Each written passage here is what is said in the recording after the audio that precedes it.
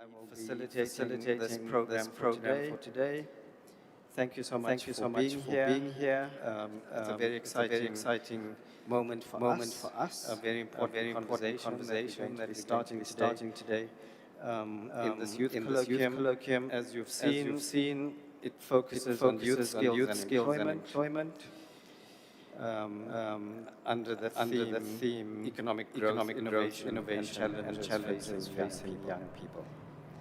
The colloquium will reflect on 50 years since the Soweto uprising and its legacy, examine the skills and employment challenges facing young people, explore how digitization, AI and innovation are shaping the future and discuss solutions that create inclusive youth-led economic growth. We've put on the program what the colloquium intends to explore. I'm not going to go through that. But just to say that I do want to extend a very warm welcome to present, and particularly our learners from basic education as well as students from higher education institutions. Can I hear whether we have Atlantis Secondary School in the house? Atlantis Secondary School. If learners are here, stand up, make yourself known. Make a noise for your school. Okay. Moderdam High School. Do we have learners from Moderdam High School in Bonteville? Not yet. Bonteville Senior Secondary. Not here. Are you here? Yeah. Arcadia High School. Here we go. Welcome. Crystal High School in Hanover Park. Not here yet. Mountview High, also Hanover Park. Leiden Secondary from Delft. Here we go. Lavender Hill High School from Lavender Hill. Welcome. Chris Harney Secondary School from Kailicha. And Bulumko Secondary, also from Kailicha. Okay, the learners from Rocklands High in Mitchell's Plain. Heideveld High School. Cape Town High. Welcome. And then we have Western Worskol and Diasville.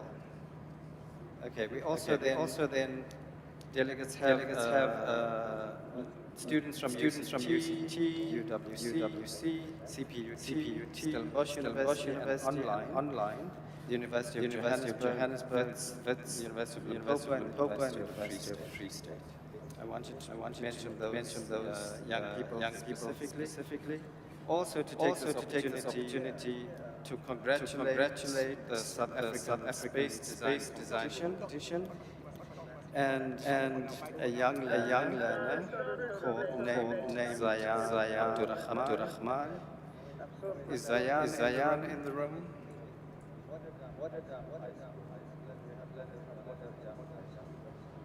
Do we have Zayan Abdurrahman? Not yet. So we'll probably do this later in the day. If the organizers just remind me as well.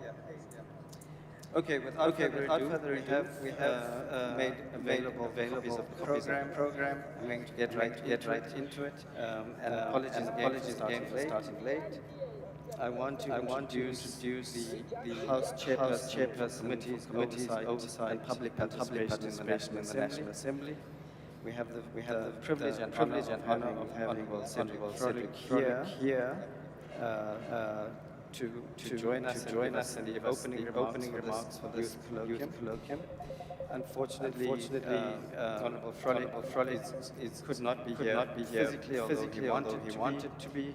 But he has a number of other engagements and responsibilities at this time. So Honorable Frolic will be joining us through the virtual platform.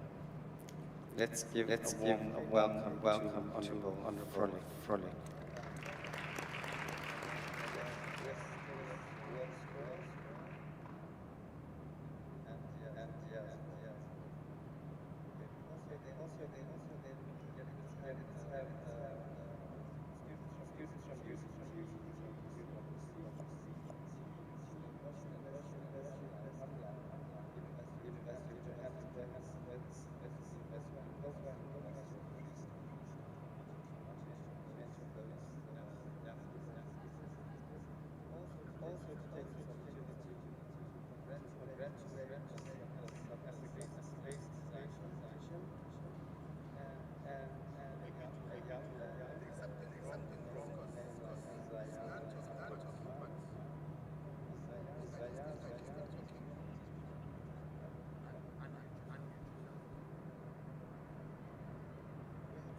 It's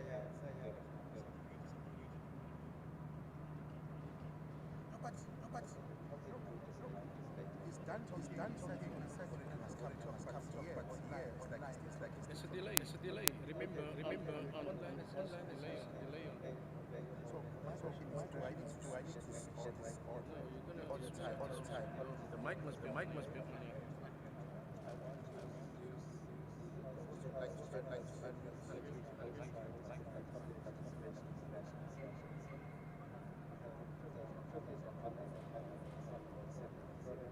Okay, it seems we're having some technical difficulties with the online connection.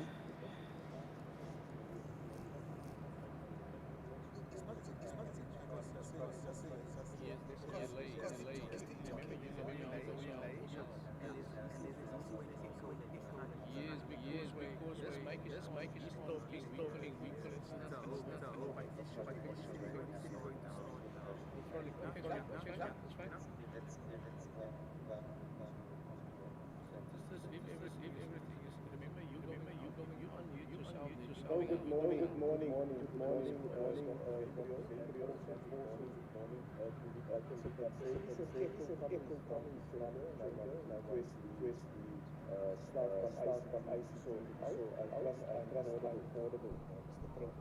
Director, honorable members of Parliament, civil society, and our institutions of learning. This distinguished guests, and above all, the young people of South Africa joining us here and online across the country. A very good morning to all of you. It's indeed honor and a privilege to address you today and to open a conversation that belongs to all of us, and especially to you, the young people of South Africa. We gather years from 1966.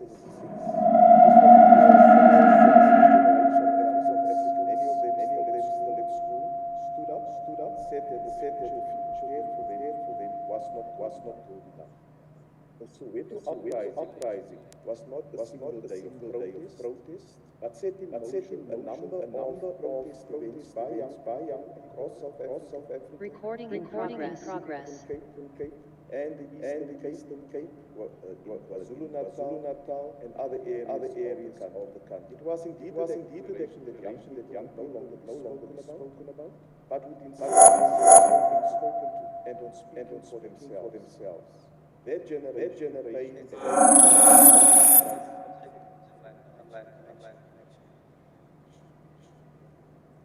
Should I continue, Dr. Gabriel? Please give an indication.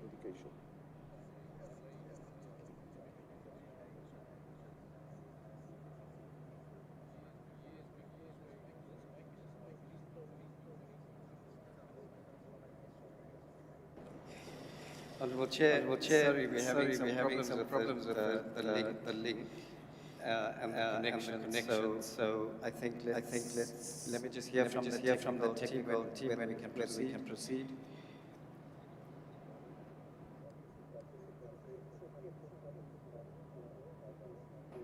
Yes, Honourable Frederick, I think you can proceed, please. Thanks.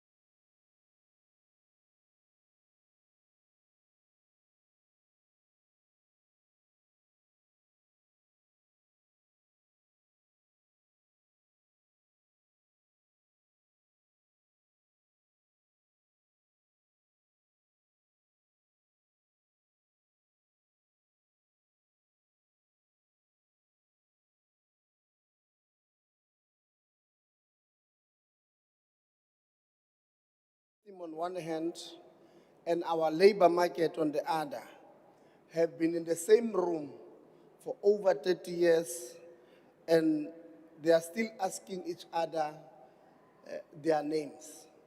So the education system and the labor market but they still don't know each other's names. And I'm going to explain why this thing is not a skills mismatch, but a mismarriage between the education system and the skills and the labor market of this country. What we built and whether it is working, after 1994, this country, South Africa, did not inherit a skills system. We inherit the wreckage of one, built under the apartheid government to produce a narrow band of skilled workers of only one race, and a mass of cheap labor from everybody else. So government in 1994 built almost from nothing a new architecture, a new qualification framework, 21 SETAs and NSFAs, which today, by the way, funds just over 1 million students. On paper, that is one of the most ambitious post-school education system on this continent. My committee's job is not to admire that architecture. It is to test it. And testing it means asking very uncomfortable questions in our committee meetings, and some of them don't make the news, but I think I must accept that most of the time they do. And the questions that we ask is, did the SETA convert its levy it collected into artisans? Did NSFAS pay the student it was legally obliged to pay on time? And whose board were not properly constituted? Where procurement broke the law? Where money meant for training a young person instead disappeared into somebody's account? Has anyone been held accountable? Or merely moved around? I will not stand here and tell you that every entity in this landscape is performing well. Some are not. And I will be the first one to admit it. But where they are not, this parliament has both the power and, in the committee's case, the practice of using it.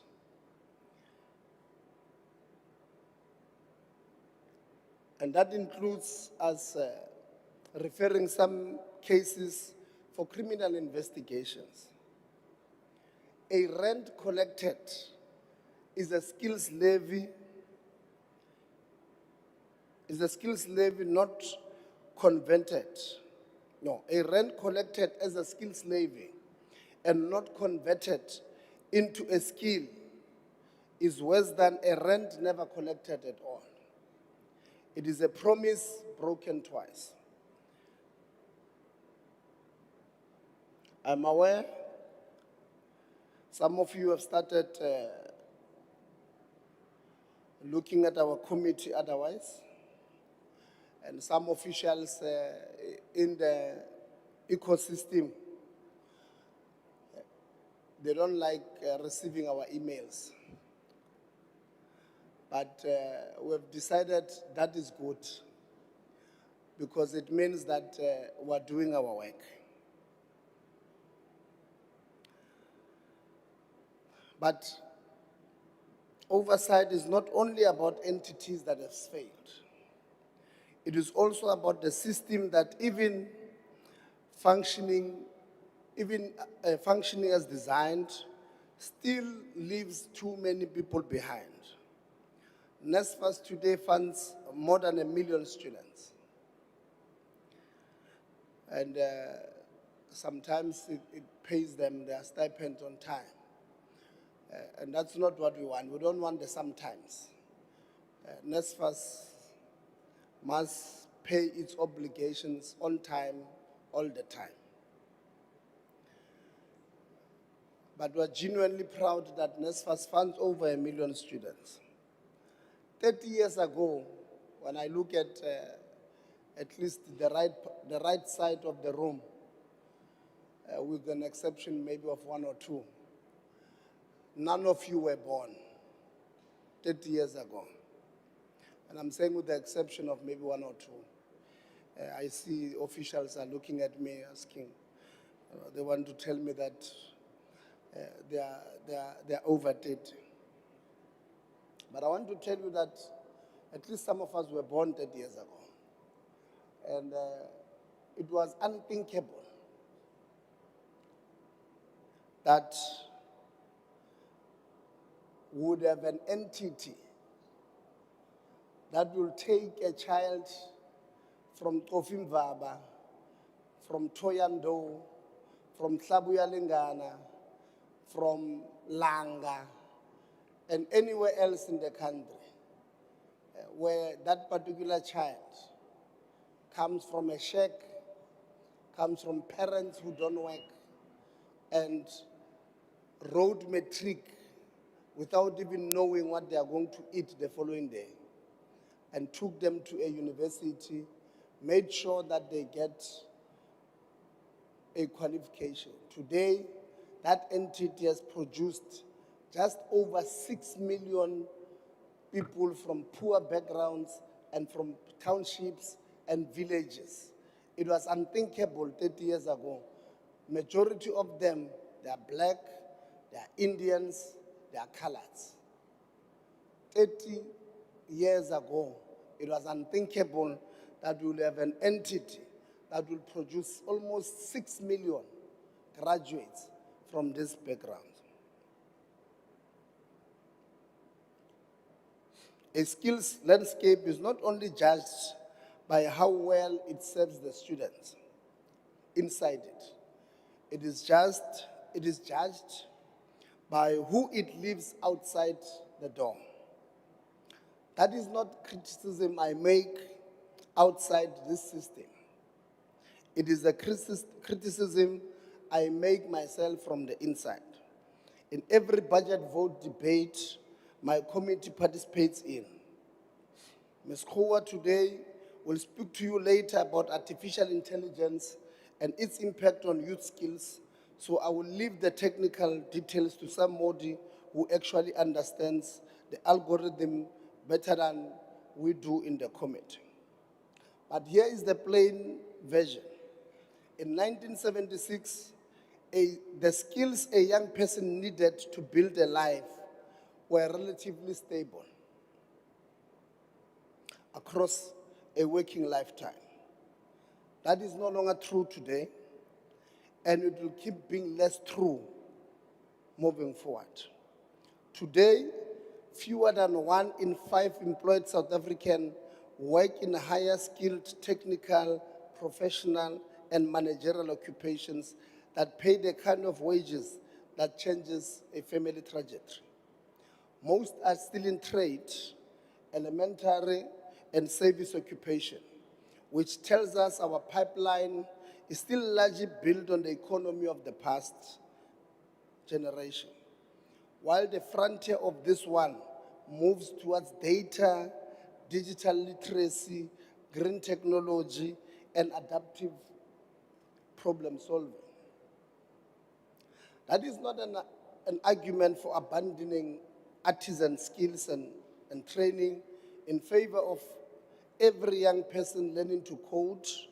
It is an argument that our institutions, our CETAs, our universities, our colleges need to move at the speed of the labor market they claim to serve. And most of them today do not. A curriculum that takes 3 years to update is chasing a labor market that turns over in every month. I do not say that as an insult. I say it as the single most urgent item on our committee's agenda. Program Director, I said I will give you facts without softening them. I also promised hope, and I want to be equally honest about this, because hope that is not built on something real is just decoration. Here is what is real. This country still produces young people who, without waiting for a government department to fix the pipeline, are building the pipelines themselves. This afternoon, Innovation Expo will show you youth-led work in technology, green innovation, creative industries, and community development, built by people who did not ask permission first. Organizations like Harambe, who Ms. Soni will address you shortly, have shown at scale that when you connect a young person, their first opportunity, with real intent and real data, the barrier was never the young person's ability, it was the absence of a bridge. The National Youth Development Agency here, I think I saw the CEO, Mr. Kubeka, is working the entrepreneurship side of the same bridge. They finance capability, market access, and the unglamorous plumbings that turns a good idea into an income. And there is a deeper hope underneath all of that, one that has nothing to do with statistics. It is this, everyone of young people in this hall and everyone watching online is descendant, literally and in spirit, from a generation that looked at an unjust system in 1976 and did not wait for it to reform itself. They organized, they spoke, they changed the country. That instinct did not disappear. It shows up today in a first-generation graduate starting a small business from a garage, in a TVET student building a solar installation business because Eskom, Ms. Makanis and people like her have shown that the energy transition is not a threat, but an opening. In a demonstrator at a university, insisting on doing things properly, even when it is inconvenient. That instinct is the actual skills landscape underneath the statistics. It is not going anywhere. If I may borrow shamelessly from this morning's program, Nelson Mandela said, sometimes it falls upon a generation to be great. I will only add gently, from someone who has sat in parliament through more budget votes than I can count, greatness will move a great deal faster with a functioning Wi-Fi connection, sitters that answers their email addresses. We can be a greater generation and still expect our institution to keep up with us. Those are not contradictory demands. To the young people in this hall and online, I'm not going to stand up here and tell you that the system will fix itself if you simply wait and study hard. That was not true for the generation of 1976, and it is not true now.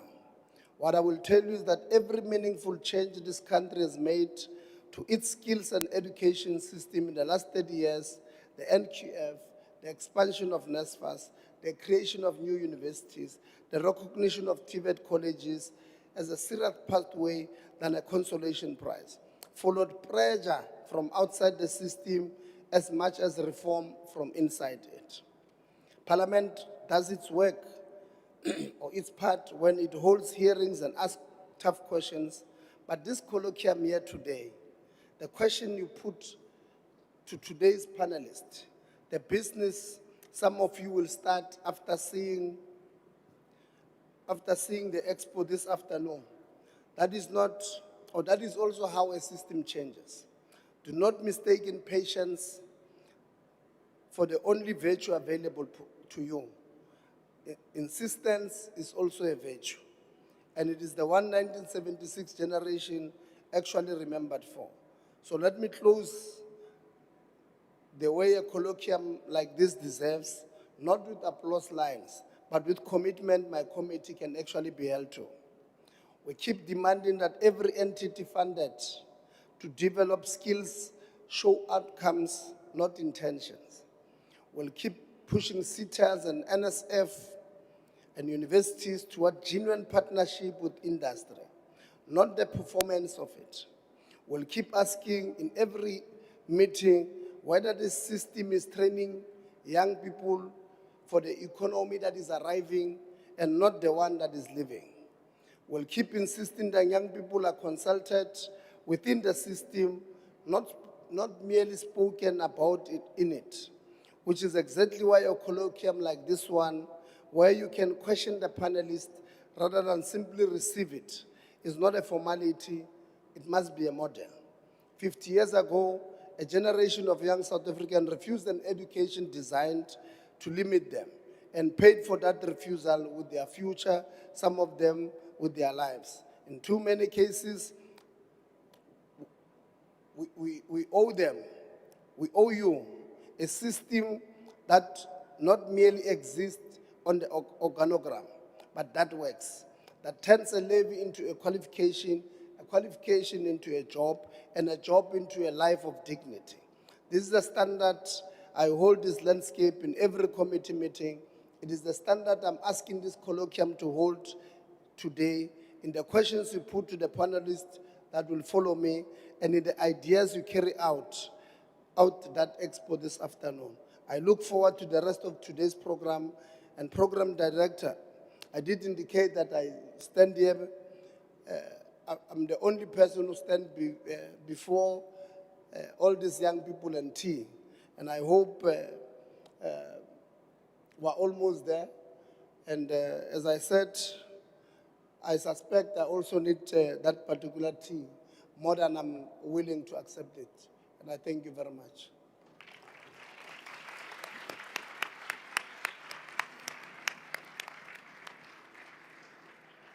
Thank you, Honorable Chair. I'm able to help a little bit with the tea issue because we started so late, colleagues. I want to propose that we take the next two presentations and then we have a tea break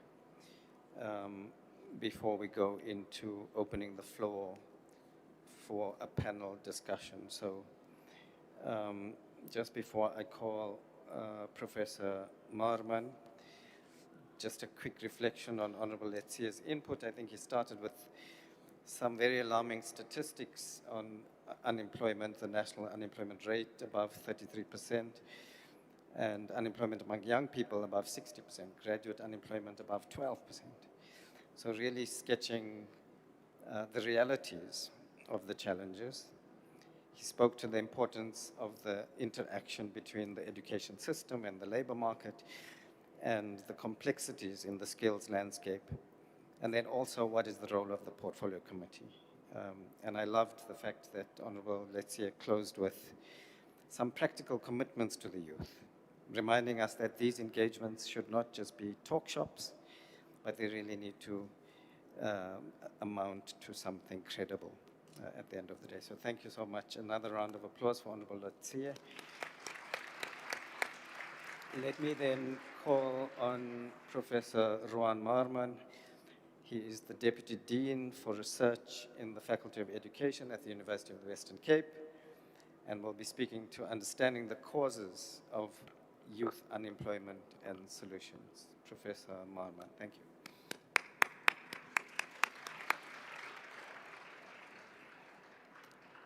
Honorable Program Director, Honorable Cedric Frolick, online, Honorable Chauke, donors, thank you for the inspiration. Honorable Walter Letsie, thank you for keeping us honest in our workspaces. The Parliamentary Research Unit, thank you for the invitation, it's highly appreciated. This side. Schools, my passion. School teachers, youth organizations, all protocols observed. It's an honor to stand in front of you, and I hope to share just a few points on this topic. To talk about the causes of unemployment or youth unemployment, would take us the whole year, a whole university course, or maybe 3 of those. So I can only highlight certain aspects that we regard as problematic. So I'm going to touch on these and hopefully just put forward some ideas to stimulate the rest of today. But more importantly for all of us to see if you are interested in taking this forward, taking it to our schools, in our debate clubs that we have in all our schools, and see what is relevant to us. So that's a layout of what I'm going to touch on, and I put solutions in inverted commas because solutions will always be subjective and relative to where we find ourselves, right? Our context. So we can move to the next slide. Just a very quick show of the slide that there's a subject discipline that I work in, I was trained in and work in at university that's called comparative education. So we look at education systems around the world, and we try to study them the best that we can. And if you look at the 2 top phases, the 1970s and the 1990s, that is actually where we find ourselves nowadays with engaging in the education system in our discipline. So we're exploring different ideas against the traditional beliefs and practices, the old ways, and then we are also looking at education system with continuous difference. That means, as Honorable Letsia has indicated, it is changing daily. So we have to do that in this subject. Next slide, please. Right. So very interestingly, not many of us know that an education system is structured like this. And all education systems around the world are structured like this. Now, this structure does not mean they are the same. It just means that we use it in our discipline to study it meaningfully. So what you will see there, at the top, you see internal determinants. And internal determinants are those forces within a system. Like it's the history of a system is within a system. Right? As an example, you see a list of external determinants, and those external determinants are us. It's our lives, it's our society, it's our community. You'll be able to relate with those. But importantly, if we look at the components of the education system there, those 4 components are very interesting. And I highlight those because that is where we should go with our analysis when we study what's happening in education systems. You will see policy, administration, the structure for teaching, and support. And I'm going to come back to that later because the examples I want to show lies within that structure. When we talk about poverty, and I had the privilege at my university to study poverty for some time, it has to do with a man-made phenomenon. Poverty is not something that falls out of the sky. It is something that we as people do and that we as people create in one way or the other. And that's important to note. You can move to the next slide, please. So that intersection where the philosophical, what we think about the world, the political, the social, the economical, the psychological, comes together with those different coordinates. That is exactly the place where poverty is created. It is all of those factors. And it's human factors, as you can see from that. So it's not, it is something that we do, right? How we practice, how we live. Can you go to the next slide, please? All right, I want to stop with this one and go into this one a little bit. One of those external determinants in an education system is what we call the philosophy of life. And I've used that font. There. You'll see that font is a little bit different, right? And I used that font because I was looking for a font that looks religious. I'm not sure whether I'm right with that one, right? I tried. So the younger people would do better. Because philosophy of life is supposed to be religious, supposed to speak to our inner being as people. And if that philosophy of life is off target and it is misaligned with other people, then we have problems, right? So what is this philosophy of life? Just very quickly. I believe it lies within the historical architecture of the South African education system. And I regard it as one of the base elements for certain challenges that we find ourselves in. It has to do with what we value as people, as an individual and as a group, and the different groups I belong to. Community groups, where I find myself, family, etc.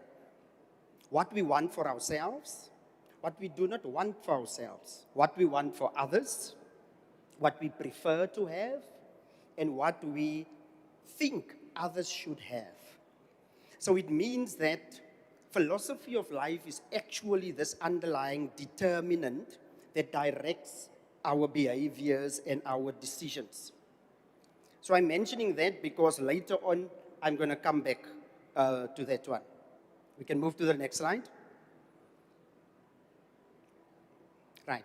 A short example, a quick example. And the example is mostly for the youth, for our schools and our school children. Within 5 years in South Africa, way back, within 5 years in South Africa, this country introduced all those discriminatory laws against black South Africans. 5 years. So they were busy. The legislators of the time were very busy. But when you look at those, it was all to block the progress of us South Africans, all of us, to be prosperous and to move forward. Can show the next one, please, of the slide. 5 years, just think about that. But if you look at that, you will see it speaks to a lot. It speaks to land ownership. It speaks to entrepreneurship that was blocked. It speaks to our whole life. It touches on all the elements. And that 5 years, only a snapshot, right? It's only a snapshot. There's a lot more. But I wanted to show you that because I believe it is possible for legislators to do this. Because it has been done before in the past, right? And it advanced certain agendas. If we move to the next slide. So way back 1932, there was the first Carnegie investigation in white education in South Africa. And that Carnegie investigation found a few things. You can just go back to the previous slide, please. It found a few things. One of those were that white education in South Africa was in trouble back then. Then you can see there's just a four of those findings. But look at the last one. Look at the last one. There was not enough schools for white children, and their classes were too big. It was a finding. So how did that government of back then responded? They legislated, deliberately so, and with a lot of focus and emphasis to change that for their people. That's what they did. That was their response. So if you look at the next slide, you will see how they responded. If you can just move, please. You will see, and that's an example of how they responded.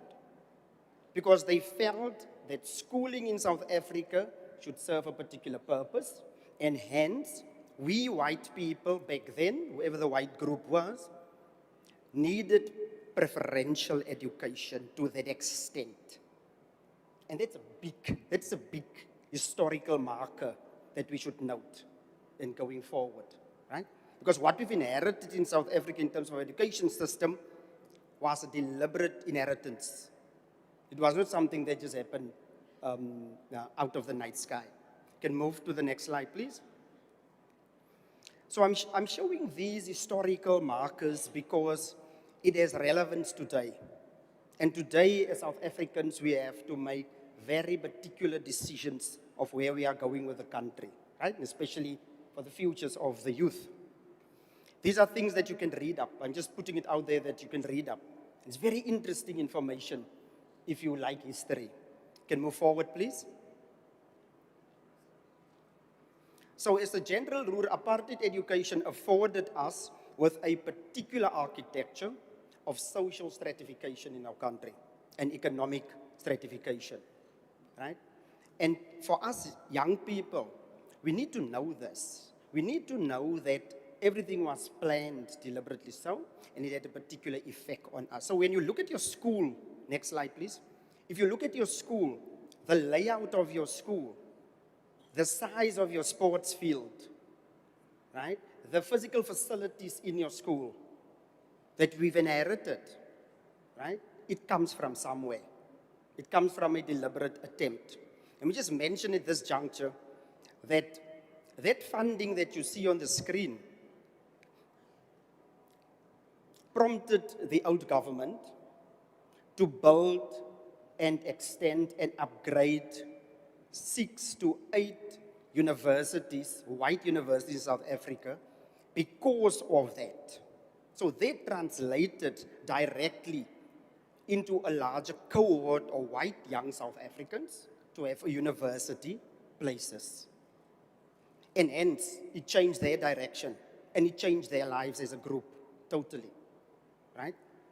So we are 30 years in democracy. We have not built and upgraded 6 universities yet.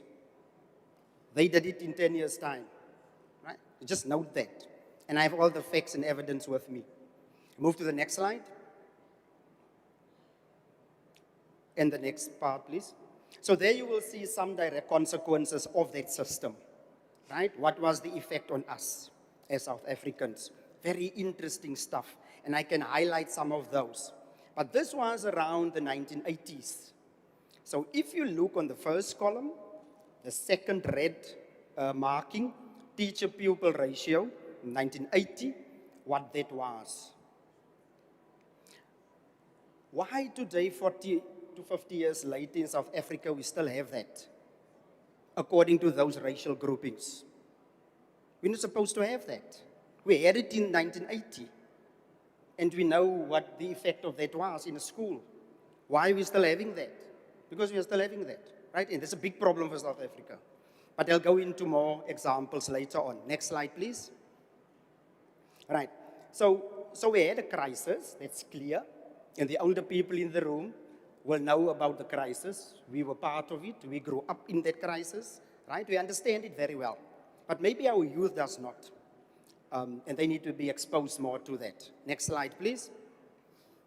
So except for the steadfastness of our ancestors and the bigger people that we looked up to, we were afforded with intellectual tools back then to confront a reality which did not align with our philosophy of life.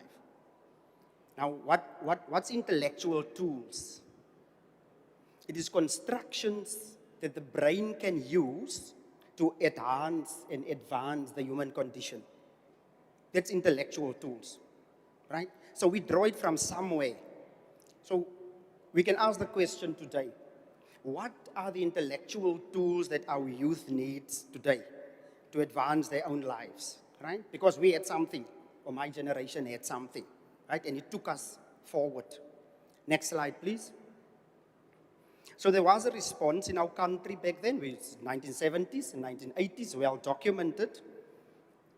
But what should be the response today? What do we have today in our schools is that we are fairly passive. Our teachers and our school principals are passive participants to the system. Our learners we can't blame them, they are young people. What's happening at our universities in terms of this response of our reality? We have pockets of protests across our universities in South Africa, right? But we do not have a national movement like back then to change our reality in South Africa. We are struggling to get together. And as Honorable Letsia said, we are in the same rooms nowadays in South Africa for 30 years and we don't know our names, each other's names. Next slide, please. Right, you can play it out, sir. So I want to touch on this quickly because poverty comes up. Poverty is what our lives are about, right? You can just play, sir.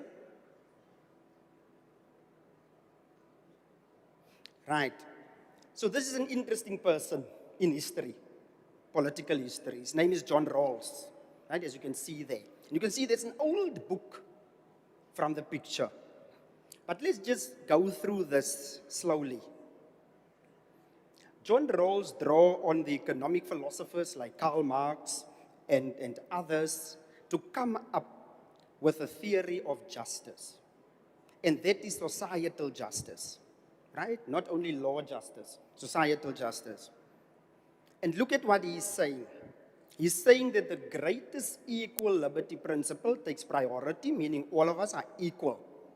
That takes priority. Secondly, he says, the equal opportunity principle is the next layer. And then lastly, the differentiation, economic differentiation is the third layer. That is his triangle, okay? So if you remember the graph that I showed, it meant that during apartheid funding, according to John Rawls, white South Africans had 6 more times the opportunities to advance their lives than black South Africans, if you look at what he's saying, okay? So let's move forward a little bit on the other side. Enters Amartya Sen. Although Amartya Sen built his philosophy on John Rawls and the people before him, he raised concerns about that logic. And that's what we need to think about, right? He emphasized that primary social goods, right, that we should not only attend to the distribution and access and receiving, right? We should go further than that and ask the question, what actually does these goods mean for us? And is it the goods that we need or prefer or choose to advance our lives, right? He criticizes the contractarian tradition of poverty alleviation and social justice. He goes further and criticizes Rawls's emphasis on institutions as guarantors of justice. Very important. And in the New South Africa, my read is that we are looking at institutions to guarantee justice for us, which means our agency as people is a little bit limited. So Amartya Sen positioned himself squarely in the paradigms of rationalism and critical theory, looking at education, right? And I think we should note this. And even today, you take this this little bit with you, right? You go to your school, you unpack it. You invite me to come and visit your school, and we make further examples of it, okay? Next slide, please. You can skip this one altogether. Right. So that is what Amartya Sen proposed in the late 80s, what we call the capabilities approach. So he's arguing all of us are built or born with capabilities. All of us are capable. All of us have talents, right? But we need that middle circle to transform and translate our talents and opportunities into achievements. We need that middle circle. Without that middle circle, you will sit with your talent and your opportunities, but you won't understand how to translate it into something meaningful for you, the individual, okay? So this quality of life idea from Sen is important because we all want that. We want a meaningful life today while we are youthful and later on when we move into adulthood. So it is the evaluation of risks towards the quality of life. Because we have to do that. It is one thing having a school down the street, but it's another thing that school taking me further. It's 2 different things altogether. It is one thing to have a university down the road, for that matter, but that university advancing my ideals as an individual, right? So that is what Amartya Sen is talking about, that transformation phase, that translation phase. And I argue that within that translation phase lies a lot of our answers of the challenges that we face today. The capability approach practice evaluative reasoning. So we're asking the question, are our freedoms really enhanced through that question? It asks the question that we call effective reasoning. Is our agency as groups of people enhanced? And those are the questions we need to ask today as the youth of South Africa. It also recognizes that needs, interests, and desires are contextual and it is temporal. Right? It belongs in a certain context, but it's caught up with a particular time frame. And then it forefronts individual valued objectives and group individual objectives. Very, very important. Right? You can move to the next slide. The next one, please. So the overall question is, right, how does our freedoms look like today? Okay? And that is the question that the youth should grapple with on a daily basis. My individual freedoms, my freedoms as belonging to certain groups, what is the nature of those freedoms? Not only that I have it written up somewhere, and I'm looking at institutions to guarantee me those freedoms, but what do I do? And how do I engage with that? So it is clear from the population structure of South Africa that the youth, the 4 gold bars in the middle, that the youth makes up the future. It is very clear. Look at those numbers. So as a country, we don't have a choice but to advance the agenda of the youth and to invest in different ways. But more importantly, how do we keep those freedoms real? Right? Next slide, please. And then the next one, you can skip. Right, just one observation here. These are statistics that we know. And that is that I find it, as a teacher, as a previous school teacher, I find it a little bit problematic that in South Africa, we are okay to talk about the employment rate of 15, 16-year-olds. I think we should just cut them out of the conversation. They are babies. We can't talk about the employment of a 15, 16, 17-year-old, in my view, based on how I see my life, right? My philosophy of life. So that's problematic. Why do we have that statistic? It means that we are accepting that 15 and 16-year-olds can be in employment if they choose to do so, or their parents choose to do so, or their circumstances put them there. I disagree, right, with that one. So that's the observation there. So that number must just be moved up to a later age to start with. Coupled with this, we have introduced a general education certificate that after grade 9, I can make choices to leave the school, to be a school leaver. Doesn't make sense at all. It's not going to work for us. And we know that beforehand. Can move to the next slide, please? All right.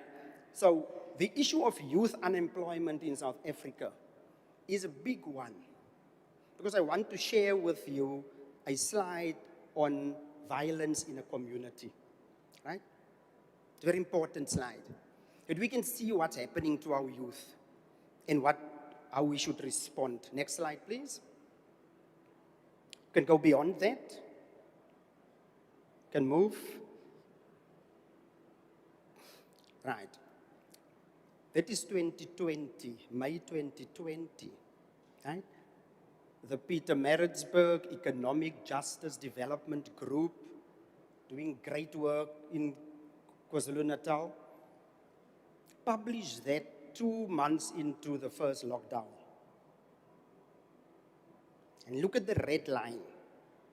What happened to South Africans in that first 2 months of the 2020 lockdown, right?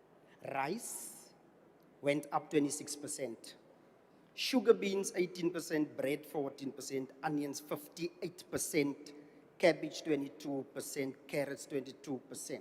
That's the basic food basket that we need to live, and how it went up, right? Which means we were put on such a backlog, if we were not already there, by what was happening during the lockdown. So how thoughtful were we as a government of South Africa when we announced that lockdown? What did we think is going to happen to our people? What's going to happen to our poor people? But just a thought, right? Did we practice effective reasoning in making those decisions, right? Whatever decisions we made, right? The whole range of decisions. Can move to the next slide. Can move to the next slide. You can skip me. Right. So here's the one. This is a study that has been done in a certain community in KwaZulu-Natal province. I want you to look at the 5 blocks on the top. Those 5 blocks on the top are the measuring instruments the researchers used to determine the level of violence in one community. And look at the blocks, just focus on those blocks. You will see there the demographics of child health index is one instrument, but that instrument covered those 3 bullets there, right? And look at them. They assessed even the parents' views of their children's health. Can you see that? That's a lot of information. Look at the next column. The family history of risk index that they use. 22 items on that questionnaire for those participants, right? The next one, child behavior checklist. 113 items of internalizing and externalizing behavior with the youth that participated in the study. A self-report measure, and the last one, a 40-item survey measuring youth exposure to community violence. Now that's a proper study. It's a proper study. If you do that in a community with your research, you will find you will get the real answers. If you put all of that together, you'll find that you get the real answers, right?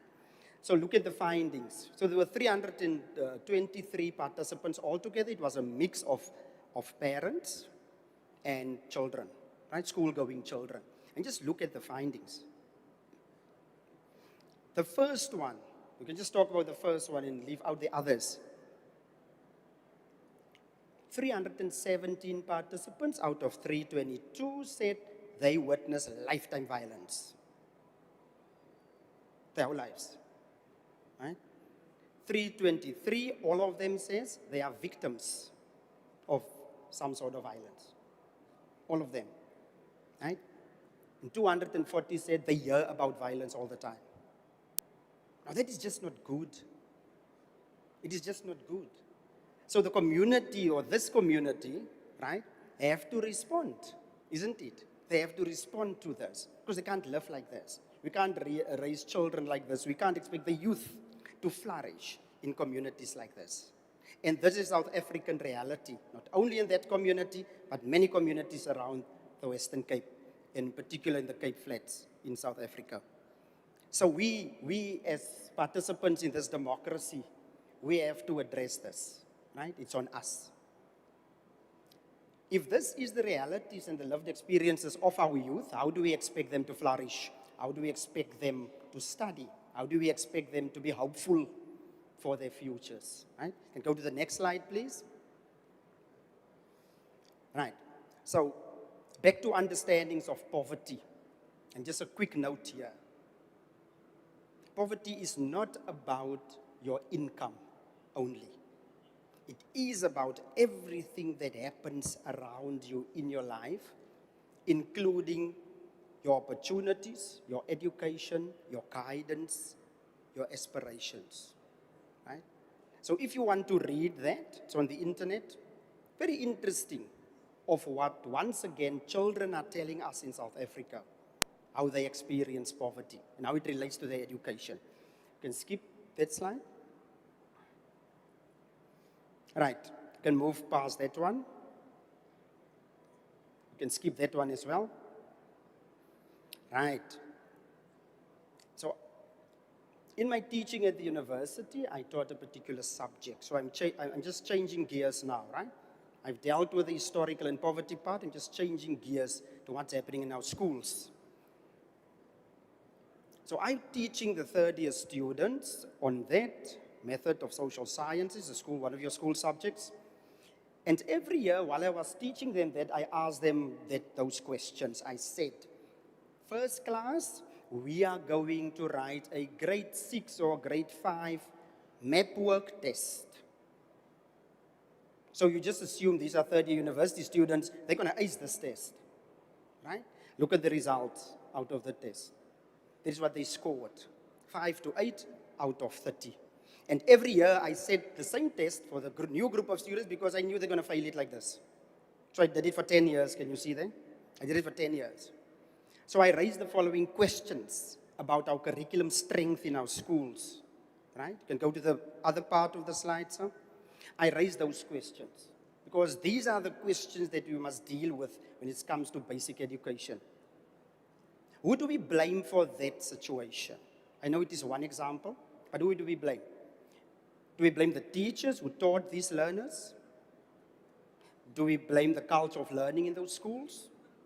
Do we blame the heads of departments in those schools, in charge of geography? Do we blame the school principals for their leadership in those schools? The background of the learners, the textbooks, the curriculum, what do we do? Because we have this big problem in our schools, right? So if that is the case, and that is a reality check for us, how do we expect these youthful human beings to come through an education system and achieve to colleges and universities out of school? Because they clearly can't if that is the case. So we have to get our teaching and learning in our schools better in order to ensure that our learners thrive. You can go to the next example. You can skip, sir. You can skip that one. Next one. So when we did research with our teachers, we wanted to understand their voices. And this is what the teachers in South Africa is telling us. And this is very important. They are telling us they are set up for failure in the schools. That's what they say with those responses, right? So I'm arguing, if you are teaching a 10-year-old, and you look at numbers 1 to 4, any 10-year-old in the world, for that matter, you can't expect that 10-year-old to master those 4 aspects in a 2-week cycle. It's impossible. I've been a teacher for a long time. It is impossible, right? If you go down those bullets to the end of the first column, those are all added into those 2 weeks. That is the curriculum that we have set up in South Africa for our young people, and it is failing our young people. That is never going to work. Let's move to the other side of that screen, the column. You will see that the second one, the teachers are saying they must do all of that on the left-hand side with 55 learners in a class, 55 10-year-olds. We are adding to our own problems. It's not going to work, right? So what do the teachers do? How do they respond? They teach to the test. They teach the learners how to take a good test instead of teaching them to learn. And there's a big difference between the two. When you are in a school, you should teach learners how to learn. The test part you can add later. But you don't teach to the test. Because what are the learners there for? Learning, right? And then the very last one on that page, the teachers are also saying they are thrown under a bureaucratic system and they can't breathe. So I'm asking a simple question. I was also a school teacher. All school teachers can read. Why do we need 10 meetings a month to teach them how to do their job or to ask them how to do their job? According to me, all teachers can read. You just tell them what to do in a piece of paper and then they read. Because they need all that time for all those meetings to be fresh, enthusiastic, happy teachers for our children. That is where their time should go in, not multiple meetings. This is going to change what the learners are experiencing, right? That is my view. Go to the next slide, please. We can skip this one. Next slide. Right. Just to confirm what the teachers are saying there, you look at the pie chart and we look at the right-hand side. 27% of our time goes into meetings. That's not why a school exists. Let me be blunt. A school does not exist for meetings. A school exists for teaching and learning and growth. We can't afford 30% of our time to meetings. We can't. Right? We must go to a different place. Right. And look at the red one, unnecessary interruptions. So an unnecessary interruption, according to me, is because of there's bad leadership in those schools. I'm going to come back to that later on. There's no way that you can interrupt a teacher so many times, right? That's not the purpose of the school. You can move to the next one. You can skip that one. Next one. You can skip. Right. So here is South Africa for you. the one that we struggled for, the one that we fought for. We have two education systems, a rich one and a poor one in one democratic country. And we are allowing it to go on. We are allowing it to exist. So I'm asking the question, are we in a democracy? I'm not sure if this is a reality. Just look at those two columns, right? Some of our school communities are so rich that they can pay their own teachers to the extent of more teachers that the state provide. Can you see that? While the other school communities must just accept the teachers that the state is giving to them. Now that creates a two-tier schooling system in a democratic South Africa. That should not be the case. So the learners attending the rich school, look at number 6. They can choose up to 14 subject combinations in high school. They are privileged that way. And learners attending the poor high school, they must just take what they get. So some people are arguing with me regarding this and say it's not so simple. For me, it is that simple. If we are a democratic state and we want our people to flourish, we should stop this. We should intervene with legislation that this cannot happen.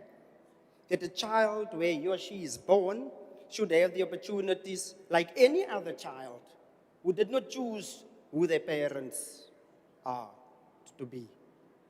But we are allowing this in South Africa. This is our reality as we speak, right? If you look at number 4, line number 4, doesn't that resemble 1980 that I showed earlier, right? And a democratic system should not allow this. This difference is too big. The lived experiences of the learners and teachers in these schools are too far apart to come together under one cohesive basic education schooling system. Right? Can we move to the next slide, please?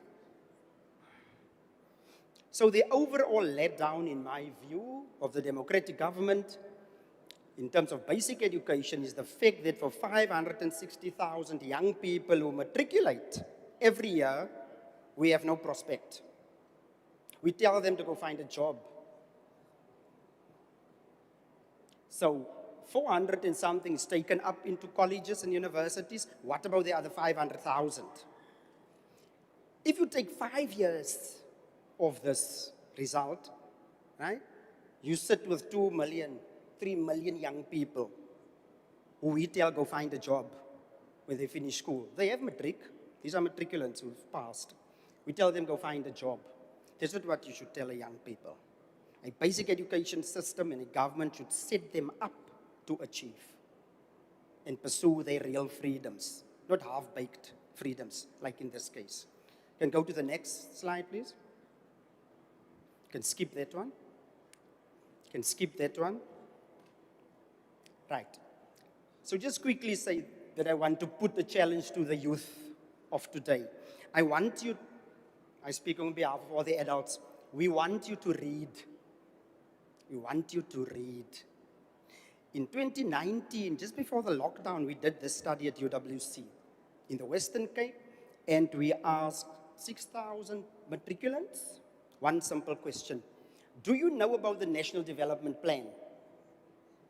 Look at the results. Look at the results. 6% of them said yes. All the matriculants of the Western Cape said no. And the matriculants are the people who are standing on the cusp of adulthood. They didn't know there was a National Development Plan. It's not a blame game. It's a matter of these are our realities. What are we doing in our families and in our schools with our young children to ensure that they can see a way forward for their futures? Go to the next slide, please. Next one. You can skip that one. Right. So the new world is with us. And this is good. Here, our government is starting to introduce these new school subjects over the last few years, and they are rolling it out. And it's going to continue still the rollout. But remember my earlier slide, which schools are going to get these good future-driven subjects and which schools are going to be left out to have this. So if we introduce these subjects, we have to introduce it in each school community.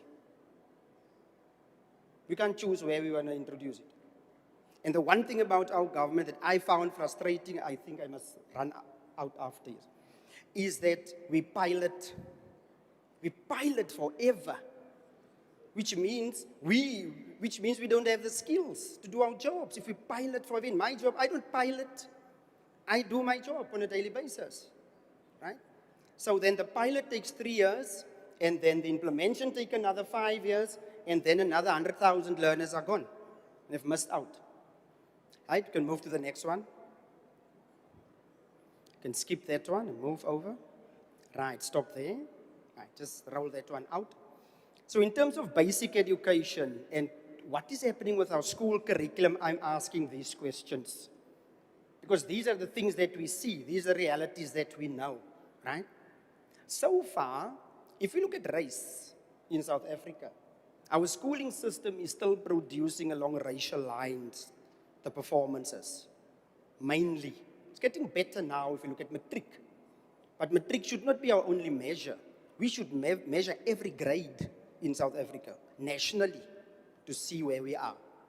Because the matric result is a result right at the end, after 12 years or more, and I don't regard that as reliable enough when we speak about real freedoms. That's my point. It is practiced in that rich and poor school environments, communities. It is practiced in those overcrowded classrooms, right? There are clear challenges with curriculum strength and what we do around that. There's a teaching to the test methodology that I don't think is going to take them to universities. And it is being practiced in that over-bureaucratized system, right, of compliance. So these are serious questions when we speak about the prospect of the youth. And as South Africans, we have to make certain key decisions on how to address this, right? You can go to the next slide. You can skip those. You can skip. Right. So I was asked to touch on solutions, and I put it in inverted commas, remember? And I said that it's going to be contextual and subjective. But just to say, in South Africa, we need to get our households and families better. We need to get our communities prosperous. Each community should have what they need. If the community doesn't have what they need, what do you expect the community going to be? Okay? I want to throw out an example of the United States of America in the 1950s and 60s. They built community colleges in each community. That's why they called it community colleges. And even if there were only 6 subjects there to take post-school, you can go to your community and take those 6 subjects towards a degree. And that took that country to the top in the 1950s, 60s, 70s, 80s, 90s. Each community must have what they need. Right? We can move to the next slide, please. Right. Our sensitive issue in South Africa, and our inconvenient truths, is that our family life, and family in the wide understanding, right? Family is family, and we know who our family is a challenge for our young people. And we stay away from this topic in South Africa. We argued it is not politically correct to go into family life. And certain times that is the case. But other times we need the support, the understanding of what is actually happening in our families in order for our children to prosper. We can't run away from it forever. Right? So that's my point on that. Go to the next slide, sir. Right. So when I end off with this, meaningful basic education. And this is a snapshot of my 30 years in education, right? That's what I believe in as I stand here. Might change my mind tomorrow, but today, The conditions of learning and teaching is problematic because we are not planning the schooling landscape properly. That is one. We have large classes that has demonstrated to us, especially in this province. I'm going to share the example now, that large classes that do not take learners forward. So we have the annual national assessment tests in the past in this province, and it showed for all those years one determining indicator, and that is that class size determines school performance during those tests. So you can give learners other tests, and you might have other findings. But let's stick with this one, because it's on the books of the Western Cape Education Department, right? We can't keep running and accepting these large classes in basic education, in the foundation phase, in the intermediate phase, in the senior phase. Because that is where our learners need teachers who can get to them. You cannot get to a youngster if you have 55 in front of you or more. That is a problem that South Africa needs to fix as a matter of urgency. It's not working for our children. I touched on the curriculum, so I'm going to go over to the conditions of service. Teachers' voice has died down. The teachers, we don't hear the teachers, right? In the 80s and the 90s, long time ago, teachers' voice was up front, teachers' voice was leading. The teachers' voice has died down. That's a problem, right? If we want our teachers to upskill themselves, we can't be giving them these workshops that they must go to, because those workshops are not taking those schools forward.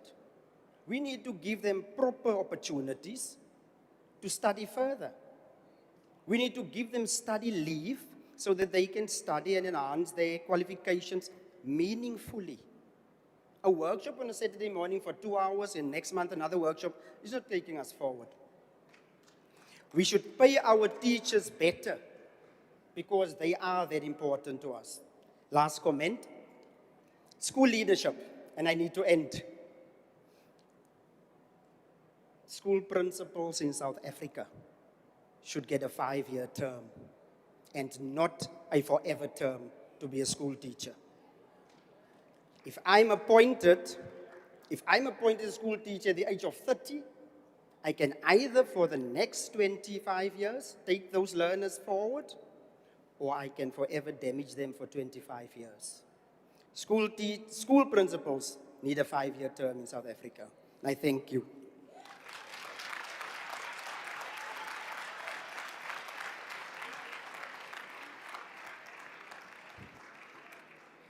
Thank you so much, Professor. For the young learners in the room, I think Professor has given you a sneak preview of university life, and I hope it's inspired you to further your education beyond school. Colleagues, I think it would be proper now for us to take that tea break that was scheduled for this morning. It's 11:57. Can I ask that we be back in the room by 12:15? We will then take the last presentation for this session and then the Q&A, which will take us up to lunch. Dr. Arons, I'm going to move your presentation to after lunch and end second session. Thank you very much. We're breaking for tea. Thanks. The refreshments and tea are in the canteen at the back.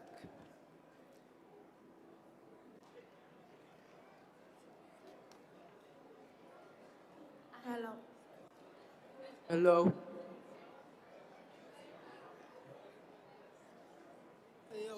Hey. Greetings, my people. Testing.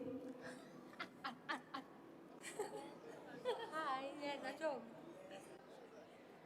Really? Shut up.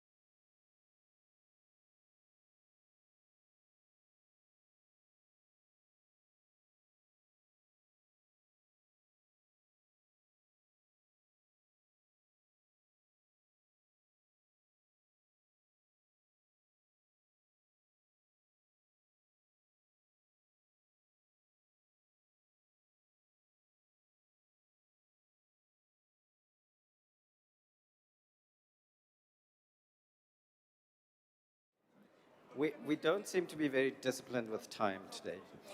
So I'm just worried that we're going to run into 5 o'clock, 6 o'clock, 7 p.m., like the National Assembly sometimes does.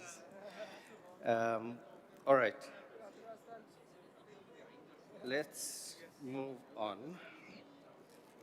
Our next presentation is from Ms. Soni Kasturi Soni from Harambee. Ms. Soni is the CEO of Harambee Youth Employment Accelerator, and the conversations that she will inspire are around solutions for youth unemployment from a civil society perspective.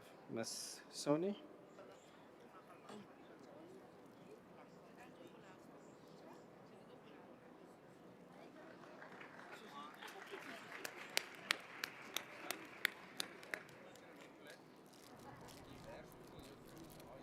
9.3 million. That is the number of 18 to 35-year-olds not in employment, education, or training. That is 9.3 million young people with talent and potential who are ready and willing to work but remain disconnected from opportunity. A very good afternoon to honorable members of parliament, senior leaders from government, private sector, civil society, academia, distinguished guests, and very importantly, the young people in the room. The solutions to youth unemployment must be shaped by young people themselves. Therefore, I'm going to bring into the room the voice of a young person. Renita van Aarde is one of those young people who showed extraordinary determination and a strong will to be economically active despite the challenges she had to navigate. Hi, Renita. Good afternoon, everybody. Good afternoon. I'd like you to start by telling us a little bit about your journey, where you started, what are some of the challenges you had to overcome, the choices you had to make, some of the defining moments. Just like many, my journey started in Mitchell's Plain. And Mitchell's Plain is known for violence, crime, and poverty. And like many, I've stomped the grounds for at the Rocklands Mitchell's Plain, Rocklands High, sorry. So how I actually got into where I am today started from the fact that I wasn't sure what to do after school. I, at the beginning, didn't have guidance, didn't have the idea of what my future looked like. And because of this, I often told myself that I want to take any opportunity that came my way, because I never knew where it would lead me, but I knew that I didn't want my financial circumstances to be the reason I was stuck where I came from. And so in high school, I actually took on some extra classes and did some IT program, actually an Oracle program, where my IT teacher saw that I was really interested in developing myself, and she then gave my contact details to Capacity, a youth accelerator. And there's where I learned about coding, the basics of coding. I got to explore things like web development, game development. And when I was done with that 6 months training, I did 6 months practical work as well. And after that, one of the mentors actually guided me towards Harambee DigiLink, where I then got to the opportunity to learn about software testing, where today, after about 5 years, I'm working with Capitec doing software testing intermediately. And yeah. Women in tech, that's pretty amazing. So what kept you going? I mean, how did you stay connected, keep moving, and progress to where you are today? Similar to many in this room, I actually attended quite a lot of these expos and career days. Like I mentioned, I wasn't completely sure what my future looked like, so I often thought to myself, you know, I'm going to try and make an opportunity for myself. And I would say that also speaking about my interest to people, going to these expos, and as they mentioned earlier, ask questions, show that you are curious. You will get directed to where to start or what a path would look like for you. And so I say that what actually kept me going was everybody that was a stepping stone and the people who gave back, who also went through things like this, who needed guidance.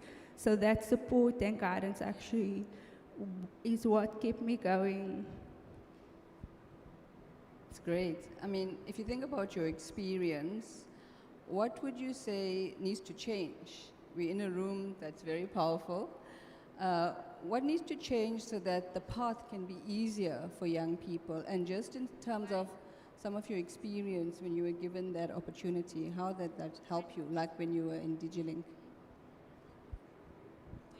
So what I would say, I think be needed is more activities, more intervention with youth because they are curious and the access to things are definitely needed from a youth perspective. And so I think going into schools and essentially seeing where those people, where the youth is curious. I think, like they mentioned, it's not the lack of skills, it's just the access to those things that are really needed from our perspective. So that support, that guidance, and I would also say that once a lot of these young people get to a place where they are in a position to give back, I would say that we need that give back to the others that are coming after you, just like the ones that came before you. Pay it forward. I mean, you mentioned access and support a lot. So what I'm hearing is that young people need to have visible access and support so that they can enter journeys like you have. I mean, you are at Capitec doing amazing things. How are you thinking about your future? Apart from helping other young people, which you just said you're going to do. So currently, as I mentioned, I'm in software testing. I'm currently at level 2. I'm on my way to becoming a senior software test analyst, and then I'm going to hop, skip, and jump over to automation.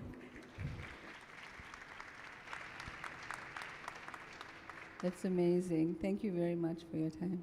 Thanks. Thank you so much, everyone.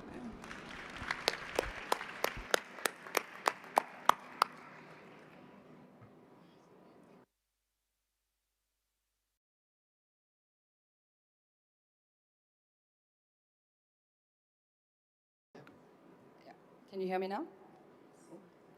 You can move to the next slide. I think that Renita's journey gave us a very clear indication and illuminated some of the barriers that young people have to navigate in accessing the labor market and accessing opportunities. So I'm not going to pause too long on the slide, except to say that, of course, there are a range of structural barriers. Young people's journeys in the economy are not linear. They actually zigzag through the labor market. And we heard a lot about skills today. We know that the skills system is not producing young people that are work ready. And maybe we learned it's not just a demand-supply mismatch, but actually a mismarriage is what we heard this morning. The other thing you'll see from an employer perspective is typically employers use practices that are more exclusionary and don't enable young people to participate in the labor market. You can move to the next slide. So who is Harambee? Harambee Youth Employment Accelerator is a not-for-profit social enterprise that accelerates youth employment by partnering with business, government, and civil society to unlock opportunities and jobs and break barriers. What do we do? So it is very clear to us that the scale, depth, and complexity of the youth unemployment challenge is too significant to be solved by any single actor in the ecosystem.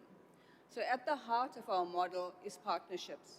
We work with partners to build solutions to the challenge of youth unemployment. What does that look like in practice?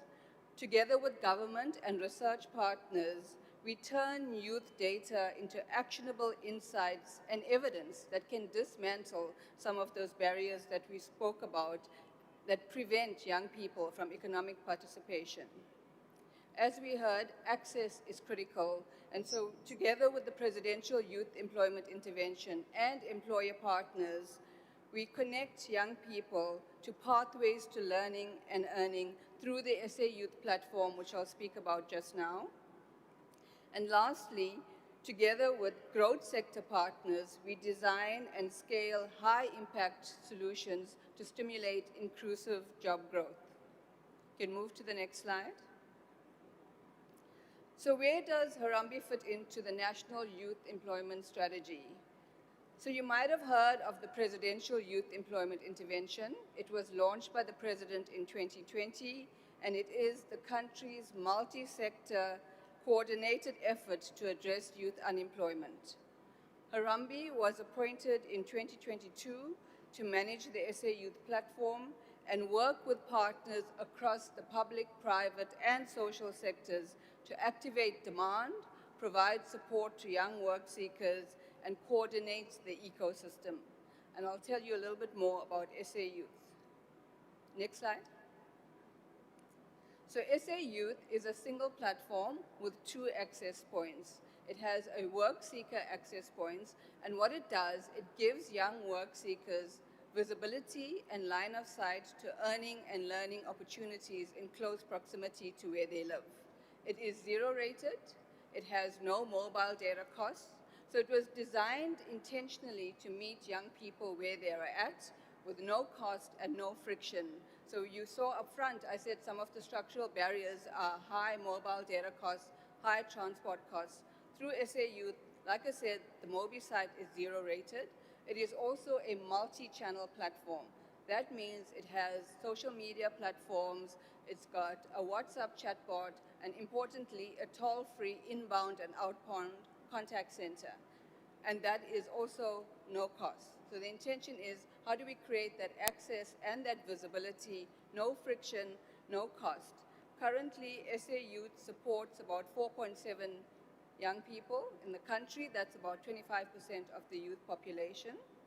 And like I said, it gives them visibility to these opportunities that ordinarily they wouldn't easily find. And it aggregates opportunities in one place, so removing the friction, making it more visible. On the other side, we need the opportunity. And so the other access points is the employer access point, which is sayouth.co.za. The youth-facing access point is sayouth.mobi. The employer access point gives employers ability to have line of sight of this talent pool of young people anywhere across the country at reach, at scale. The way it actually works is that an employer would post their opportunities onto SA Youth so that that network of 4.7 million young people can have line of sight to those opportunities. But what it does, it matches young people to the opportunities that are posted. Now, we heard a lot from the professor about the education system and some of the challenges, so it's very clear that when you translate that into school marks, it's not always a good reflection of a young person's potential. So what Harambee has done is we've developed a learning potential screener. What that does, it measures a young person's problem-solving capability, the ability to assimilate new information. We also developed a behavioral screener, which measures a young person's behaviors and their voluntary agency. And taking transport barriers into account, the platform has a geo-mapping capability. What that means is it will match young people to opportunities in close proximity to where they live. In that way, you're addressing the high transport costs. So from an employer's perspective, they would then get a ranked list of young people that actually meet their requirements, but in a more inclusive way. So we're not just using exclusionary recruitment practices, we're encouraging employers to move beyond formal work experience and to move beyond traditional qualifications. We are saying that we're not asking you to take a risk on young people. Young people have talent, they have potential. Let's make that visible to you. So the SA Youth platform also collates all of that information into what we call a SA Youth CV. That lights up a young person's, not only their school marks, but actually their paid and unpaid formal and informal work experience. Because a lot of young people are engaging in economic activity, but not in a traditional formal way. We also have developed a voice note capability on the platform. And what that means, which is particularly relevant for contact center opportunities, is that you can upload a voice note. So you don't have to look at somebody's English marks on a CV. You can actually listen to their voice recording. And in fact, because we have about 1 million voice notes on the system at the moment, we are using AI to attribute a score to voice notes as well. So there you have it, giving employers access to this talent pool and giving young people access and line of sight to opportunities. And those opportunities are across the full economy, be it formal jobs, volunteer experience, learning opportunities, self-employment opportunities, public employment programs. You can go to the next slide. Just as a snapshot, this is an indication of the impact of the SA Youth platform, which has been achieved together with partners. Because like I said, the heart of our model is working with partners. 4.7, just over 4.7 work seekers have been supported, and that means they received some kind of interaction engagement with us, whether it was through the contact center or through the Mobi channel.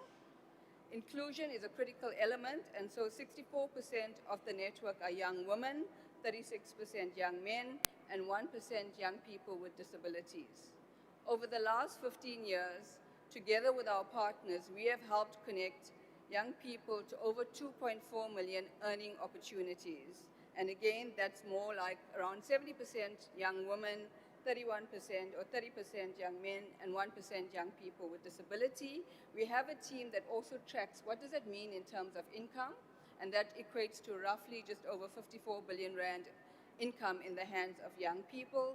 And we've got about just over 3,400 employer partners that we support.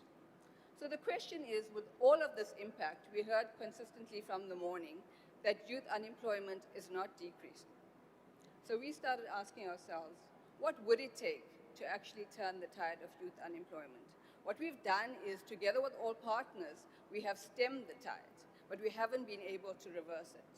So answering the question of what would it take to start reducing youth unemployment took us to actually analyzing the data, which reveals some rather interesting insights for us. And you can move to the next slide. We have all this information, so happy to engage with any of you who want the detail behind it. But in a snapshot, what it showed us was even when there was GDP growth over the last 17 years, non-youth benefited more. And that was an important narrative shift for us, because it told us, of course, economic growth is absolutely critical and necessary, but it is not sufficient to address youth unemployment. That actually we need economic growth, plus we need specific levers of change. We need to intervene so that young people can be the beneficiaries of that growth. And that is based on data from the last 18 years, 17 to 18 years. What we then did was we looked at all the work of Harambee over the last 15 years. What were the insights? What were the evidence? What was the data? And we did some economic modeling together with some economists to ask ourselves the question, could we have line of sight to seeing a pathway to reducing youth unemployment? And that led, you can move to the next slide, that led to us helping to shape the Work SA Youth Employment Implementation Plan.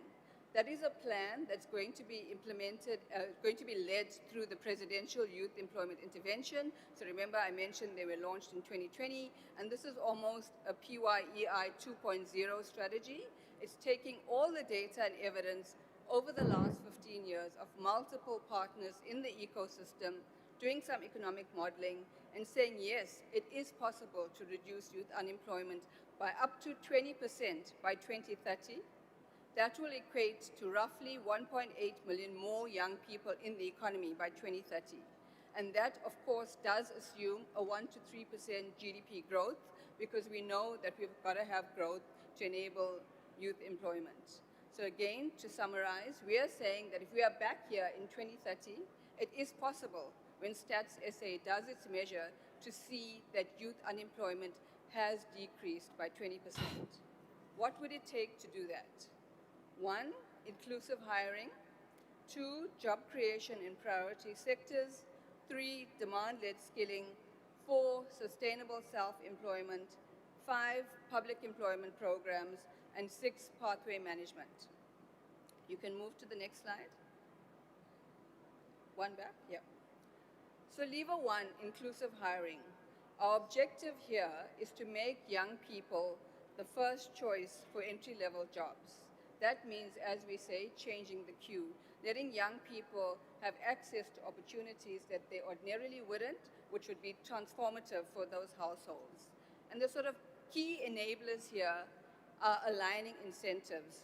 So looking at recalibrating either sector incentives or tax incentives to maximize youth employment. The second is scaling yes placements and transitions into employment post-yes.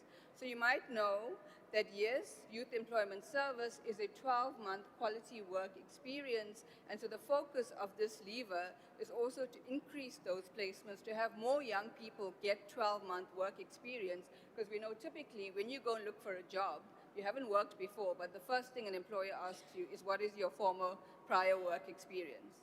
And so the intention here is to use that instrument, that vehicle, to increase young people's work experience and then transition them post that into jobs. And the last enabler is around mobilizing private sector. We want employers, where they do have jobs, to intentionally make an informed decision to hire more young people. And that is going to include campaigns to mobilize employers using CEO champions who are actually backing this agenda and backing this plan. Next slide. The second lever is about job creation in priority sectors. And this is about new jobs. Even with our economic growth, there are sectors where there are new jobs, and we spoke a lot, and this conference speaks about digital jobs and jobs of the future. And so we know there are sectors like that where there is demand that could be unlocked, but there's some binding constraints that needs to be addressed. And the focus of this lever then is identifying which are those sectors. By prioritizing those sectors that we have a competitive advantage, and of course, because we're trying to address youth unemployment through this plan, it is about sectors that are high youth labor absorbing. And then the second enabler is removing those binding constraints through coordinated action in the ecosystem. You'd be amazed at how understated coordination is, and actually some coordination and orchestration can unlock exponential impact in some cases. And the idea is, like I said, to focus on specific sectors to concentrate support. What we did was we commissioned some sector studies which identified and illuminated which are those high growth sectors that are competitive, high youth labor absorbing, and there are binding constraints that can be addressed. And one of those sectors, not surprisingly, is digital. As a quick example of the solution that was implemented there, we commissioned research which told us that there are over 40,000 entry-level jobs that are being offshored because we don't have the skills. And so what we did was we helped co-incubate another not-for-profit organization called Collective X. And what Collective X does is it's massifying digital skills. And it's doing it in a way that's work-integrated learning. So the program that Renita went on, DigiLink, was a program that we sandboxed and prototyped in Harambee, and it was a work-integrated learning solution for digital jobs, digital pathways. What we did was that model is now being scaled up through Collective X, so it's dealing with a skilling pathway that's agile, work-integrated, and relevant to the market, and it also does it in a way that's outcome financed, meaning you're paying for meaningful incomes. You're not paying just for training and nowhere to go from a young person's perspective, but young people in jobs. And in that model, employers also contribute. So again, it's a public-private partnership model. where you're shifting the financing towards meaningful labor outcomes, and you're doing it in a way where young people are getting the relevant experience. Other sectors there are global business services, which is the contact center. We've also worked with the industry body and the Department of Trade, Industry and Competition to not only build South Africa's narrative as a destination to invest in, but we've also been able to align some of the incentives in a way that promotes inclusive hiring, promotes young people who've never worked before getting a job in the country. You can move to the next slide. Lever 3 is demand-led skilling. Again, we heard a lot about this from the speakers this morning, and this is really around producing skills that are relevant and are in demand in the economy. And that is the primary focus in demand-led skilling. The intention is, how do you align the systems, whether it's PSET, whether it's CETA, how do you align their priorities to being responsive to industry needs? Because what is happening historically, we're spending billions of rands on training that's input-based with limited conversion into economic activity. The intention here is to shift that, to actually shift the conditionality of the money as well to be linked to outcomes, which is number 3 there. It's the point I mentioned in the Collective X example, where you're funding outcomes that result in meaningful labor outcomes. And the point around work-integrated learning, work experience, practical experience, workplace-based training. So all of this links to the training itself. What is the pathway of the training? Does it give a young person work experience, work-integrated learning, practical learning? And secondly, is it credentialed and accepted by industry? Because that's important. You want training that's accepted by industry, that's responsive to industry needs, that can build industries of the future. And lastly, then, how is it funded? And that is about shifting existing money to really be spent in a way that's more outcomes driven. You can move to the next slide. The 4th is about sustainable self-employment, and this is about enabling more young people to build livelihoods that endure and indeed grow. We know that even if our economy grows at 1 to 3%, with the impact of AI, etc., there are not going to be enough formal economy jobs.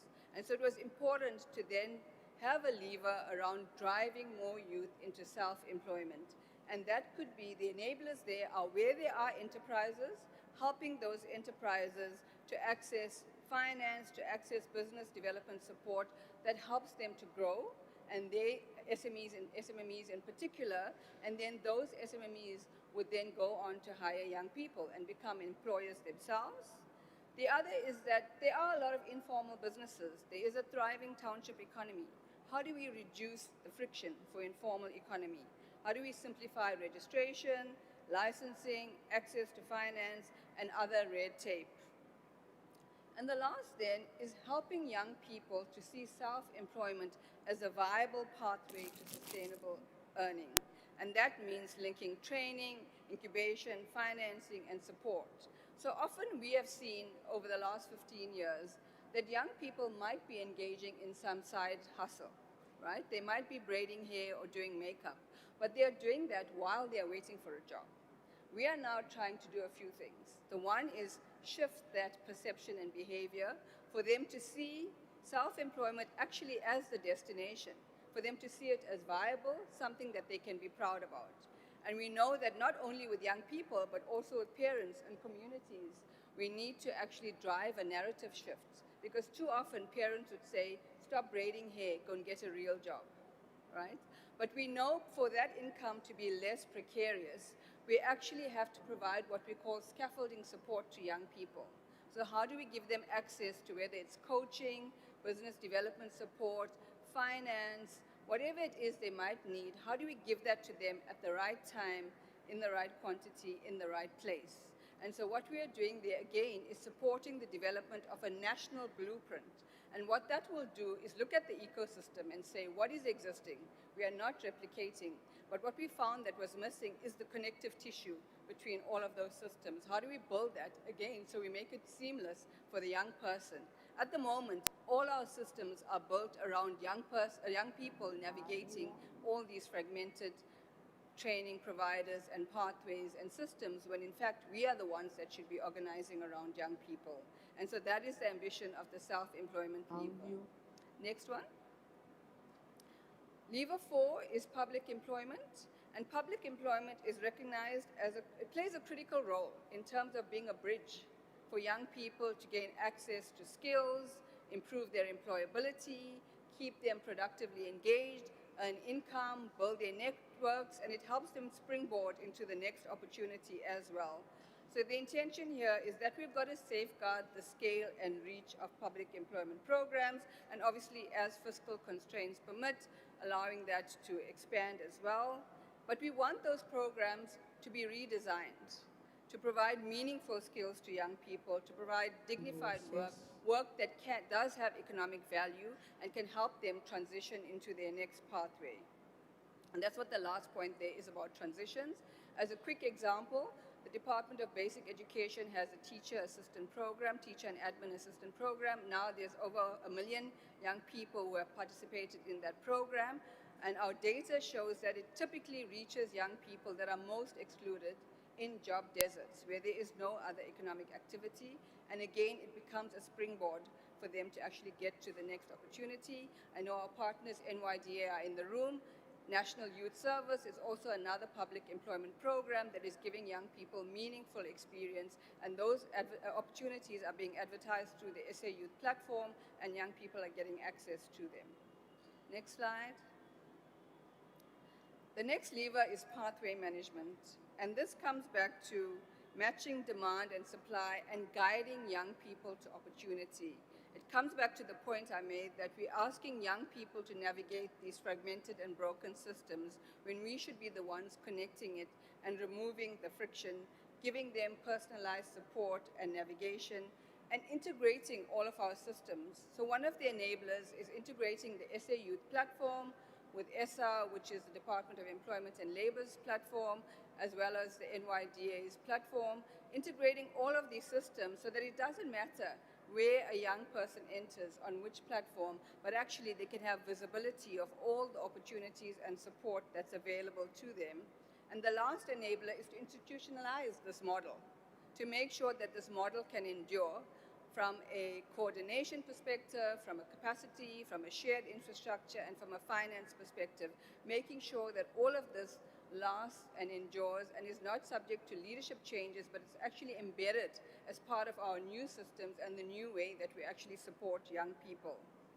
So I'm going to close where I started off, with the young person. It is critical that we keep young people at the front and center of everything that we do. You can move to the next slide. And so we want to imagine a world where young people can discover opportunities available to them more easily, regardless of where they enter the system, where every opportunity was part of a longer journey with clear next steps and transitions built in. A young person could access the right support at the right time without having to navigate multiple platforms on their own. Imagine if employers, training providers, and matching platforms were continuously connected so that demand shapes workforce readiness in real time. And lastly, imagine if young people were visible across the system and supported to access pathways into formal jobs, public employment, learning, self-employment, or work experience. That is a world that we need to aspire to build for our young people. What we did was we started to create an imagination of what this could look like. There's a young lady, it's based on the story of a young lady by the name of Palesa. She registered on sayouth.mobi, and all she had on there when she started were her school marks, her maths marks, and her English marks. But after completing the learning potential screener, behavioral screener, she was able to populate her CV. And in that conversation, we also learned that Palesa was buying cosmetics in bulk using her grant money, making them into smaller packages and then selling them. In addition to that, she started offering makeup lessons. And so we realized, actually, Palesa's got skills. It may not be formal, may not be traditionally how people view skills, but actually, it illuminated to her that she's got talent, she's got skills, she engages with customers, and so we made that visible to her, which made her profile then a lot more attractive to an employer. So in our imagination, we want a world by 2030 where a young person can receive that personalized support on their pathway through an AI-enabled pathway coach. And I'm going to give you a snippet of what that could look like. If you could move to the next slide and play the video, please.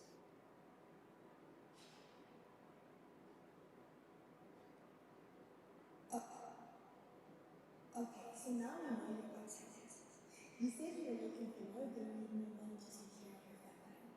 So let's take a look at all the work opportunities near you and what you might match to your resume. Okay, so I found a few options here. There's a customer service advisory role for an international BPO in Cape Town from Jobs.net. It's like a call center role serving customers in Europe and it's offering over 10,000 rand a month. They're looking for people with some experience and more advanced communication skills. There's also a call center relation opportunity now here in the SAU Trust. It's 5,000 rand a month and for 12 months. This would be a great stepping stone in giving you that experience and polishing your communication skills for international BPOs.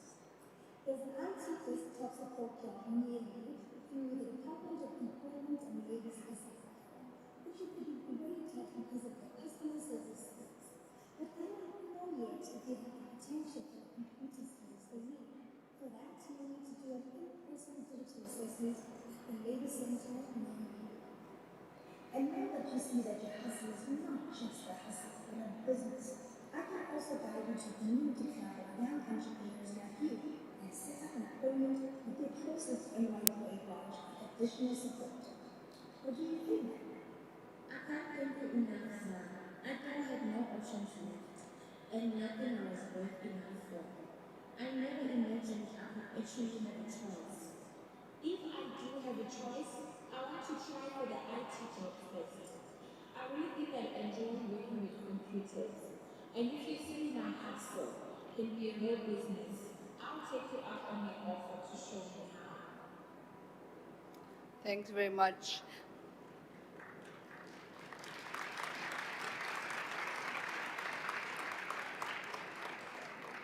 Young people in the room, I invite you to join sayouth.mobi. Employers in the room, I invite you to register on sayouth.co.za. And other organizations and institutions in the room, I invite you to join us on this plan to reduce youth unemployment by 20% by 2030. Thank you very much.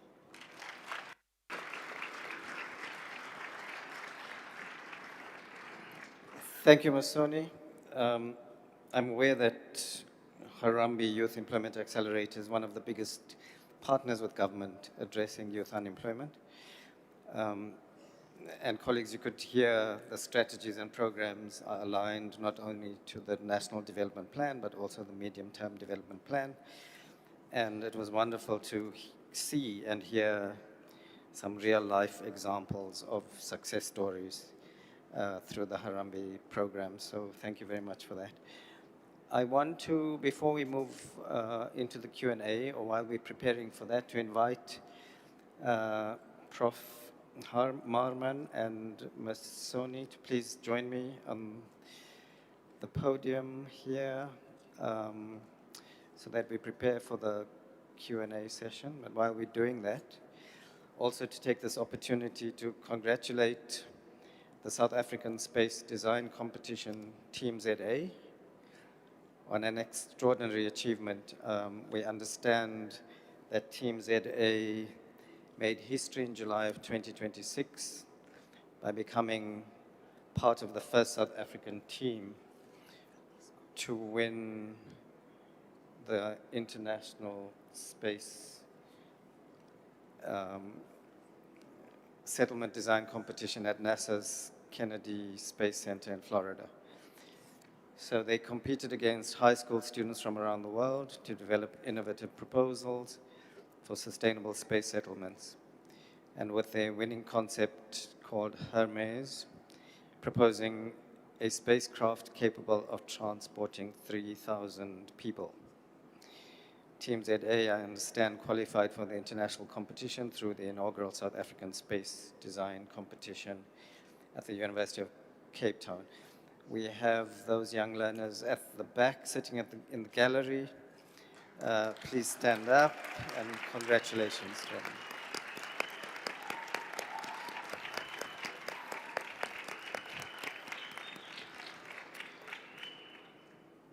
Okay, so we have now reached the point where we invite questions, comments to our panel.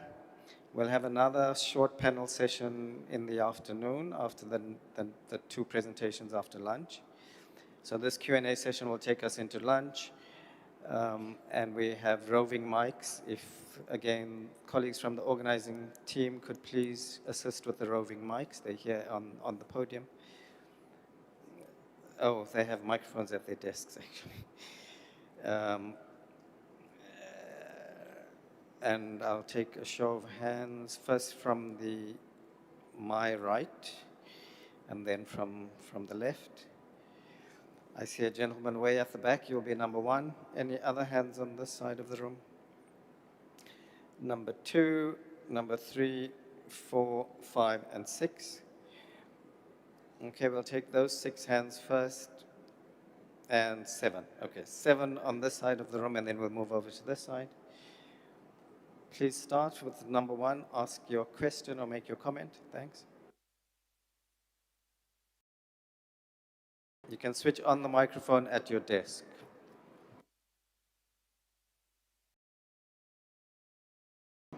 Oh, thank you so much, Speaker. And thank you so much to your guests for everything and their feedback, their research and findings.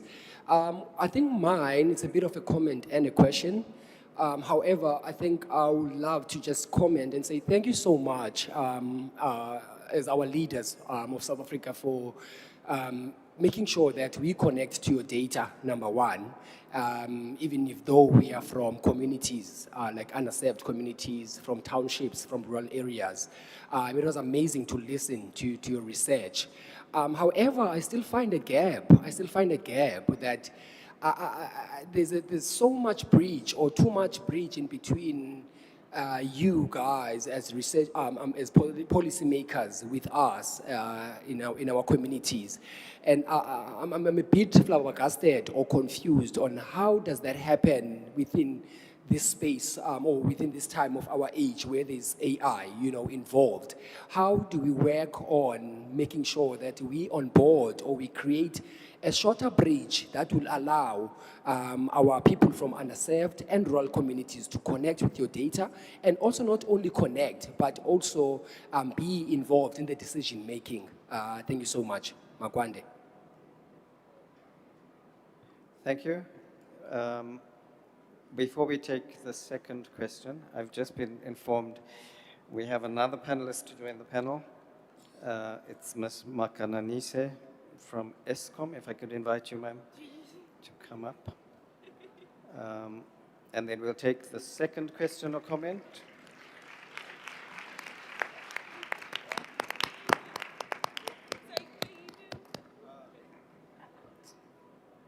Check. Okay. Good day, everyone.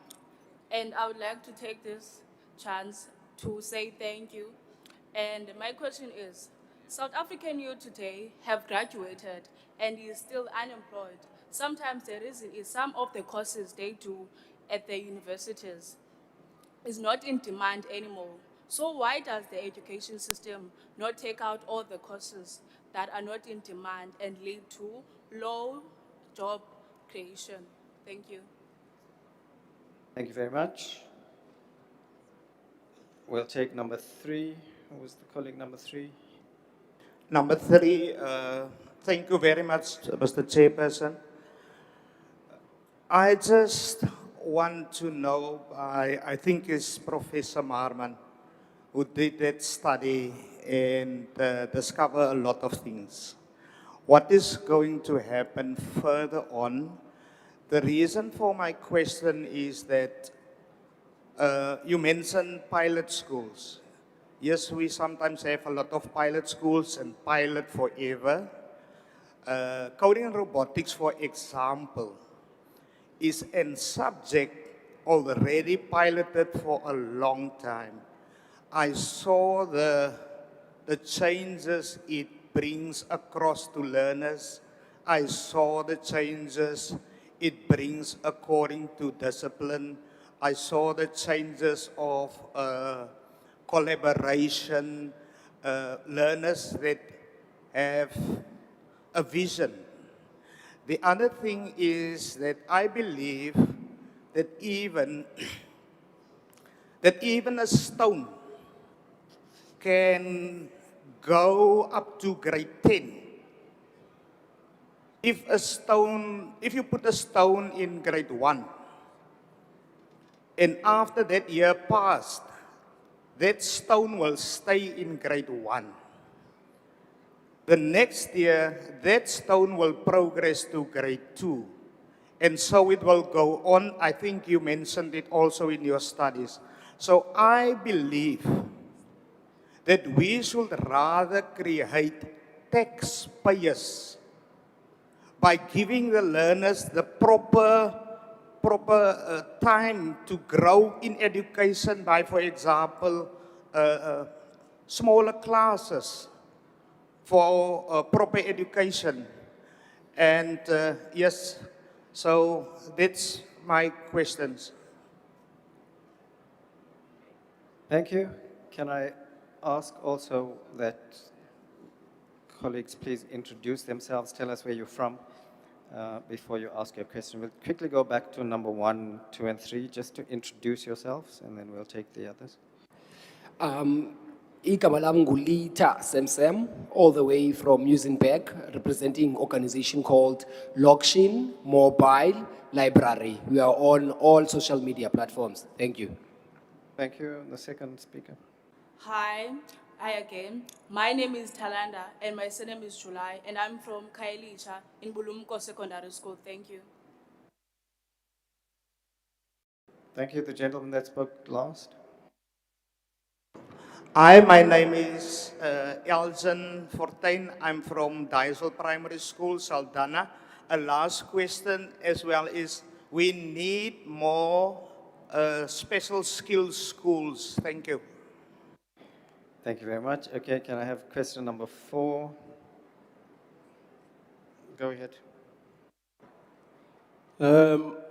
Chair, my name is Zanzele Shabalala. I'm from National Assembly. I'm currently procedural advisor trainee. I have a comment. According to me, the issue is the political will. Are our leaders willing to improve our educational system? That's a question that we should ask ourselves. Because where I come from, I'm coming from Tuba. There, we don't even have computer. Once you've completed matric, you don't even know how to use the computer. Are our leaders willing to then invest in the most disadvantaged high schools and the other grades, actually, the lower grades? So we have the issue here. We have a real issue. And we need to speak with our leaders to improve our educational system. We need to improve our curriculum. I think you mentioned something about in the past, I think 5 years, they've tried to improve, but we haven't seen that improvement. So that's a concern. It's very concerning. And another comment, ESA youth, the issue is that we don't have knowledge about these programs. I come from very, very deep village. They don't know even SA youth program because even if they phone, they use TikTok and other things, they forget to research about these things. Does the SA youth host programs in the most disadvantaged areas to actually inform them about the existing programs that will empower them? So we need to inform them. We need that. I'm privileged to be here. I will go back home and inform them that we've got such, great opportunities that they can explore. Thank you so much for the opportunity. Thank you. Can we move on to number 5?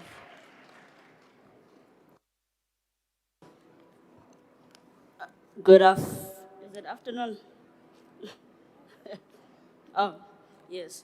Good afternoon, everyone. My name is Nandipa Nani. I come here wearing many hats. Firstly, I am a trainee in procedural services here at Parliament. I am also a master's candidate with the UCT. I have a question and a comment. Ms. Shoni, the CEO of Harambe, said something when she started speaking. She said that the solutions of youth unemployment should be shaped by young people.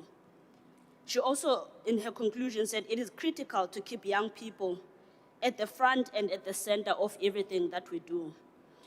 Currently, the state of South Africa, youth are politically recognized as adults, but are institutionally treated as independents. It's always, what should we do for the youth? And at the chain of making policies, the state identifies the problem, the state designs the solution and consults, the state allocates resources, and the youth is at the bottom of this chain. They are at the end where the youth is often regarded as the applicant, as the person who's receiving. We are not at the beginning where we determine what is the problem. What are the problems for the youth? Currently, in South Africa, the MPs that form part of the youth is 8.5%. I'm not sure if my stats are accurate. And the MPs that are non-youth is over 90%. At what point do we get to a situation where people that are non-youth are determining what the problems are for the youth? And when you are making these policies, who gets to determine whether a policy has succeeded? Is it the institution that implemented it, or the people, or the population whose lives it was supposed to improve? If young people are affected by unemployment, education, crime, technology, does a member of parliament, no wait. Oh, my question is, if young people are affected by unemployment and all these things, does a parliament in which over 90% of the members are non-youth adequately capture the interests and lived experiences of this generation that is affected by these problems? Thank you. Thank you. Number 6. Thank you very much. My name is Matshepe Morule. I am an LLM candidate at the University of Cape Town and a course facilitator at the same institution. So my question stems from the conversation and discussion from Prof. and Honorable Litsie. I would like to direct the House to the concept of missing middle students, which are students who fall above the threshold of NSFAS, but cannot afford private university fees, which results to high dropout rates because of historical debt and obviously the starving economy of skilled professionals. So my question is, what specific legislative frameworks or public-private funding models is Parliament advancing to transition the missing middle support from the discretionary student loans into sustainable income contingent national funding policy? Thank you very much. Thank you. And I think right next to you was number 7, the final one for this side of the room. Thanks. Thank you. Good day. My name is Hlonolofa Tsomufukeng. I am also an LLM candidate from the University of Cape Town. My first question is going to go to Ms. Soni from Harambe. I think your platform is really great. I would, however, like to ask 2 questions regarding its accommodation and access, specifically for people that are in rural areas, in the sense that it's a digital platform, And you would be shocked at the amount of people post-matric that are not familiar with digitalization, that do not have the necessary digital skills to be able to access such platforms. So to what extent is your program accommodative of that? I would also like to ask a question regarding language, specifically on the platform. And I say this also based off the fact that I am aware that even post-matric, there are still certain limitations in terms of language for most students in South Africa. So you'll find that, yes, I have completed my matric, but due to the fact that I was taught English in Setswana or taught English in isiZulu, I actually do not comprehend English all that well. So to what extent is your platform accommodative of such students or such youth, rather, in South Africa? I would also just like to ask a question. I think it was going to be to Mr. Lizia, but I don't think he is here. So I'll just ask it to the panel at large. To what extent is the government, let me just say the government, let me pose it to the government, to what extent is it proactive in its promotion of access to information? And I ask this question because I went through matric and I knew information, and I got into university and I realized that the information that I knew was on the surface. Therefore, my career choice was not influenced correctly by sufficient information. And even when I got to university, I would find out certain things regarding my career choice that would apparently be very useful when I come into the labor market, but I get to the labor market and I actually find out I haven't done enough. So it's a thing of you have this willingness to constantly develop yourself and to acquire skills, but the more you go through the steps of career development, the more you find out. And it's very inhibiting, and it's very discouraging as well, because you keep working hard to attain certain skills and to make yourself employable, but you keep finding out. So in what ways is the state or the relevant stakeholders proactive in ensuring that access to information is provided well in advance for people to be able to make informed choices in that regard? Thank you. Thank you. Let me then invite the panelists to offer some reflections or responses. Can I start with you, Masoni? Sure. I mean, a lot of the questions related to education, so I'm going to allow my colleague to answer that. I think in relation to the first point, absolutely, young people, like I said, need to be connected and need to be shaping solutions.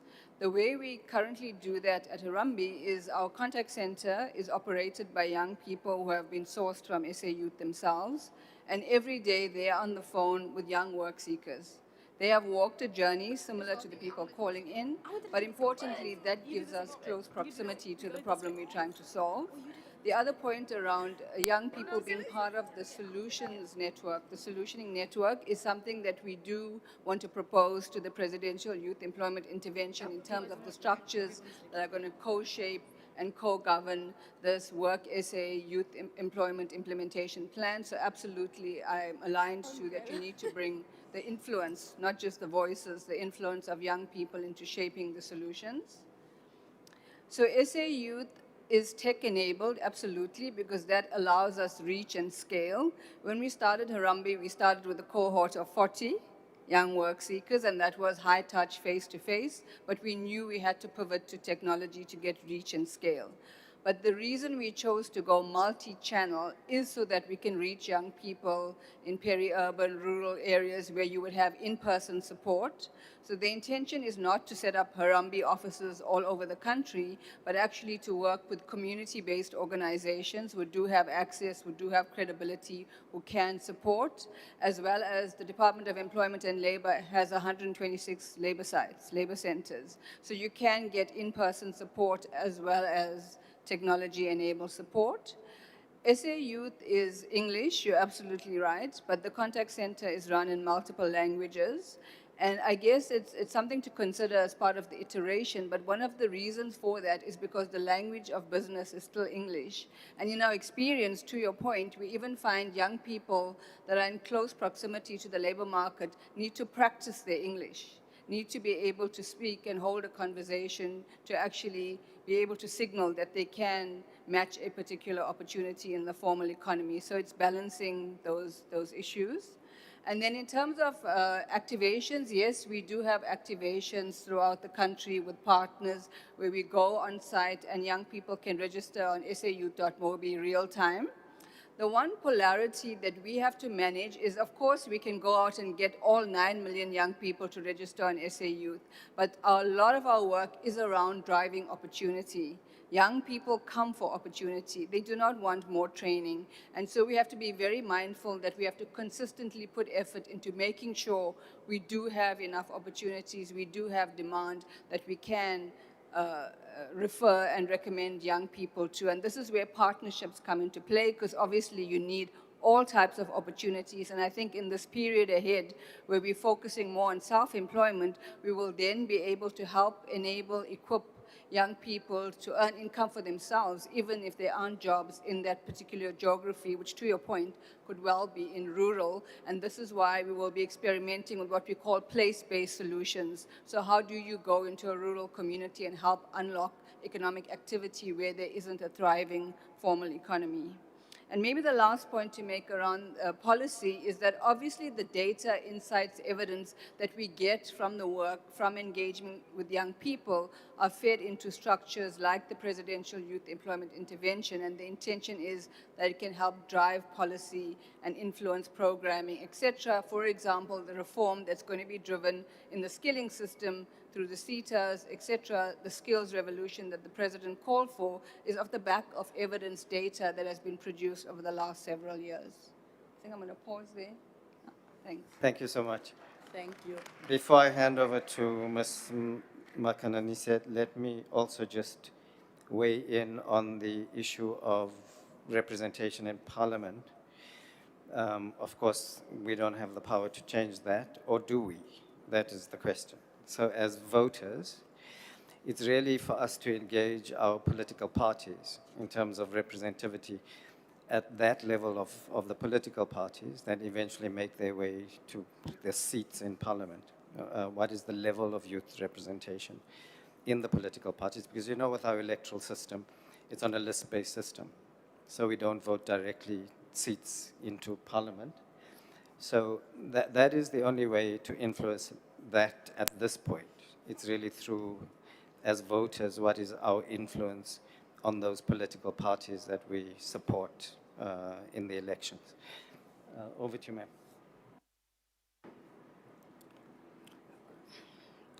Good afternoon. Thank you. Let me observe all protocol. I would like to just look into the question talking about, are the leaders willing to improve the educational system? So obviously I'm from industry, I am from ESCOM, but from an industry point of view, what we have done, we've tried to map up the skills to then come in and assist in terms of working with the universities, working with TVET colleges, working with high schools, just to review the skills. So what we have done, or what we are doing currently in terms of closing that gap to address the skills issue, we are reviewing the TVET college readiness to see in terms of the skills that we are looking at in terms of the energy transition. Obviously, I'm from the energy sector, and what we do, we look into policy. Where is the country going in terms of the next 10, 15 years, all the way to 2050?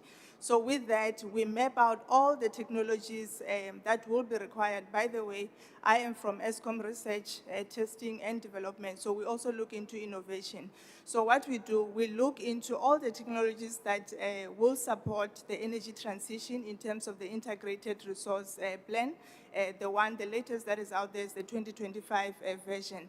So what we do, we map all the technologies and we look into what skills will be required in alignment with where the country is going. With that, we then go to work with the universities, the TVET colleges, and check in terms of their readiness. Are the skills that they are training in line with where we are going as a country, or specifically in the energy sector? And then over and above that, we do a curriculum overhaul in terms of where are we in our educational systems. Is the curriculum addressing the direction that we are taking as a country? And we look to address those gaps and work also, lastly, with the educators in terms of capacitating them. Where we are now and where we are going, what are the gaps and how can we close those gaps? So that is in line with us assisting in terms of addressing those skills gaps. Are the leaders willing to assist? Yes, we are willing. From industry side, working with the government in terms of also influencing the policy in that direction that we want to take. And maybe the last one that I can look to tackle is in terms of proactiveness, assisting in terms of information access. From our side, we do try to go into the high school level to educate the learners in terms of what is out there. Because we are dominantly in the science space, we are working, there's a STEMI program where we look to reach out to especially disadvantaged schools to educate the girls, to educate even the boys. We are looking into that, but we've been okay, I am on the women empowerment side of things. So we've been, thank you. We've been working mostly with girls, exposing them into what is out there in terms of your science, technology, engineering, and mathematics, as well as innovation. So we are trying to reach out to high schools just to assist in terms of access to information. There's also, I think majority of you might be aware, we've got science expos, ESCOM science expos, where we're also just trying to encourage innovation in the schools in terms of directing the skills of the future.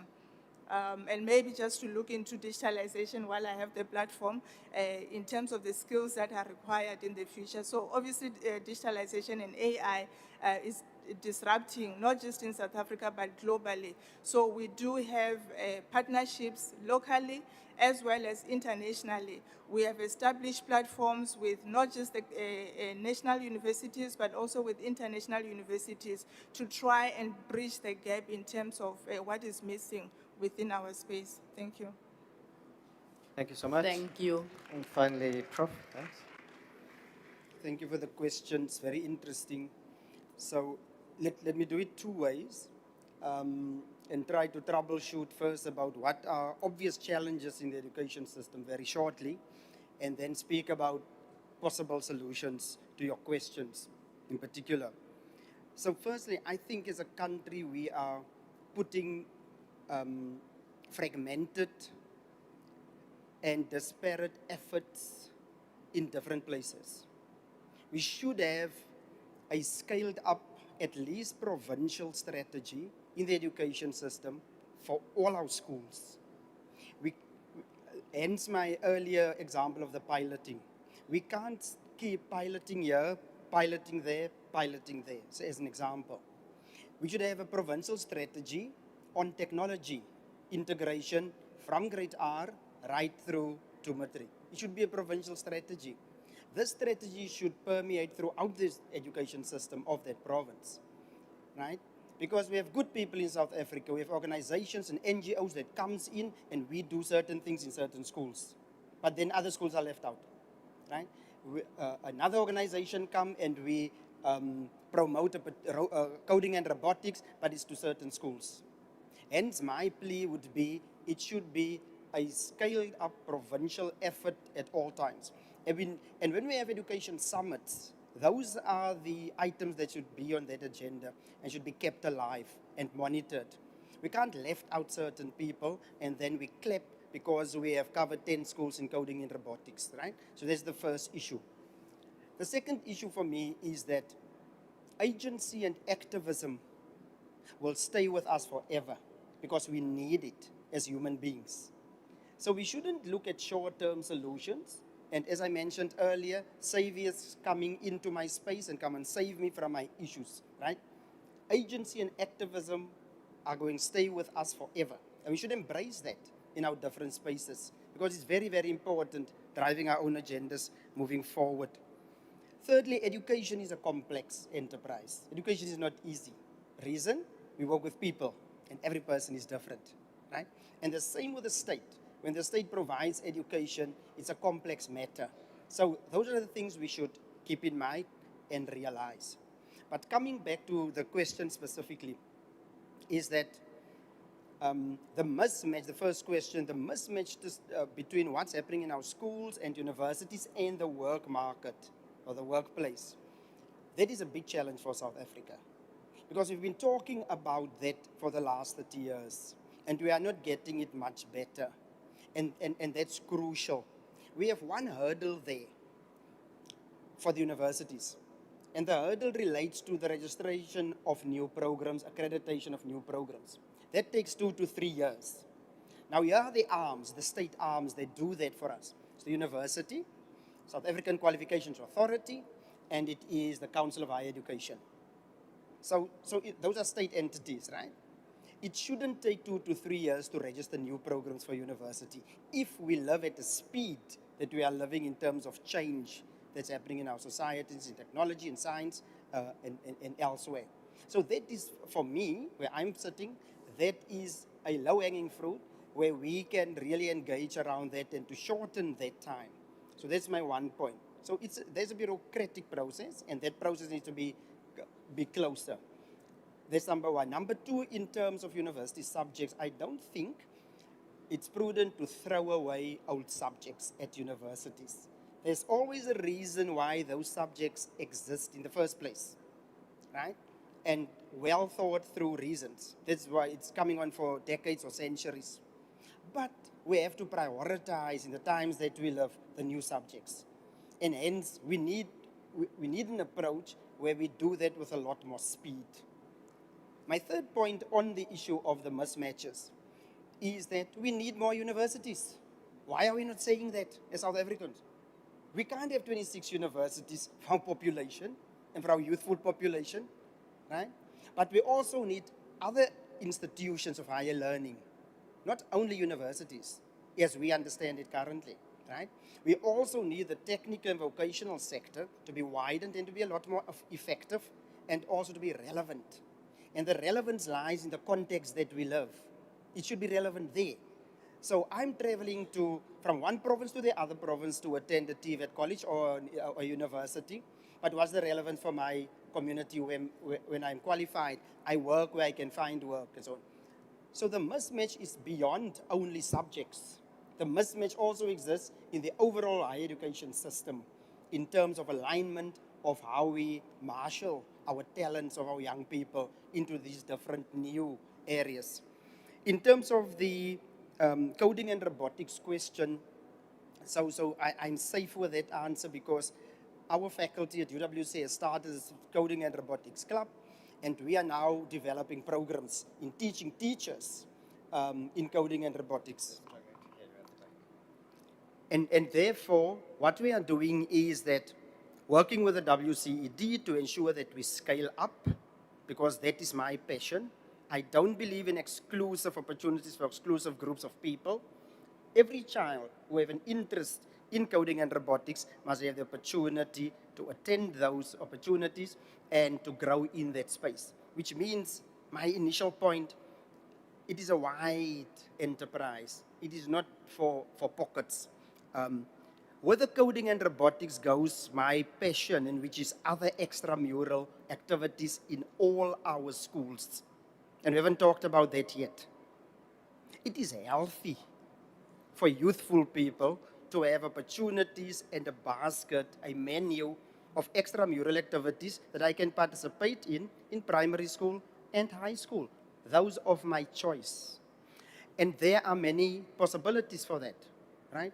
We have the best musicians in South Africa, isn't it? We have the best sports people in South Africa, isn't it? We have the best artists, actors, etc. Those people should be called on board to assist and to support our efforts to build that.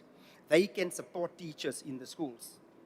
Because if I'm a 15-year-old in a particular community where gangsterism and poverty is rife, I need activities that can build me up and that can feed into the passions that I have. The other question on the missing middle that the lady asked is very important because at universities we have struggled with that. And that is where government must come to the party.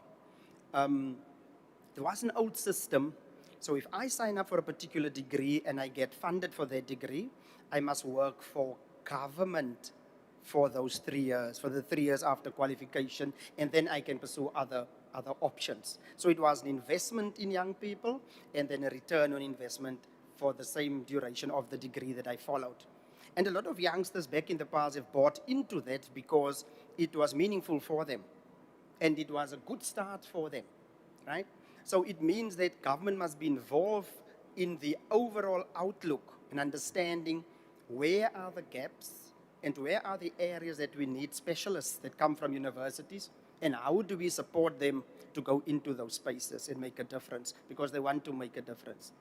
So I think the overall theme of this colloquium about partnerships between all different role players are very important. And that is what we should drive moving away from this engagement today. Thank you. Thank you very much. Colleagues, we are 23 minutes to lunch. We're supposed to have had lunch at 1, but I'm hoping we can break for lunch at 2. So I'm going to take the other side of the room. Please be direct with your questions, and I would ask the same for the panelists to be as direct as possible with the responses. Okay, I have Paul at the back, number 1, number 2, gentleman in the green cap, 3, 4, 5, and 6, and 7. Okay. Go ahead, Paul. Please remember to introduce yourselves and tell us where you're from, who you're representing. Thank you. Good, afternoon, everyone. My name is Jessica. I'm from a youth organization called the Victory Youth Group. So my question is regarding the first lever. Harambee focuses on creating opportunities for young people and ensuring that they are considered as the first choice. However, many entry-level opportunities still require applicants to have some level of prior experience. How does this program address this gap and help young people gain the experience needed to access these opportunities? Thank you. All right, thank you. So it seems we started with number 7 first. So let's go back to number 1, but thank you for that question. Paul? That's me. Thank you, Chairperson. Firstly, I want to give a message to all of you future young MPs. When this colloquium started, it started with very terrible statistics about youth unemployment. But I've got good news for you guys, seriously. You see, technology and AI as we have it today is your opportunity to escalate your dreams. All you have to do is not give up. The fact that you all are here shows that you are that special group. So I would like to say to you, when you leave here today, you go and you champion other young people in your communities to take hold of the opportunity now. Yes, there's challenges, but there's also opportunity. That's my message to all of you young people. And I want to show you why I say that there's opportunity. Behind me sits a young lady, and maybe the chair can have sing happy birthday to her. Her name is Jody. I'd like Jody to stand up. Jody is studying industrial robotics in China. Please give her a hand. Wow. In China.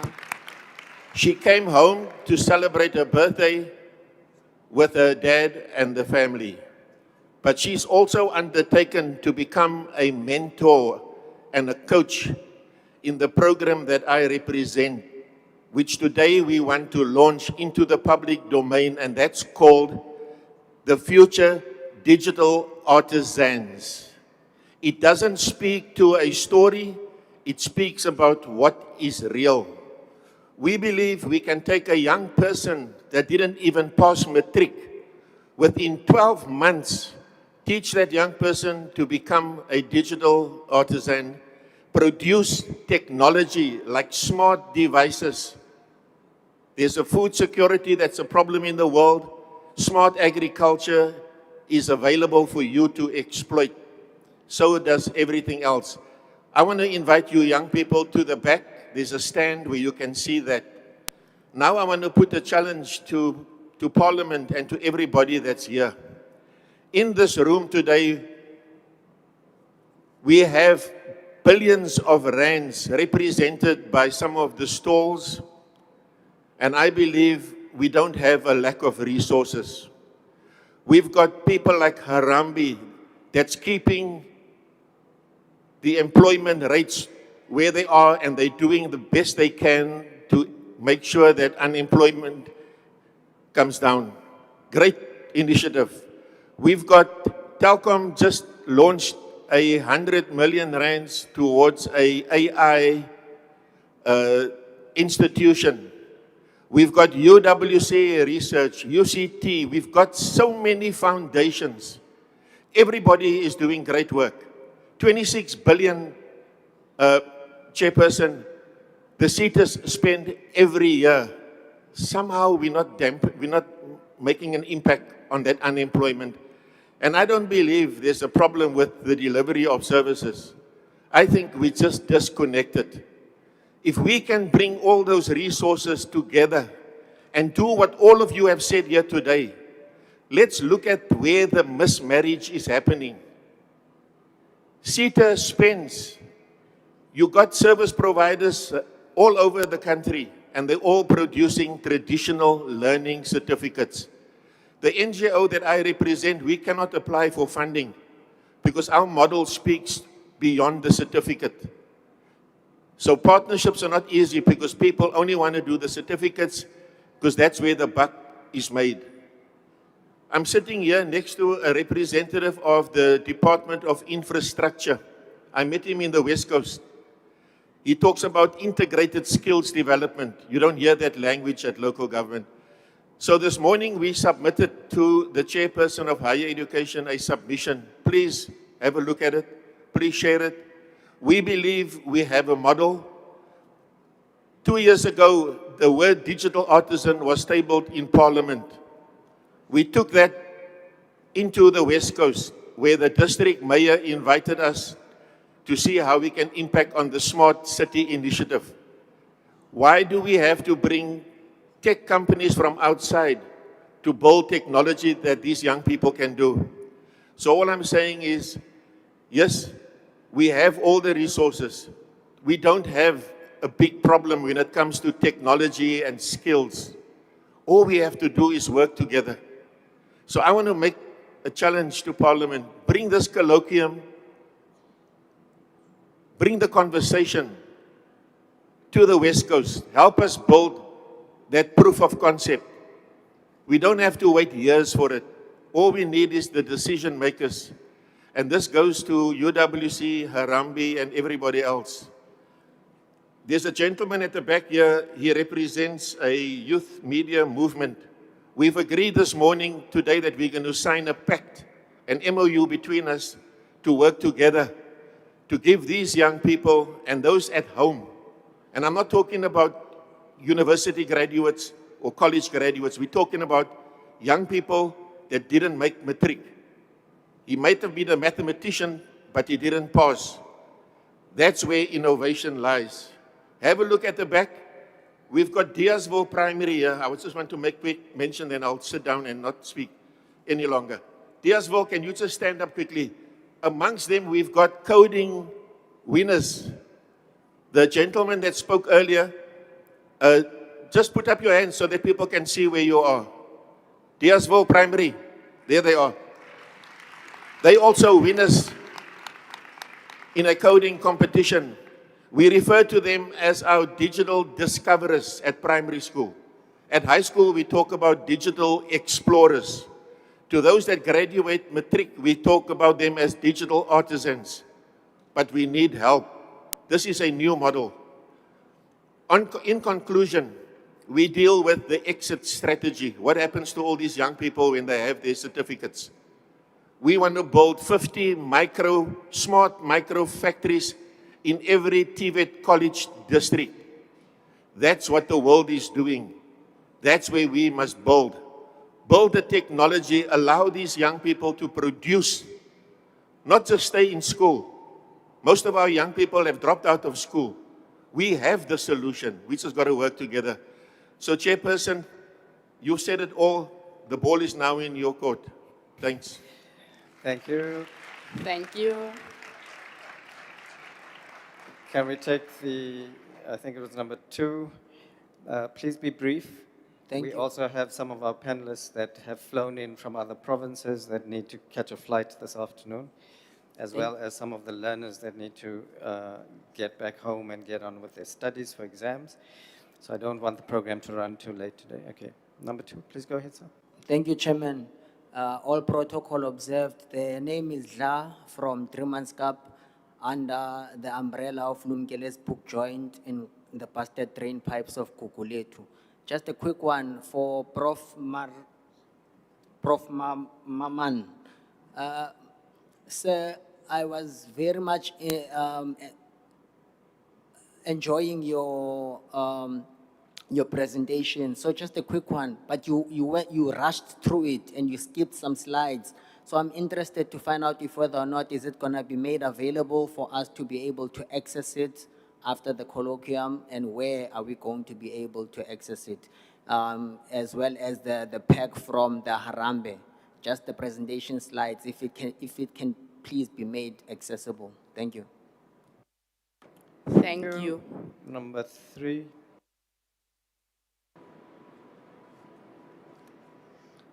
Good morning, Chair and honorable members for this opportunity. I'm Xavier Basson from Oregamai, and I'm honored to stand in front of you. My first question is, how is Parliament working to make our school subjects met for IR skills like coding and digital skills? I ask this because I am in grade 9 and I'm about to choose my subjects for grade 10. I see many older brothers and sisters finish matric but still have no jobs. Not because they are lazy, but because what they learned at school does not match what companies need. My second question is there a plan to have one place where we can all find youth opportunities? I ask this because right now information about bursaries and programs is everywhere, and many learners in my community don't know about it. If we have one platform, it will be easier for us to plan our future early, even from grade 9. In closing, I ask these questions because unemployment is not just about no jobs, but about the relevant skills and no information. We as grade 9 learners want to make the right choices for the future. Thank you for the opportunity and for listening to the youth. I hope our ideas from today will lead to real action tomorrow. Thank you. Thank you to you too.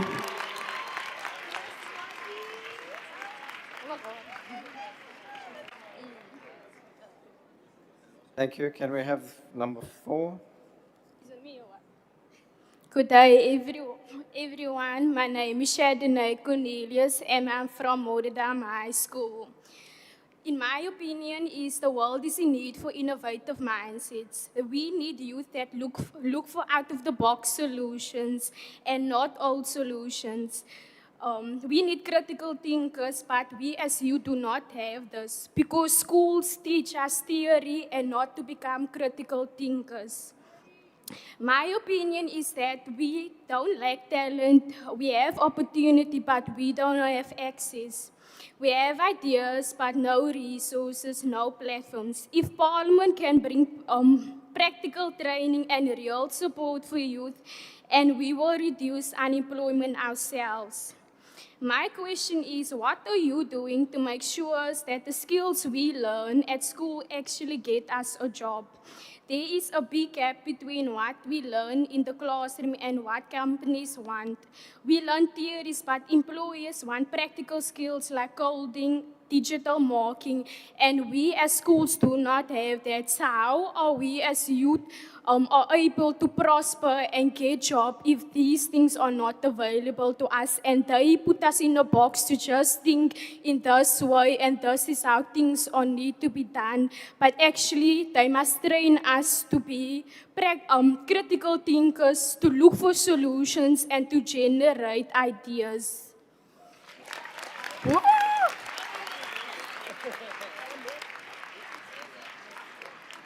Thank you. Question number 5. I gave you numbers. Who was it? Number 5. Was it you? Yeah. Go ahead. Yeah. Good afternoon. My name is Michelle Fortuin, and I am from an organization called the Basic Package of Support. So I am the site manager for the site in Atlantis.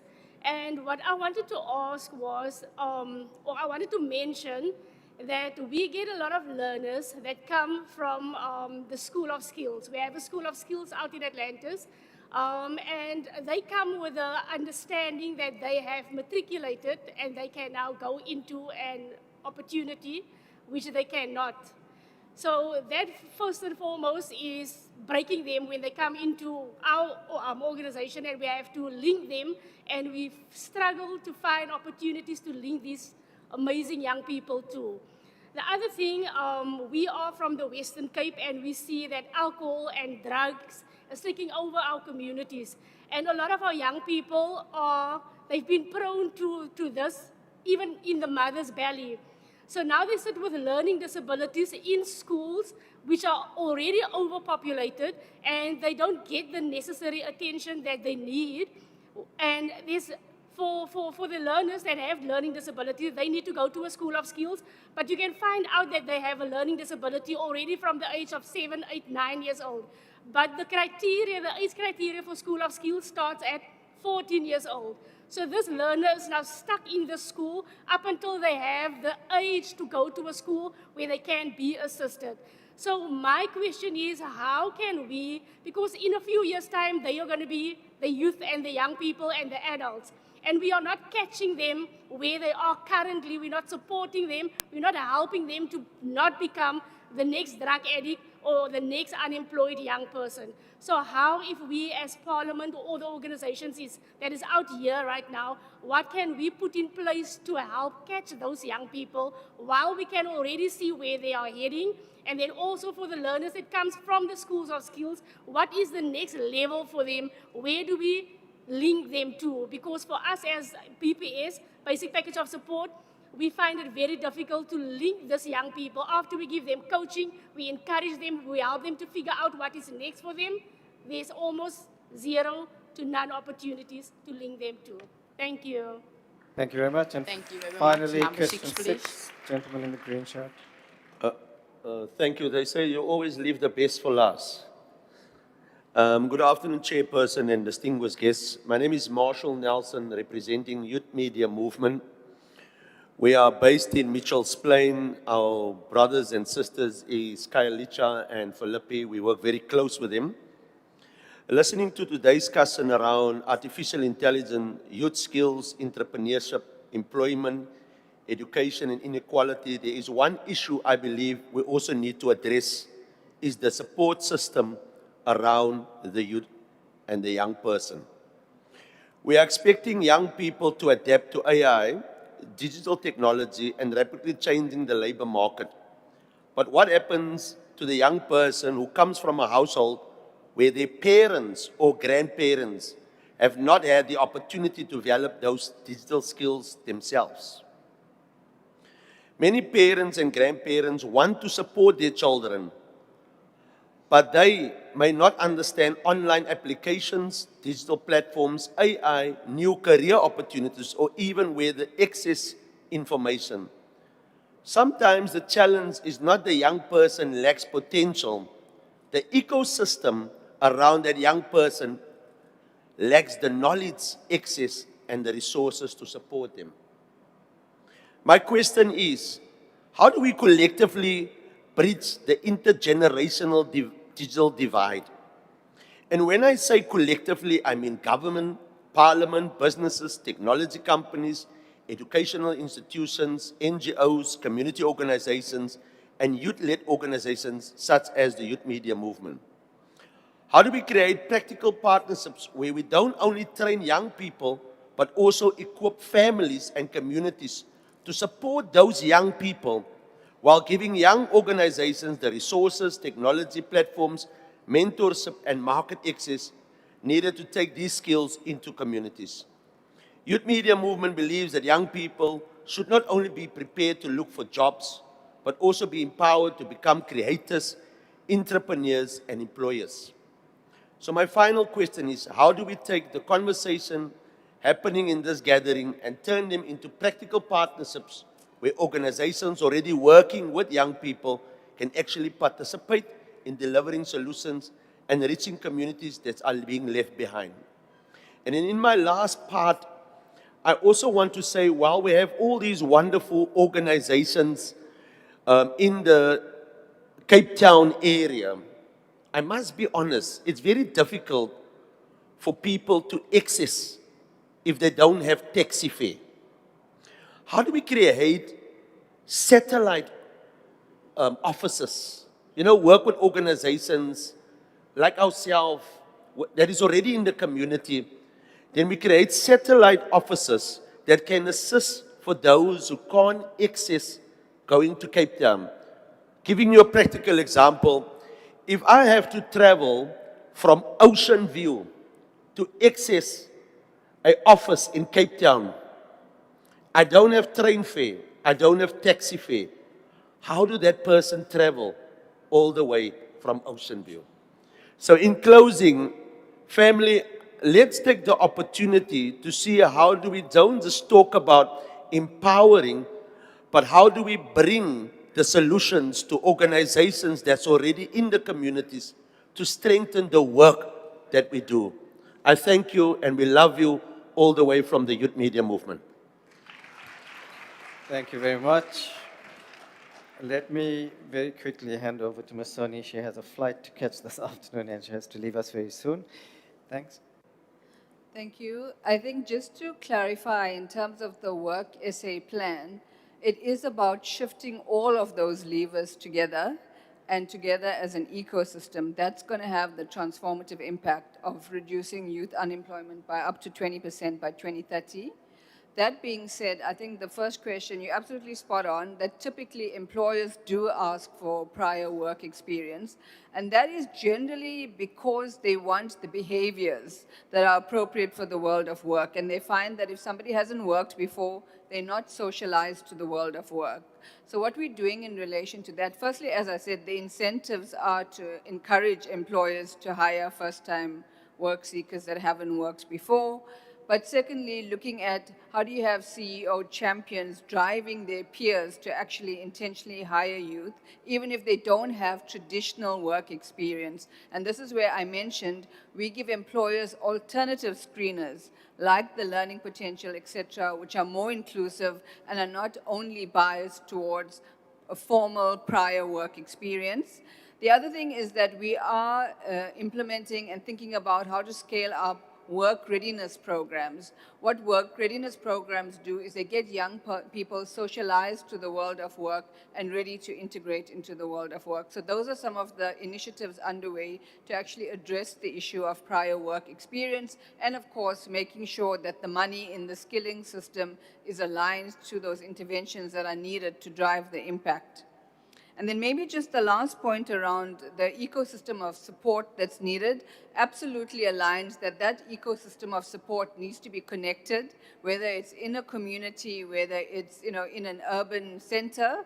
And that was the vision that I was trying to paint in what we believe could be possible by 2030. This is not about a single organization or a single platform. It is interconnecting existing platforms, existing interventions, existing programs, and doing that through building the connective tissue. And that will take, of course, a lot of buy-in, a lot of support, a lot of will, and a lot of shared infrastructure and dealing with issues like privacy of data, etc., which we hope can be housed through a national institution. So there are some hurdles to achieve there in terms of getting what we call a totally interconnected system, but the vision is there, and there are actually some digital transformation initiatives underway through the presidency, like the My Mzansi, which is a digital ID, digital wallet, and we're hoping that through some of those initiatives over the next few years, we can start to prototype what does a connected ecosystem look like in terms of supporting young people and keeping them at the center of the solutioning. Thanks. I'll leave in the next few minutes. Thank you. Can I ask the person who is taking over the microphone and indicating thank yous at the end of speeches, please, inputs, please not to do that. It is inappropriate. It is something that in Parliament we would ask you to actually leave the room if you continue to do that. It's not entertaining, and it is certainly not very smart. So please stop doing that. Prof, I'm going to hand over to you briefly. Miss, are you leaving us right now? Okay, there is a small token of appreciation that the colleagues will hand over to you. Thank you so much for being here today.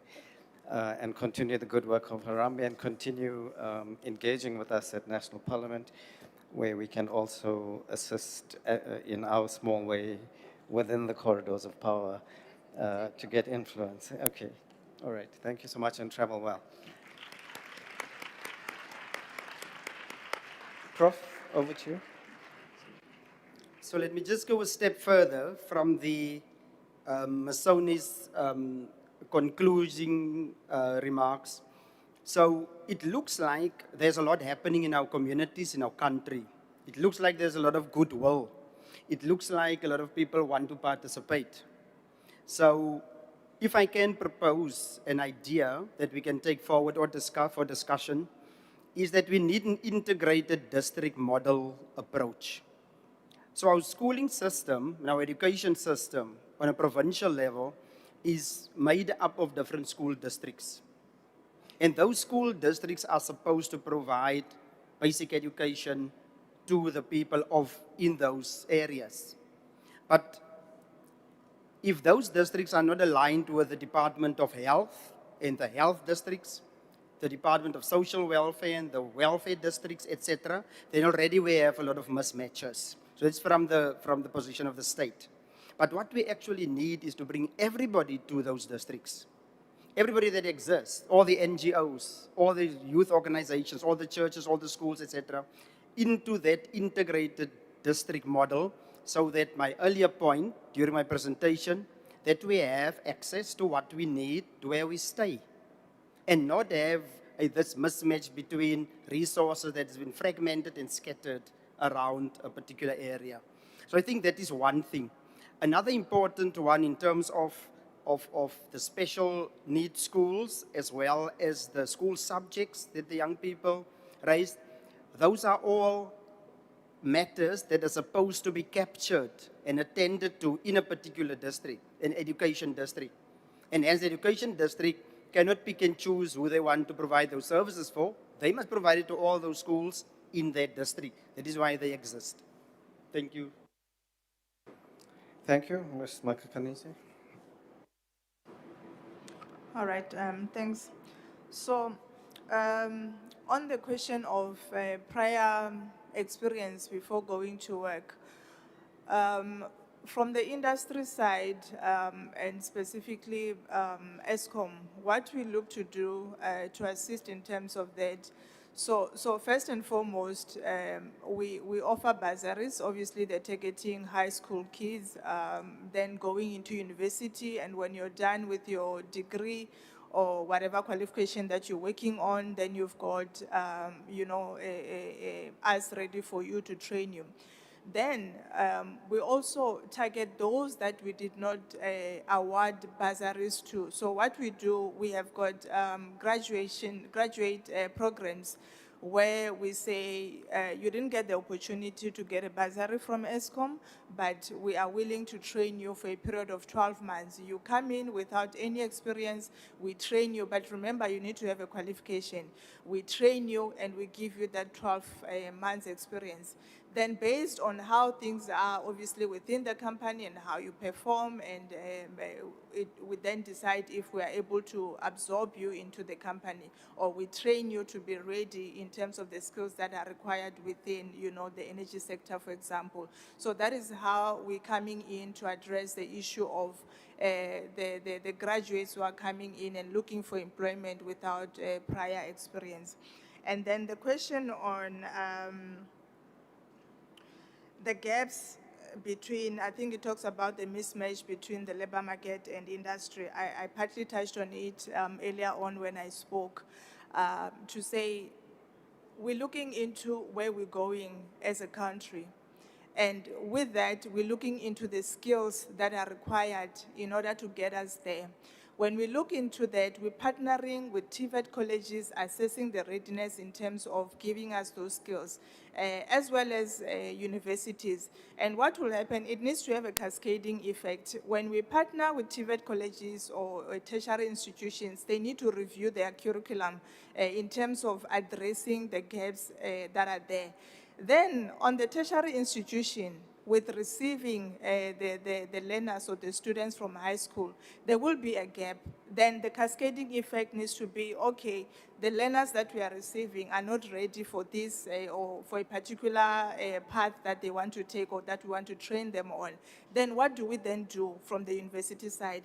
But to accelerate or to expedite the addressing of the gaps, we need to work not just with the tertiary institutions, we need to work with government, we need to bring the high schools into the picture as well. When I was growing up, there used to be career expos, which were targeted at, high school kids. There was a grade 9 learner there who highlighted his challenges as well.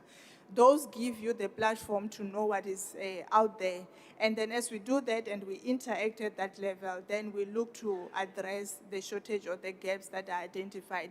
Starting from where industry is, what is required in order for the learners or for the students to get there, then bringing it down all the way to primary level.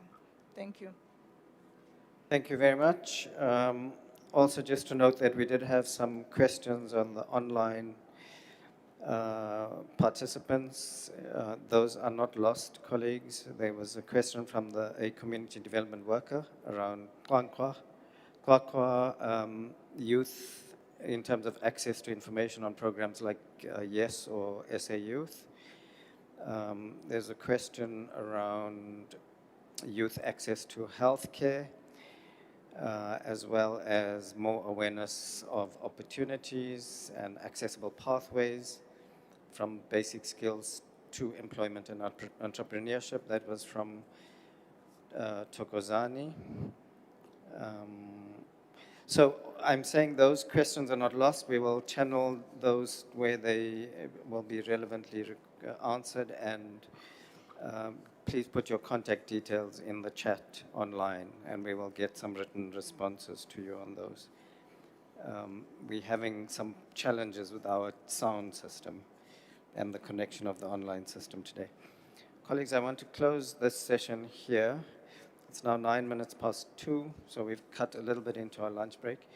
Can I also, with your indulgence, cut a little bit more into the lunch break? And can we be back in the room at 2:45, where we will then start the last session for today? 3 presentations and a Q&A before we close. Thank you. We adjourn for lunch.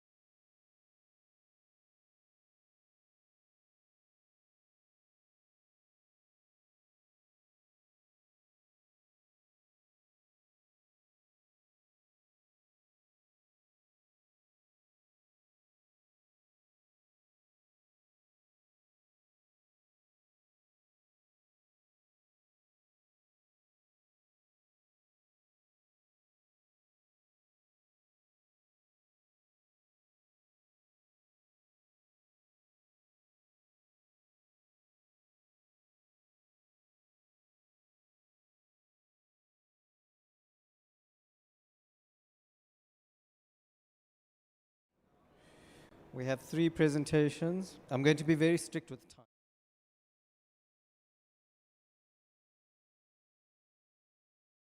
In the Parliamentary Research Unit. And she's going to speak to the role of Parliament in addressing the triple challenge. Dr. Arnser, you have 10 minutes. Thank you very much, Dr. Gabriel. Good afternoon, everybody. Hello.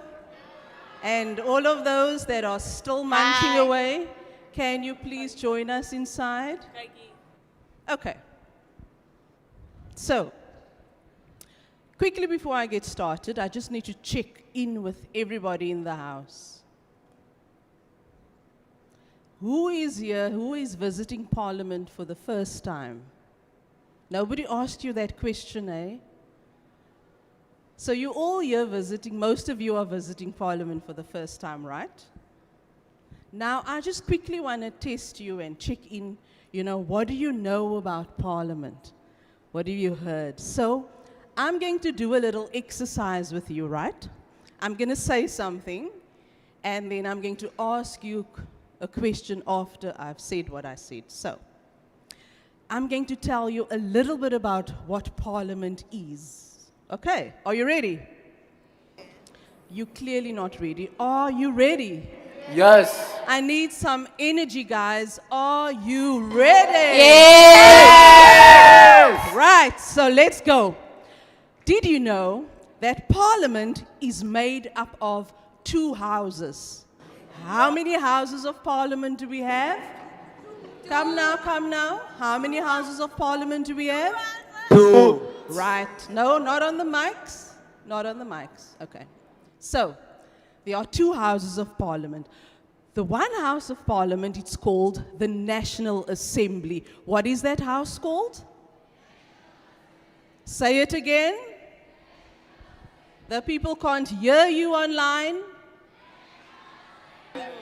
The other House of Parliament, it's called the National Council of Provinces. Say that. National Assembly. Again.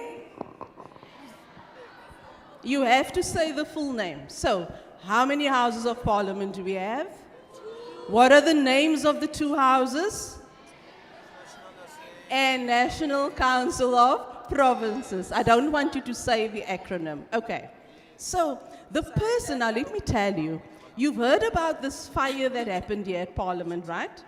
And it actually damaged the National Assembly chamber.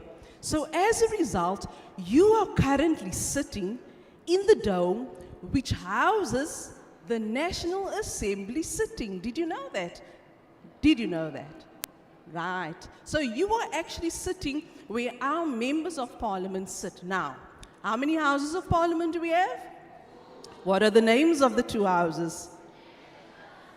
And National Council of Provinces. The person that takes charge of the National Assembly, we call that person the Speaker of the National Assembly. Say that.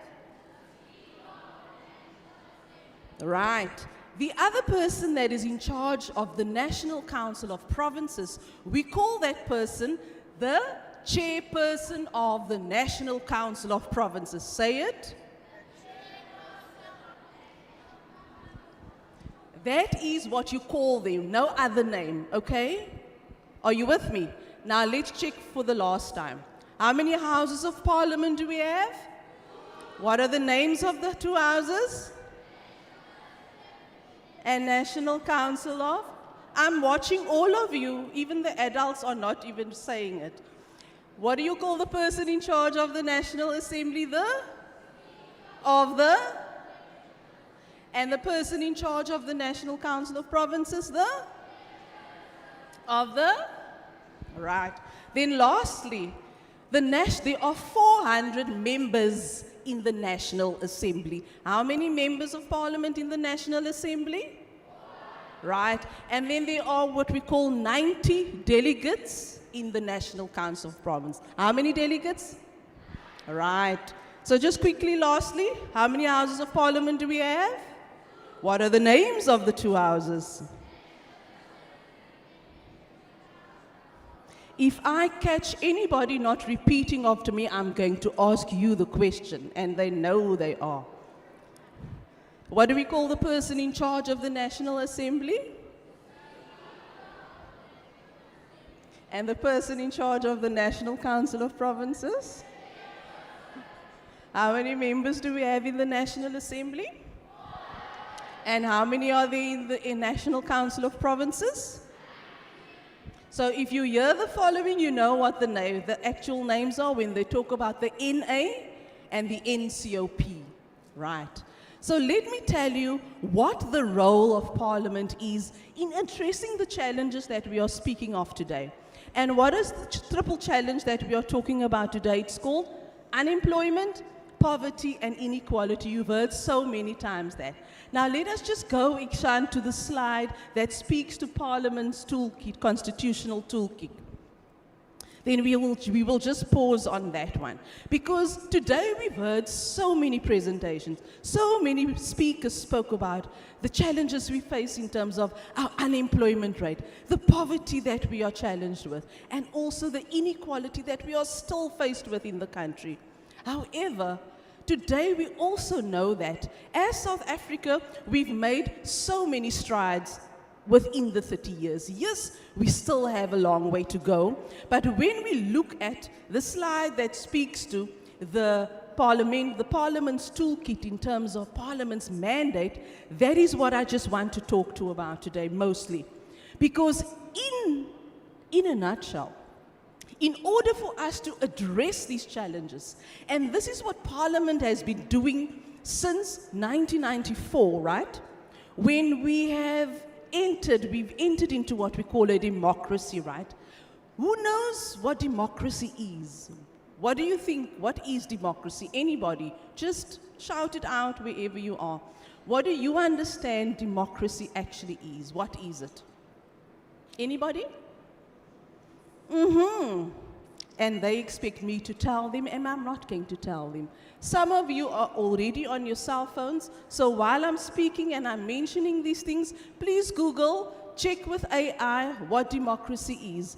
But in terms of our democracy since 1994, when we look at Parliament's mandate, this is what Parliament does, right? So we have what we call the three arms of state, right? That is what we have in a constitutional democracy. And Parliament is one of those arms. And Parliament's mandate is to do what? If we look at the presentation on the screen, these are the key mandates of Parliament. It is lawmaking, say lawmaking, oversight, and public participation. Part of oversight is the budget scrutiny, and I'll touch on that in terms of what it means, right? But this is what Parliament's role is for us to address all of these challenges, Carmen, right? In terms of our lawmaking, right? Parliament is responsible to do the following, to pass the laws. So the executive, what we call the government, right? They come and they present, they say, right, we would like this law to be passed. They bring it to Parliament, right? So then Parliament, the members of Parliament, as you are sitting there, you represent different political parties, right? That come together here and represent who? You. Now, if we look at Parliament's emblem, just go look at the back there, that back banner there at the back. You see Parliament's emblem, that thing that looks like a drum. Do you see the emblem? Right? Now, on the emblem, what do you see written there? On the emblem where the book is, which is the Constitution.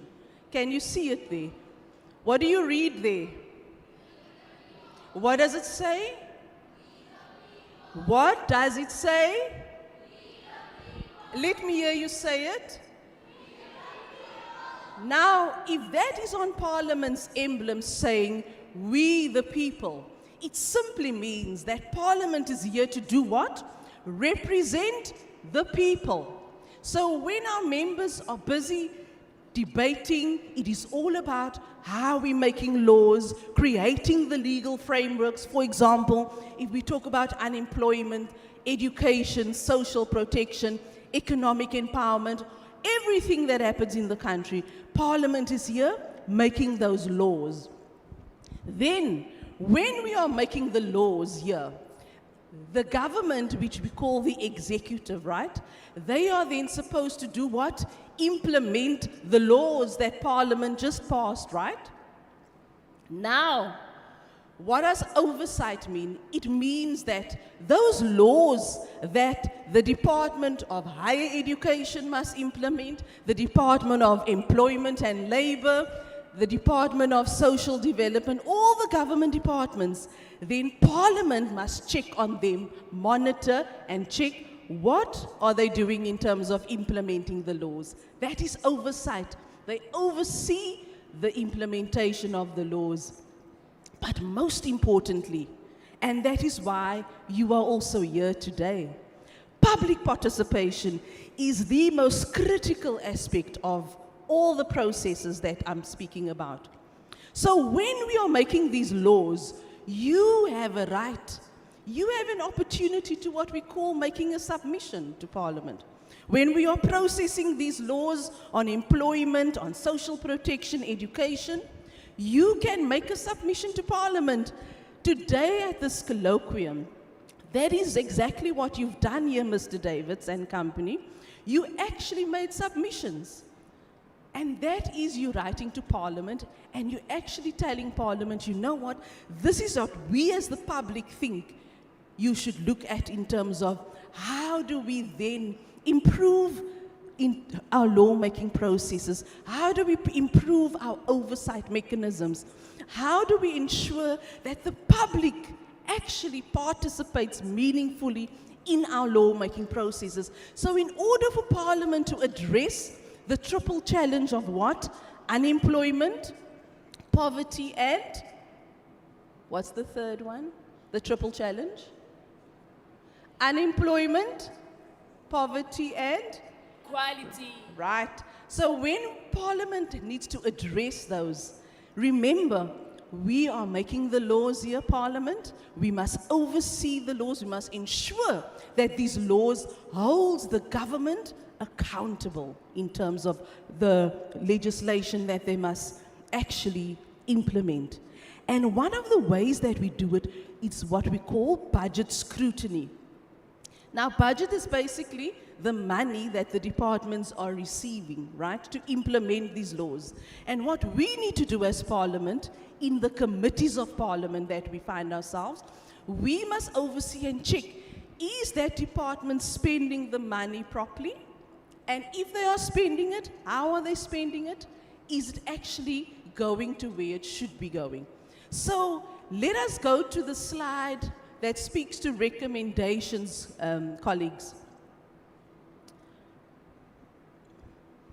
So if we're saying that Parliament needs to make the laws, yes, we've been making a lot of good laws over the past 30 years, but the challenge that we do face in the country is what is implementing the good laws that we do have.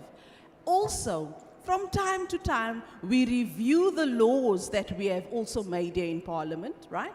And in all of those processes, learners and ladies and gentlemen, in all of these processes, you know what we do?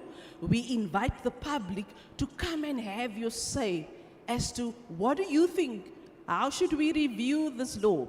How do we review it? How do we improve it, right? Another thing that we should look at, institutionalizing monitoring and evaluation. I've said it over and over, deepen citizen participation, promote evidence-based decision-making. Obviously, we always are going to need to enhance our capacity in Parliament, that we have the necessary technical expertise, that we have the capacity in our committees, and then just to strengthen accountability and anti-corruption measures. So in conclusion, colleagues, with the last slide, Parliament is an enabler of inclusive development.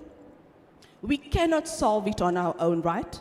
It plays a vital role in lawmaking, oversight, and public participation, including budget scrutiny. I've said it early on. So we need to ensure that there is stronger accountability so that we can improve our socio-economic challenges that we face.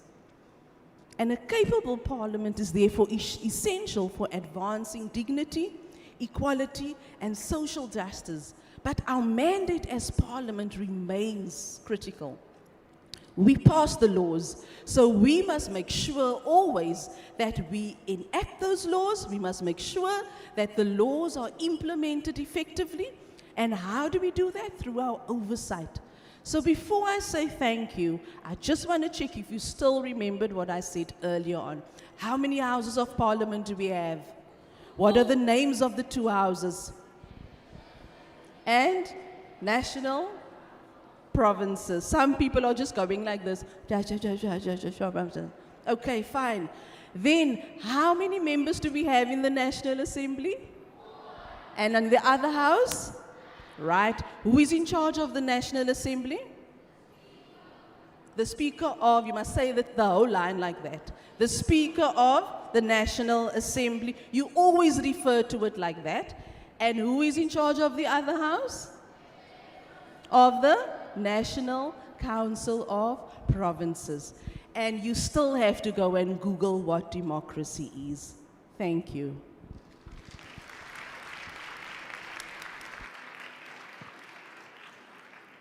Thank you, Dr. Arendse. So just when you thought you had a day off school, what do you know? Back in the classroom. Okay, thank you very much. That was a wonderful presentation and a very useful overview of the key role of Parliament and how it's made up. Okay, we're going to move straight along. Let me invite Ms. Lerato Khoa, who is Senior Researcher for Smart Mobility, the CSIR. And she's going to speak to us about the impact of artificial intelligence on youth skills, development, and employment.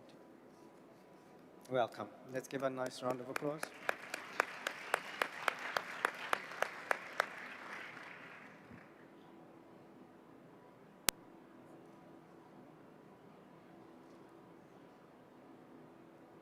Good afternoon, everyone. Can I push this forward?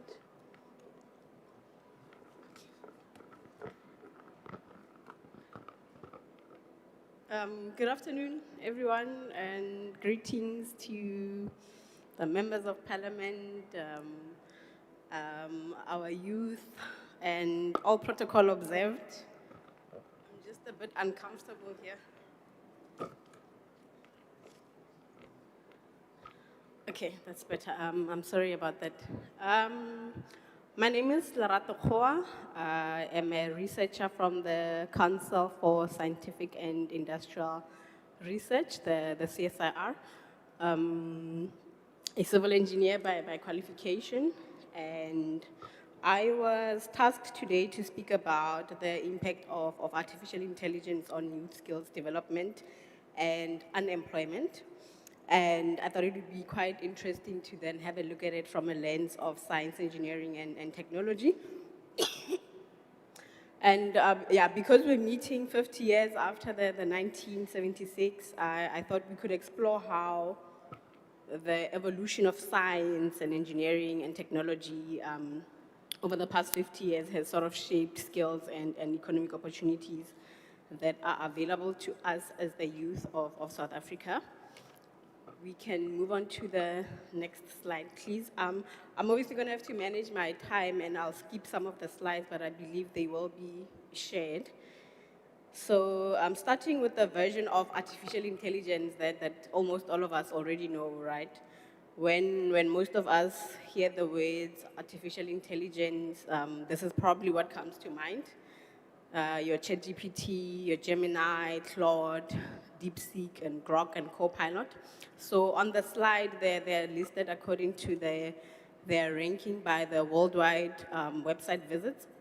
So ChatGPT remains at the largest by web traffic, and then you have Gemini and Claude and the rest just following behind it. But I think what's important to note about the artificial intelligence tools, especially these ones that are on the screen, is they're just products and interfaces of AI, right? They are the ready-to-use services that we have at the tip of our hands. So when Elena uses ChatGPT to explain, to help understand a mathematical concept, or somebody like me uses Claude to analyze a report, we are essentially interacting with the application layer of artificial intelligence. But there's underneath that surface, that application layer, there is a much larger scientific and technological system. And I believe that matters when we start talking about youth skills and jobs, right? If we can please go to the next slide. Yes. Yes, so artificial intelligence is a field of science and engineering, and you have generative AI and large language models, which is your ChatGPTs and Claudes and Geminis, and they are an important branch of AI, but they're not the whole thing, right? So starting on the left of our figure there, we have the methods and scientific foundations. That's the how we build the AI tools. So we have machine learning, which refers to methods through which a computational system learns useful patterns from data instead of us programming manually. You have deep learning, which is a subset of machine learning, and it's based on multi-layered neural networks. Then there's the reinforcement learning, which is about learning through interaction and feedback. So basically, which actions produce better outcomes. We also have our statistical learning and optimization models, search methods, and other foundational models of artificial intelligence. And then in the middle, where it says capabilities, this is what AI can do, right? So this is what the capabilities that the methods can produce, which is your understanding or generating language, recognizing objects in images, processing speech, patterns, and also making predictions, as well as planning and generating new content. And then on the right, that's where it becomes a bit more tangible, because that's the application of AI, right? So if you have a computer vision system that can inspect infrastructure, which is what we have now, machine learning models that predict risk in different types of contexts, artificial intelligence that supports robotic systems in manufacturing, and tools that can analyze medical images and optimize logistics, support precision agriculture, analyze mine safety data or assist as well in transport operation. So then you start to see that the chatbot user is like basically just one participant in a broader value chain, and then there's a slide that's going to come up that shows the value chain of AI.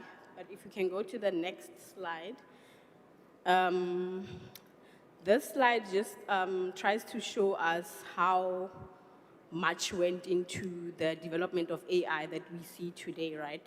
So yes, the public adoption of AI has been very sudden, but the science behind it wasn't so quick. It took quite a long time. So if you start in the 1950s, that's when artificial intelligence as a field of research was formalized. And it happened during a workshop that was held at Dartmouth College in the United States. There's a group of about 20 scientists that came together back then and had a workshop where they were trying to figure out and master this computer self-learning theory, right? And really, when they went into that 8-week workshop, their intention was to come up with AI as we know it today. But they fell short, obviously, back then. However, leaving that workshop and conference, the people that scattered are the ones that then went back to the different universities, your MIT and Stanford, and they are the ones that established the first dedicated AI research laboratories, right? So fast forward 30 years into 1986, then the work on backpropagation showed an effective way of training multi-layered neural networks. So backpropagation basically is just a mathematical model that AI uses to learn from its mistakes.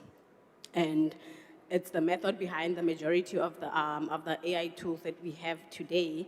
And you might wonder, why didn't we get AI tools then in the 1990s if backpropagation was figured out then? And the reason is because the necessary conditions for scale at the time, they didn't exist at all. So back in the 80s, 90s, and the 2000s, the computers were a bit too weak. And also there was a lack of data, like data was practically non-existent. So back then when you tried to train a network, it would memorize maybe just a handful of photos, and when you try to validate and test it in different environments, it would just fail or it would freeze up, right? So back then in the 80s, 90s, the mathematics and the science was ready, but the infrastructure was not ready. And then things started to change around 2009 with what they call ImageNet, which finally solved this data famine by providing millions and millions of labeled images. So ImageNet was a huge database of images that are labeled, and they were able to train the computers and AI on that data. And then once that was solved, another problem was still the computing capabilities. So back then, like I said, computers only had standard computer processors or CPUs, which they can tackle complex problems, right? But they only do it one at a time. So that means they were really, really, really slow. And that obviously then limited the size and accuracy of the models. So around 2012, there was a group of researchers that then discovered GPUs, which are graphics processing units. And at the time, they were quite well established for use in video games. And these researchers realized that that same GPU can actually handle the AI mathematics at scale. And they created what is known as the AlexNet. So now the scientists have perfected the mathematics and the computing power of AI. And there was still one more bottleneck, right, which was how to make AI understand human language and track long-term context. So basically, although they had perfected the science and the computing, AI still couldn't understand context, right? So you would, I don't know, give it, teach it, maybe give it a paragraph of 30 words or make it read through a word of 30 things, and then it would forget the first few, so it's losing context. And I think that's what was also coming out with the hallucination of AI, right? But around 2017, a group of researchers from Google invented what is called the transformer architecture.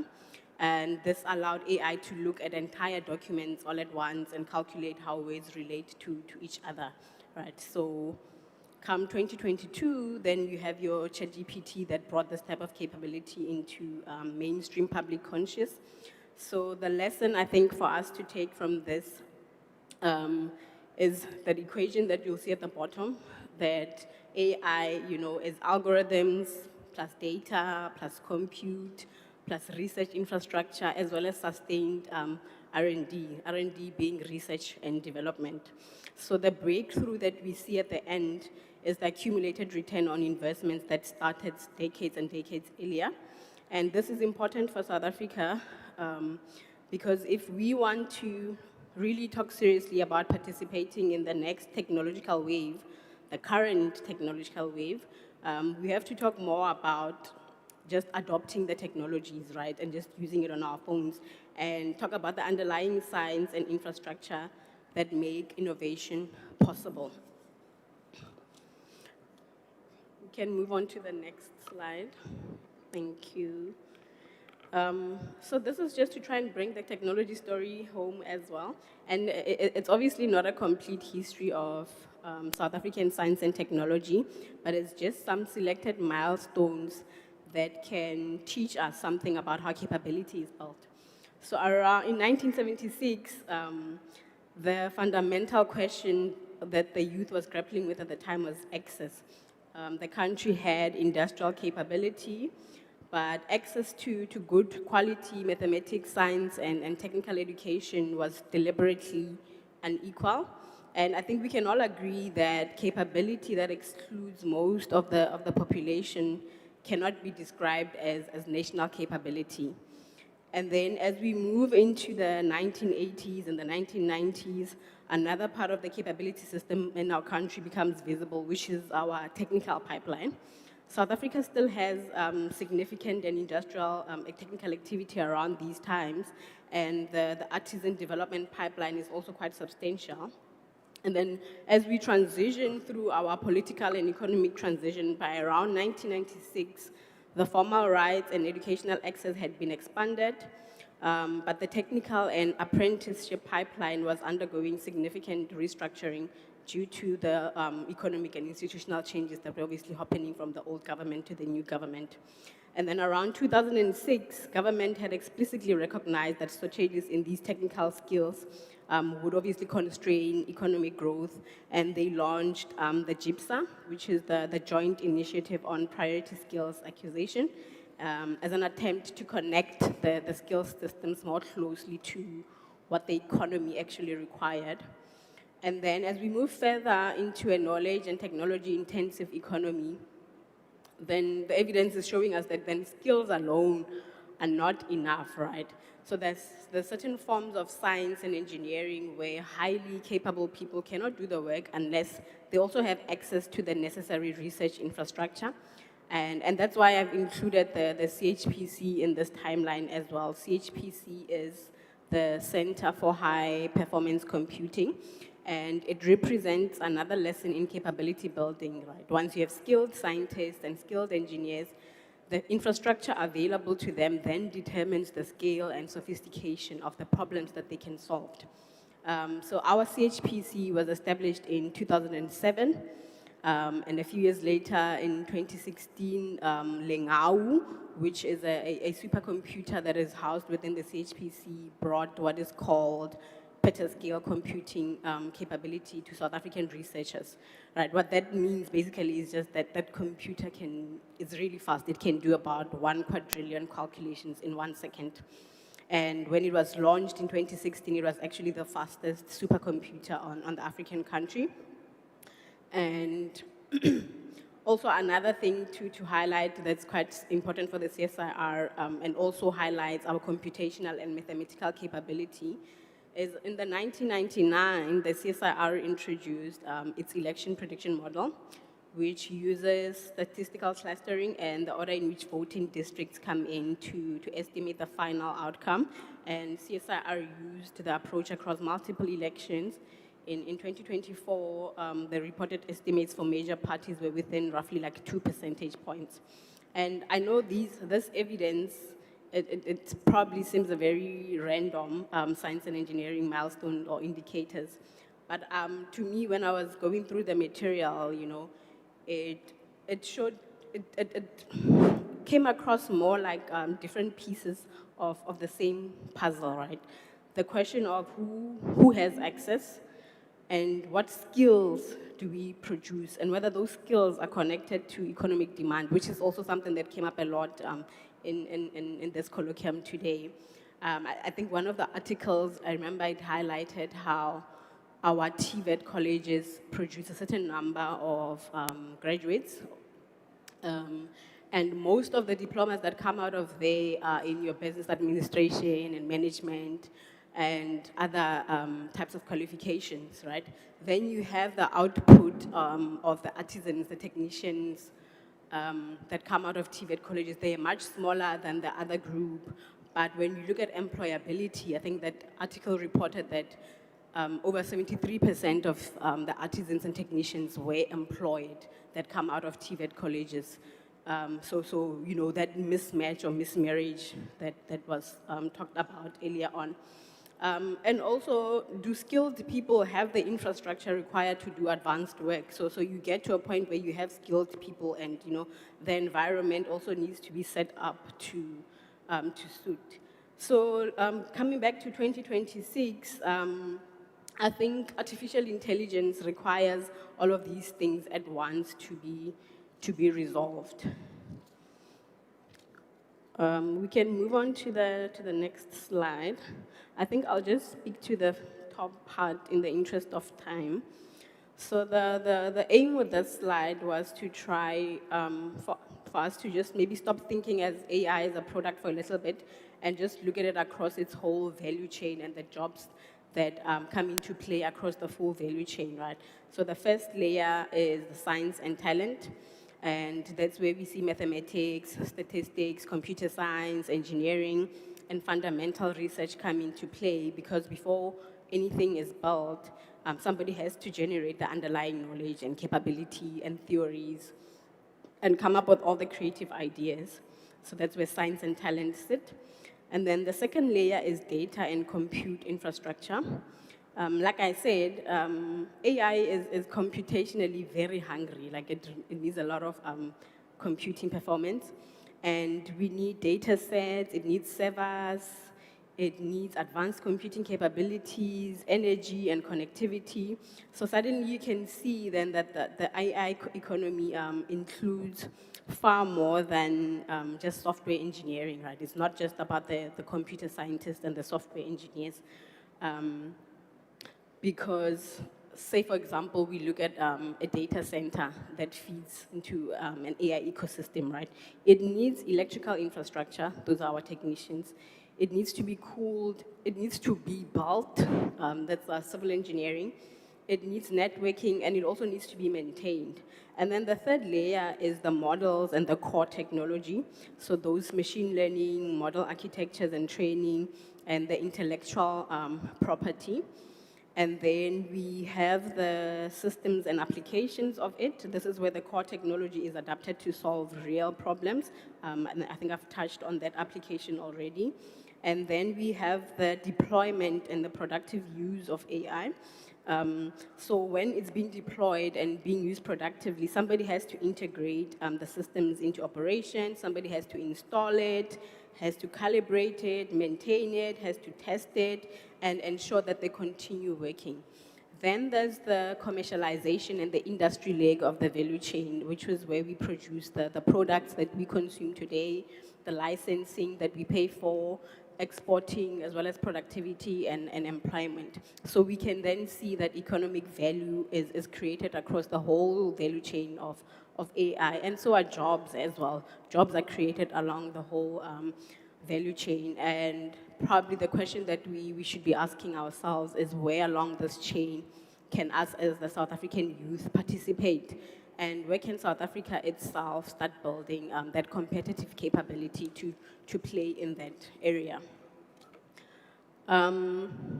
We'll skip this slide, but it just basically documents evidence that shows how South Africa is playing across the value chain. Perhaps to highlight is that there's meaningful participation in certain areas of the value chain, and then there's emerging participation, but there's very, very limited participation when it comes to producing the hardware, so the microchips, and we could also invest into that area. We can go to the next slide. Next, yes. This slide just also serves to give examples of what the CSIR is doing or already does that is AI related. So on the very top left there we have the Language and Speech Technology Project, the Lwazi Speech Corpus, for example. It was created for the 9 South African languages. And we have Q-Fluency that takes that into text-to-speech technology across our various South African languages. And then we also have the Ngiaqonda program. So basically the Ngiaqonda one is implemented to address the issue that we have around learners that don't read to comprehend or don't read for meaning. And it's done in the different languages. So, I mean, with this language and speech application that the CSIR researchers are doing, we can already start to see that they're playing across the value chain in terms of the data, the research, the models, the application, as well as the social use, because we're already piloting it at schools as well. And then in the middle, we have applied industrial artificial intelligence. So our mining research cluster has a trackless mobile machinery digital twin that is, it combines machine learning and data analytics as well as physical industrial systems to assess collision risk in mining. And importantly, I think that work has actually moved beyond just research and it's being commercialized through a partnership with a youth-owned SMME. And then there's Solar AIDD, which is another example, which applies image analysis to photovoltaic modules to be able to identify defects in equipment much quicker than through manual inspection. We also have the National Cyber Infrastructure, the CHPC, and others, and that's what you would have found out about at our exhibition table. And also included is the newly established Transport Safety Lab. This one sits much closer to my own field of work in civil engineering. And basically the lab gives us instrumented vehicle, driver behavior management, simulation, and experimental capability. And it provides the sort of research infrastructure from which AI-enabled transport capability can be developed through either generation of local data sets, particularly behavioral data sets, because when we look at road safety, we know that over 80% of the cause is due to human behavior, so the risk models associated with that. And I think this also just to show that, we do have some capability in South Africa at certain places along the value chain, and perhaps the development or the challenge is really to connect those capabilities into larger economic systems that actually create employment. The next slide is just a demonstration on how much AI technology we are producing, right? We are consuming a whole lot of it. So this is AI-related patent publications per million population by Office of Origin in 2023. I think the numbers come from the National Advisory Council of Innovation. So you can see for South Africa, the reported number is 0.02 per million, and for China is 18.1 per million. And on the diagram on the right, I've translated these into a hypothetical population of, say, 50 million people. So then you start seeing that for South Africa, this gives you roughly one AI-related patent publication per 50 million people. And then China's rate is about 905, right? And that doesn't mean that China creates 905 times more AI jobs than South Africa. And it also doesn't mean that the patent becomes a product ultimately, but it is some kind of indicator, that the amount of patentable AI technology that is currently originating in our country is very, very small in relation to some of the economies that are producing technology at significant scale. And it's just eye-opening for us that we should also be doing more in the research and development of AI technologies and systems.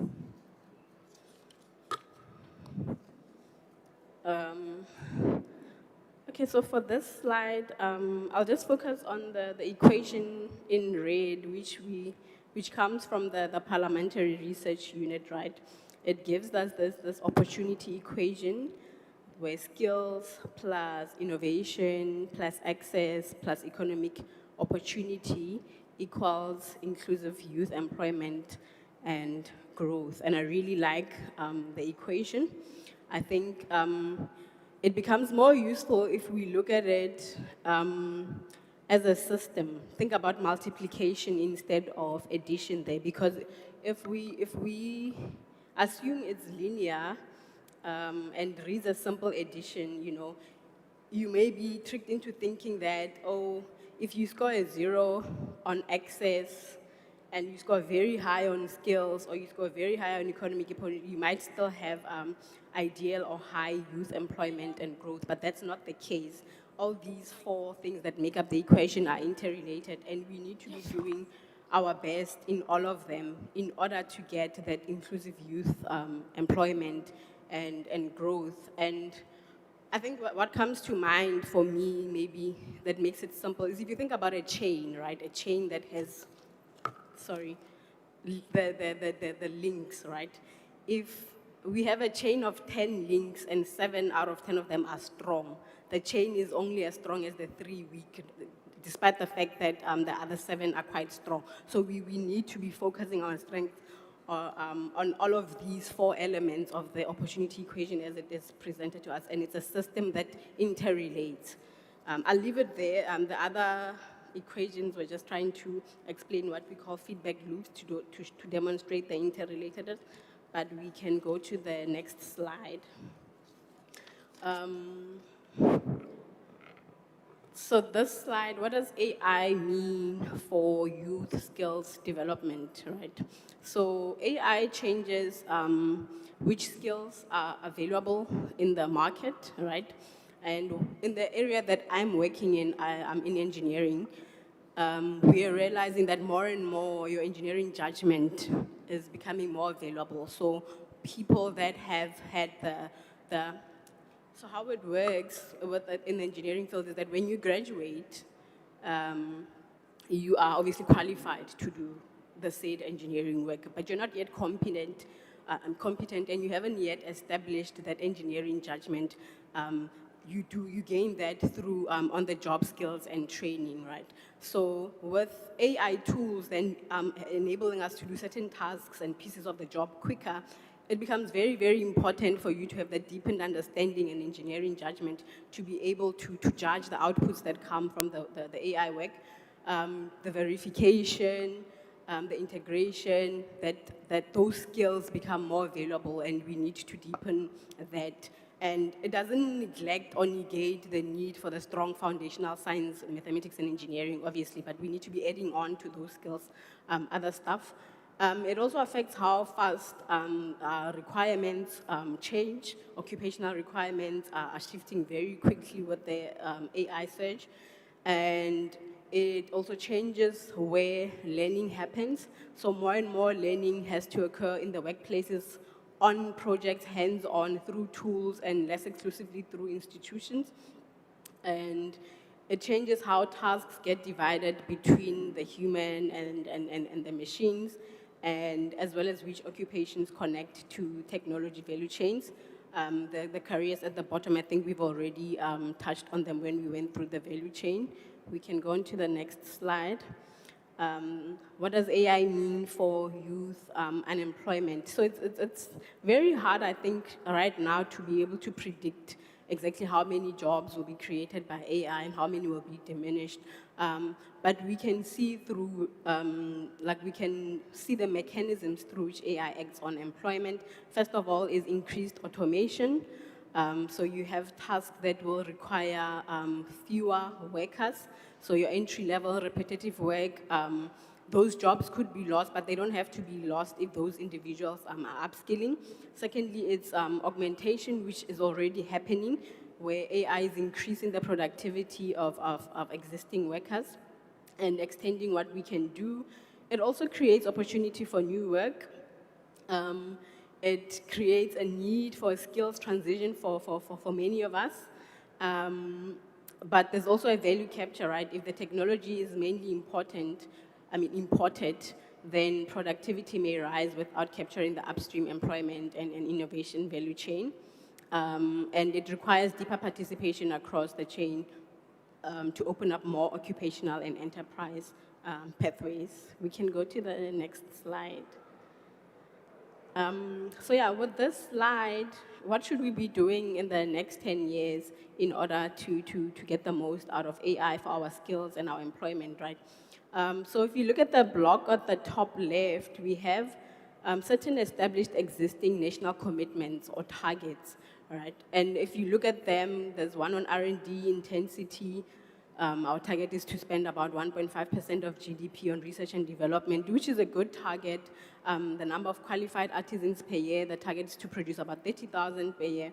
The TVET enrollment, about 2.5 million, as well as what we spend on gross fixed capital formation, 30%. So I think those are all good targets, and we don't need to be changing those targets, but we probably need to be changing the indicators that we monitor in terms of progress towards that, so that we can get a clearer picture of what we should be changing in order to achieve those targets. And I think the government and the various institutions, as well as us as young people, we all have a role to play in how this takes shape for South Africans and for our future. So the government plays more of an enabling role, and then you have the industry and our education systems, which needs to be connecting what we produce versus what the market is ready for.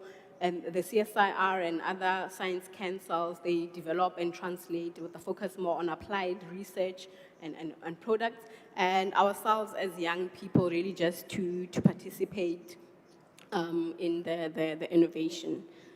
I think that brings me to the last slide, yes. The impact of AI on youth skills and development. Just to round it all up, on the skills side, AI has already changed what we need to be able to do. And these are the different tasks inside of our current occupations. How fast we do those tasks has changed. And if you look at the value chain, we don't want to, as the youth, to be only trained to be AI literate. And we need that strong foundational capability, technical capabilities, as well as domain expertise.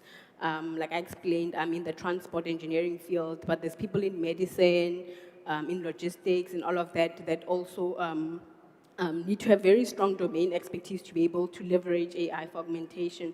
And then on the employment side, yes, there's already automation and augmentation effects that we are seeing. There's new tasks and new industries. And I think our challenge is to not remain at the consumption end of the value chain. And of course, if we do remain on the consumption side, there will be productivity benefits that we get from AI, and we should get them, but we can do way more than that, right? If we strengthen our broader system, the foundational skills, research and development, and we can play more of a stronger role in the value chain of AI. Thank you. Thank you.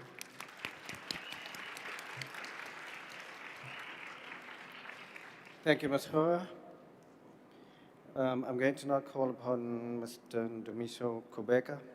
He's the CEO of the National Youth Development Agency, and he'll be speaking to turning skills into opportunity, enabling youth entrepreneurship through finance, capabilities, and market access. Welcome, sir.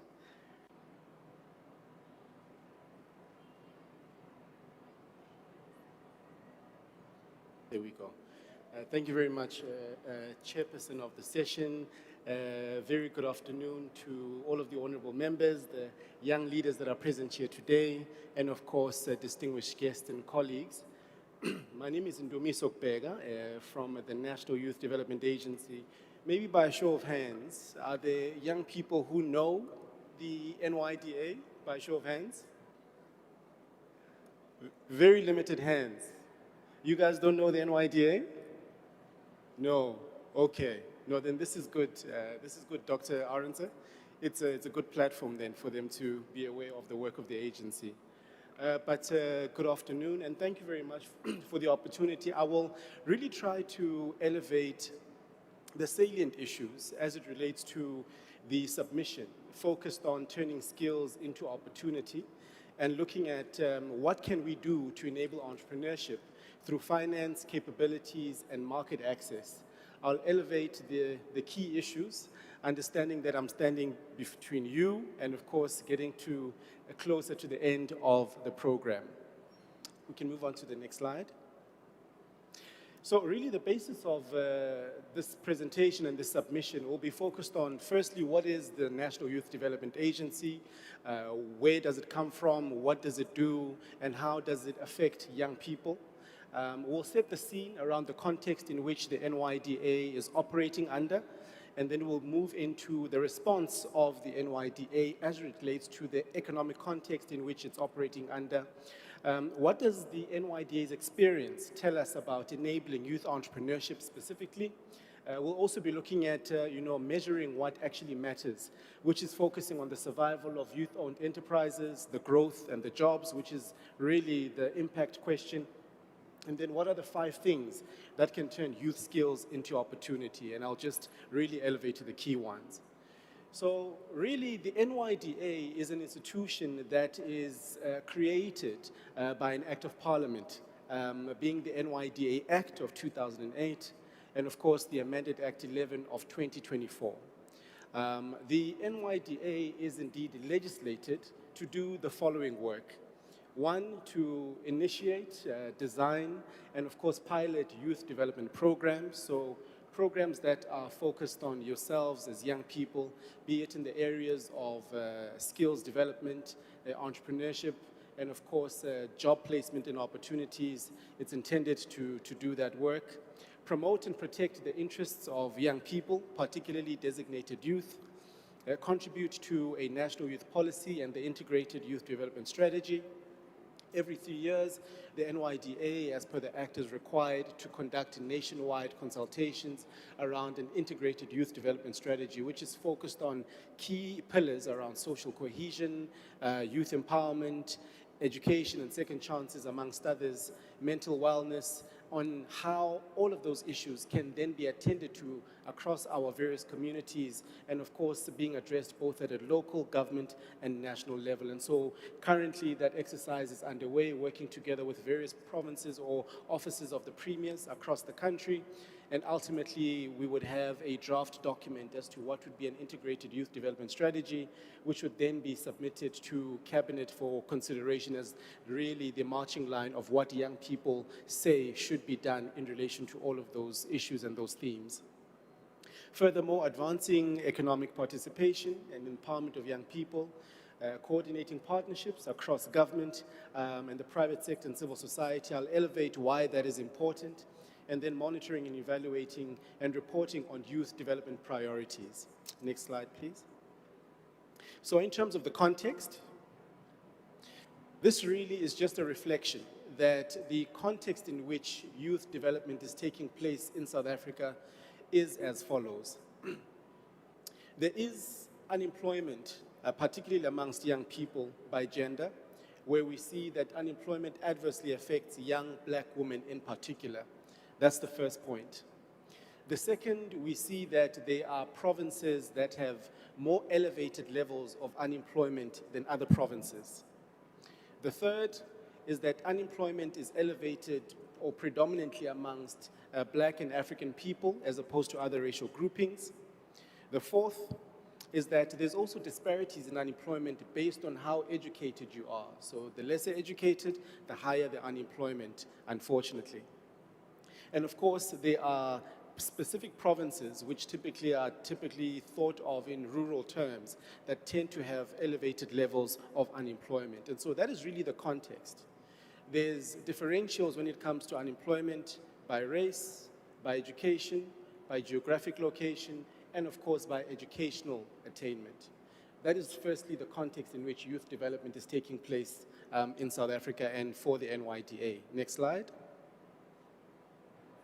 And the number is big, where you see youth unemployment between the ages of 15 to 34, as per the second quarter statistics by Statistics South Africa, being at 47.4%, which is quite significant. And therefore, the question of youth entrepreneurship is located in such a context, where you have elevated levels of youth unemployment, and then there's a thinking around what should then be the role of driving or encouraging more and more young people to be entrepreneurs.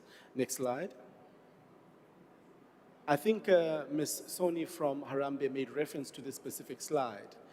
But what it really says is that we are seeing a departure when it comes to economic growth and, of course, growth in employment for young people. The red line are young people below the ages of 35. The yellow line is the GDP growth in the country. So already we can see that there's a big gap between those two lines. The context of the NYDA and other institutions which are responsible for ensuring that integrated youth development happens across all of government and society is in bridging this gap between the growth that we see in the economy and the employment of young people similarly as well. But we're seeing that even as the economy grows or does not grow, the impact on youth employment is quite significant, because when you look at the blue line, that's where you see employment growth for people 35 and above, which is closer to the yellow line. Is that correct? So that therefore says that there's something that people that are 35 and above have that young people below 35 do not have, which makes them closely married to what happens in the economy as opposed to young people. The question, therefore, is what are those things? Is it the educational attainment issues that we referred to? Is it where they are born and where they come from? Is it their gender that's contributing to that? Is it their race that's also contributing? What are some of those things? Or is it a combination of those variables that's contributing to this question? Next slide.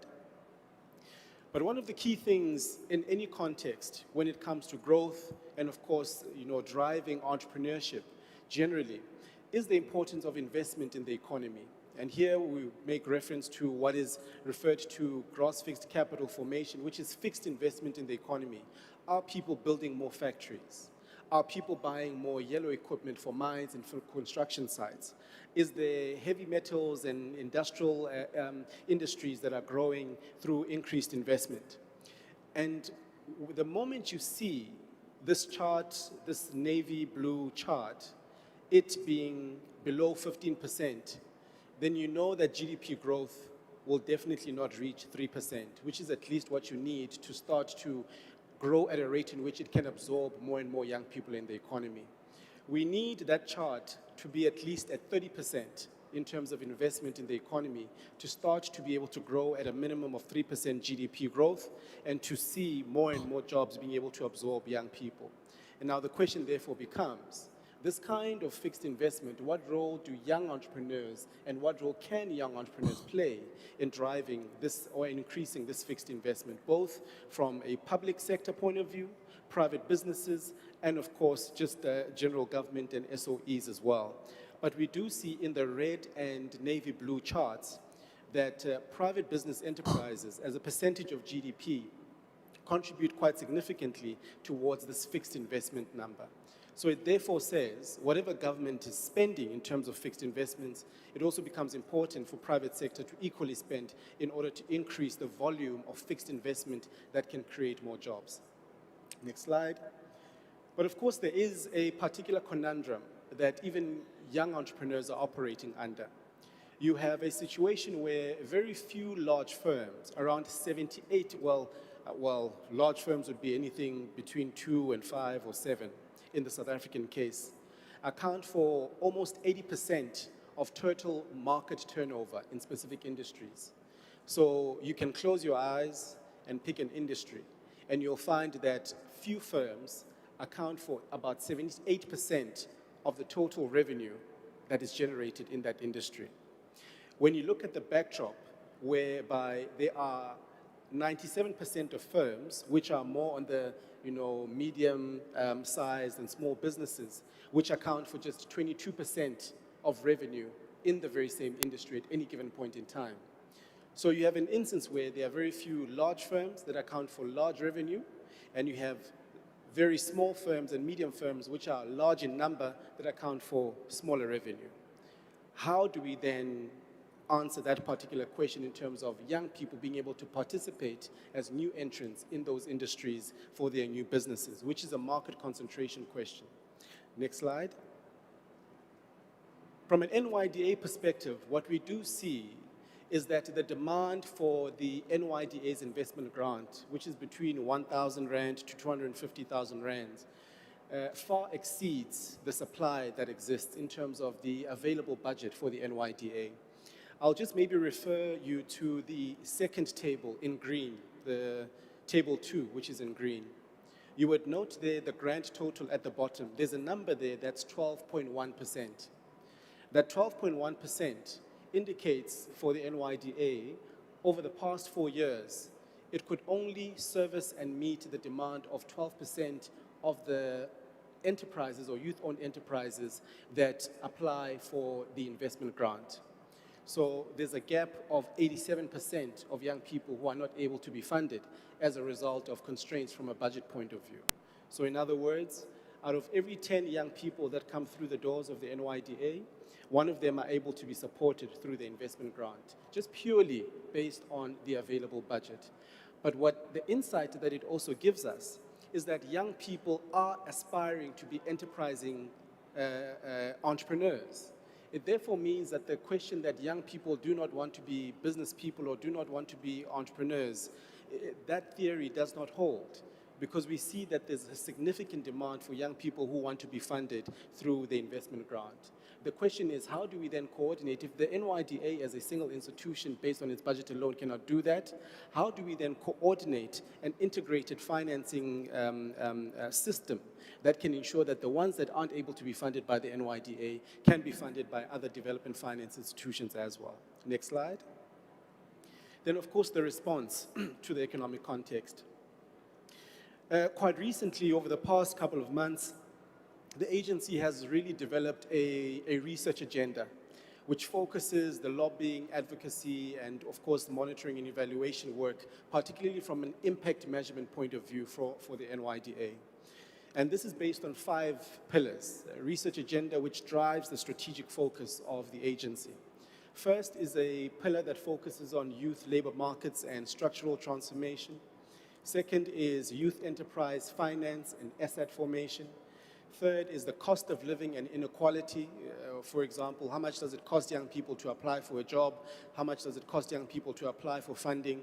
And how do we cater for those things, particularly for young people who come from rural areas who, of course, the question of affordability is an issue, and how can they be supported for their upward social mobility? Fourth is public finance and youth budgeting. Currently, we're engaged in a process in developing a framework, which is a youth budgeting, monitoring and evaluation and auditing framework, so that we're all able to answer, as a country, how much is spent on youth development, and can we account for it in terms of the effects it has, in terms of the numbers that we see at a macroeconomic level, in terms of youth unemployment, in terms of fixed investment, in terms of young people not in employment, education, or training, so that every rand and cent can be accounted for to the extent to which it supports young people or the extent to which it does not support young people. And then finally, the digital economy and the future of work as the 5th research agenda. Next slide. The programs of the agency can really be categorized into 3. The first one is the entrepreneurship development leg, which is really where we drive the investment grants, the business development support, and of course the work that we're currently driving around a consolidated national youth fund, which is to address this 12% challenge that the NYDA has, where it can only support or fund 12% of the demand that it receives. This is further strengthened through market linkages of the businesses that are supported, being linked to industries that are relevant, which are the markets that are necessary for their sustainability, and the mentorship that is required and sector-specific incubation. The second leg relates to work experience and placements, and this is where working together with sector education and training authorities, having internships and placement pipelines, working with private sector partners and public employment linkages, such as the National Youth Service Program. Ms. Soni from Harambee is an important partner of the NYDA, and we work quite closely in terms of these opportunities for young people in that regard, which are pathways for young people who either seek further earning and learning opportunities.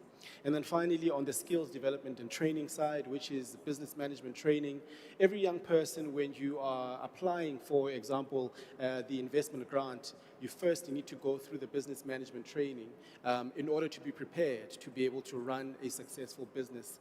And of course, that is supported by the life skills that are associated with that, the jobs program, the scholarships program, such as the Solomon Mahlangu Scholarship Fund, and other sector-specific training interventions based on the demand, which is the focus is on a demand-led lens. Next slide. The investment framework, I think here is just to elevate to the point that working together with the public sector, private sector, international development partners that we have in the agency, and of course driving innovative financing mechanisms. You would hear over the next couple of months the work that relates to the National Youth Fund, and here we're bringing together other development finance institutions to really answer the youth question and the youth entrepreneurship question in the main as a framework. Next slide. We then conducted an impact study, which was then commissioned to look at the role and the impact of the NYDA's investment grant over the last 4 years. These are beneficiaries of the investment grant who were then part of the population. And they were asked a couple of things and to provide evidence of a couple of issues. Whether or not were they better off after an NYDA's investment grant. And I think the findings were interesting. first is that about 68%, 69% confirmed that their businesses were either stable or growing as a result of having received an NYDA investment grant. Their revenues have increased by over 30%. 31% confirmed to either be struggling or have closed, and in the main, it's because they've been vulnerable to various shocks, be it in the industry that they're operating in or in their communities, etc. But all of them would have seen, or most of them rather, their monthly revenue has been up, their monthly profit has also been up as a result of having received an investment grant, and on average, 2.3 jobs have been created by each business, with less than 5% of those businesses recording 0 jobs.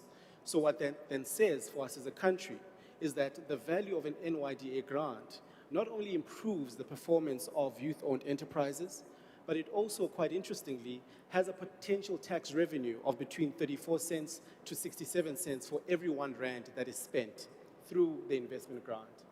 And so the question therefore becomes, how can such work and such investment grants to drive youth entrepreneurship be further scaled up from a development planning point of view to support the 87% demand that is currently unmet in order to address, for example, a youth unemployment question? Next slide.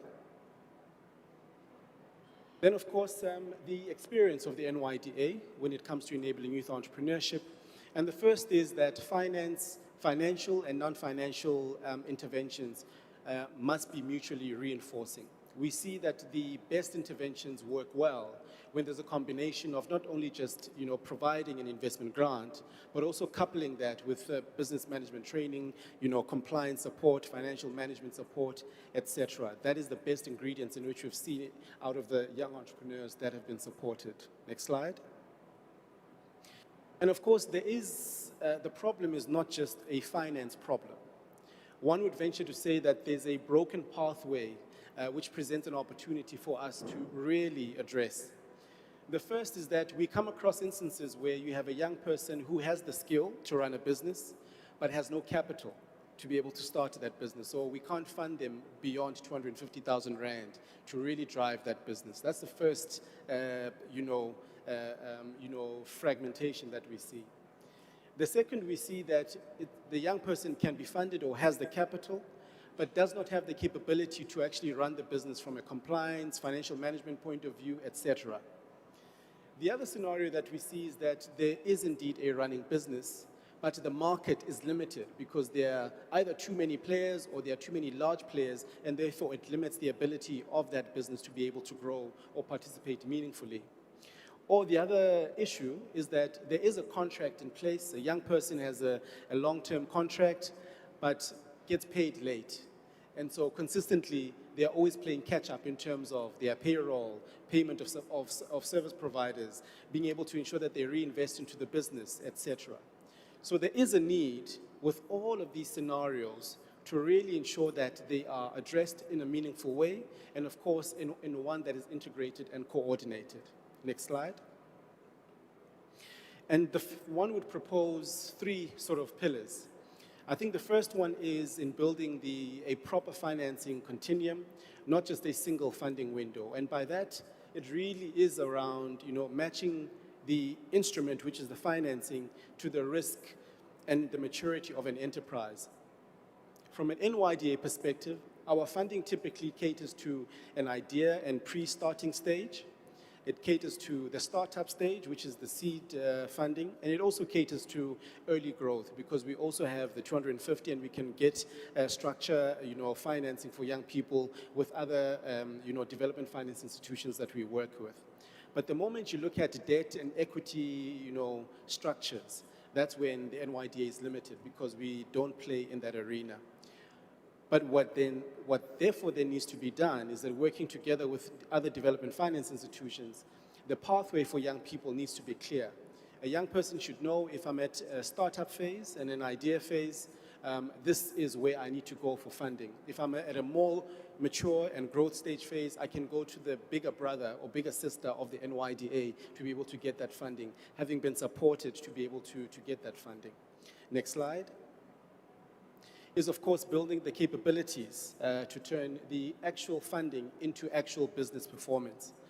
Here, the view is that, capital can buy the input into the business, but the capability to run it really determines how well that capital is used, be it in how the finances of your business is managed, the sales and marketing, the mentorship and networks, and the overall management of the organization and its people. Next slide. And the final pillar is access to markets. And here with, making reference to the role of public procurement, corporate supply chains, and of course consumer and digital markets, given that a lot of the markets are now virtual and quite digital.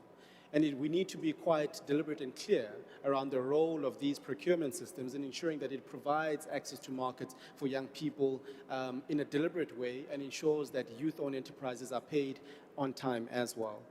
Next slide. And of course, the view around integration is important.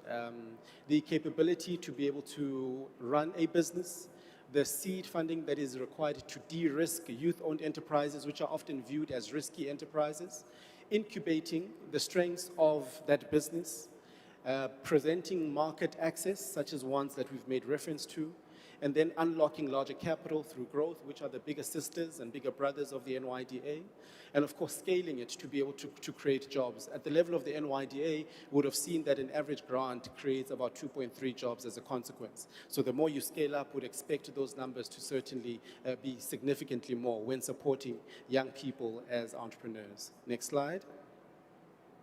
And of course, I think building a stronger pipeline becomes quite important.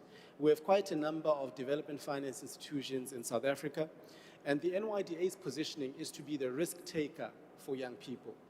The enterprises or business ideas that other financing institutions wouldn't ordinarily finance, the role of the NYDA as an agency responsible for, mainstreaming youth development is in ensuring that the businesses and ideas that ordinarily would not be funded due to maybe perceived elevated levels of risk, the NYDA funds them to de-risk some of those. And what does de-risking mean? It can mean, training those entrepreneurs if it's perceived that once they're funded, they wouldn't be able to run a sustainable business. It means bringing in another partner that can support the pathway from an access to market point of view, or even in structuring a financing instrument that can better ensure that that business has the greatest prospects for success, amongst many other issues. It can mean that from a coordination point of view, working with chambers of commerce, with other departments, that access to specific markets are then facilitated for young people in growth industries that we know can employ more people and are aligned with the competitive positioning of the South African economy and, of course, South Africa's economic strategy. Next slide. Ultimately, the question therefore becomes, so what? After all of this work is done, what are we measuring? The first, I think, the point is those businesses need to firstly survive and be sustainable as something that we measure. The second is that they do need to grow, and the extent to which these interventions are supporting that growth, that's what needs to be done. And the third, which is then the byproduct of growth, is of course the jobs that are created, and particularly jobs for young people. And so it therefore means that when we think about measuring impact, from a public service point of view, we measure it in outcomes and outputs, as it were. We typically would measure the number of businesses that have been funded as an output. But I think there's a need to move beyond that and really ask the question, to what extent have those businesses that have been funded have survived between 12 and beyond 36 months? Are we able to have that determination that businesses that have been funded are still surviving beyond a 36-month period? Because I think it also is a measure of the quality of the intervention. The revenue and customer growth. Are these businesses actually growing from a revenue point of view? And of course, the volume of customers that they're servicing when it comes to the outcome. The jobs that are created and sustained as a result, the movement into getting into larger financing, and of course, ultimately, are South African households better off through enterprises of young people that have been funded and have been supported? Because everything else, I do think, from a policy level, from a program level, does need to be reduced to the level of the household. To what extent are South African households better off as a consequence of programs that are being run to really empower and drive youth development in the country? Next slide. This, I think, is an impact measurement framework that the agency is currently building and working with partners to be able to measure over the next 3 years in terms of the interventions as a case of reference. But I think you can look at it in the slide pack that I trust will be shared with you. Next slide. Here, I think, is just a high-level overview of what that looks like, which is really focusing on the outcomes of the interventions. Next slide. And of course, finally, the 5 shifts that I think are important into turning youth skills into opportunity. The first one is really around matching the scale of support to the scale of youth unemployment. If the question is, we have a neat, population of 9 million young people, or whatever number you would bring forward, the question therefore becomes, is the scale of interventions, both in the public and private sector, at the same scale to address a neat population of 9 million, as a base question? If that's not the case, then it therefore leads us to a second question. What are the kind of programs that can lead to that kind of scale to address a 9 million question for South African youth? Second is the pathways that move from seed grants into working capital and growth funding. At this point in time, I wonder if a young person is clear that if I'm starting off, it is the NYDA that I go to. If I'm at a growth stage, it is DFIX that I go to. Or if I'm a big player and I not only operate in South Africa but want to operate across the continent and across the globe, it is DFIY that I can go to. And have we created and communicated sufficient awareness around the pathway for entrepreneurial development for South African youth, in which we can all know where to go to depending on your stage of development and depending on your stage of maturity? I think that therefore becomes important because it then ultimately informs the industrial development agenda of the country. The third is, of course, judging programs partly by whether enterprises secure sustainable customers. Here, looking at the structure of the economy, where we have a few players who constitute a large portion of revenue in industries, and you have a large number of players who constitute a small portion of revenues in industries. And what is being done from a competition point of view to structure an economy that is competitive and is fair. Fourth is, of course, in opening public and corporate supply chains, and of course fixing late payment barriers because of the implications of these factors. And then finally, coordinating the ecosystem, linking from skills to finance, to the mentorship support, to the markets, and of course measuring the impact as it relates to the entrepreneur. I think that would be the last slide. Almost. This is the last slide. So, colleagues, friends, young people, the test is really simple. In enabling youth entrepreneurship, there are really 3 things that we think are quite important. Is the fact that financing, the capital, it does open the door. The capabilities helps young people to actually compete in the context that we elevated and highlighted earlier. And then the third part, finally, is that the markets allow businesses to survive, to grow, and to create jobs. That is the thesis, and that is the test. Thank you very much. Thank you, Mr. Kubeka. Can I ask the panelists from the last session to please, Mr. Kubeka, can I ask you to come back? Please join me here, Dr. Arendse, Ms. Khoa. We have a bit of time to open the floor for questions and comments.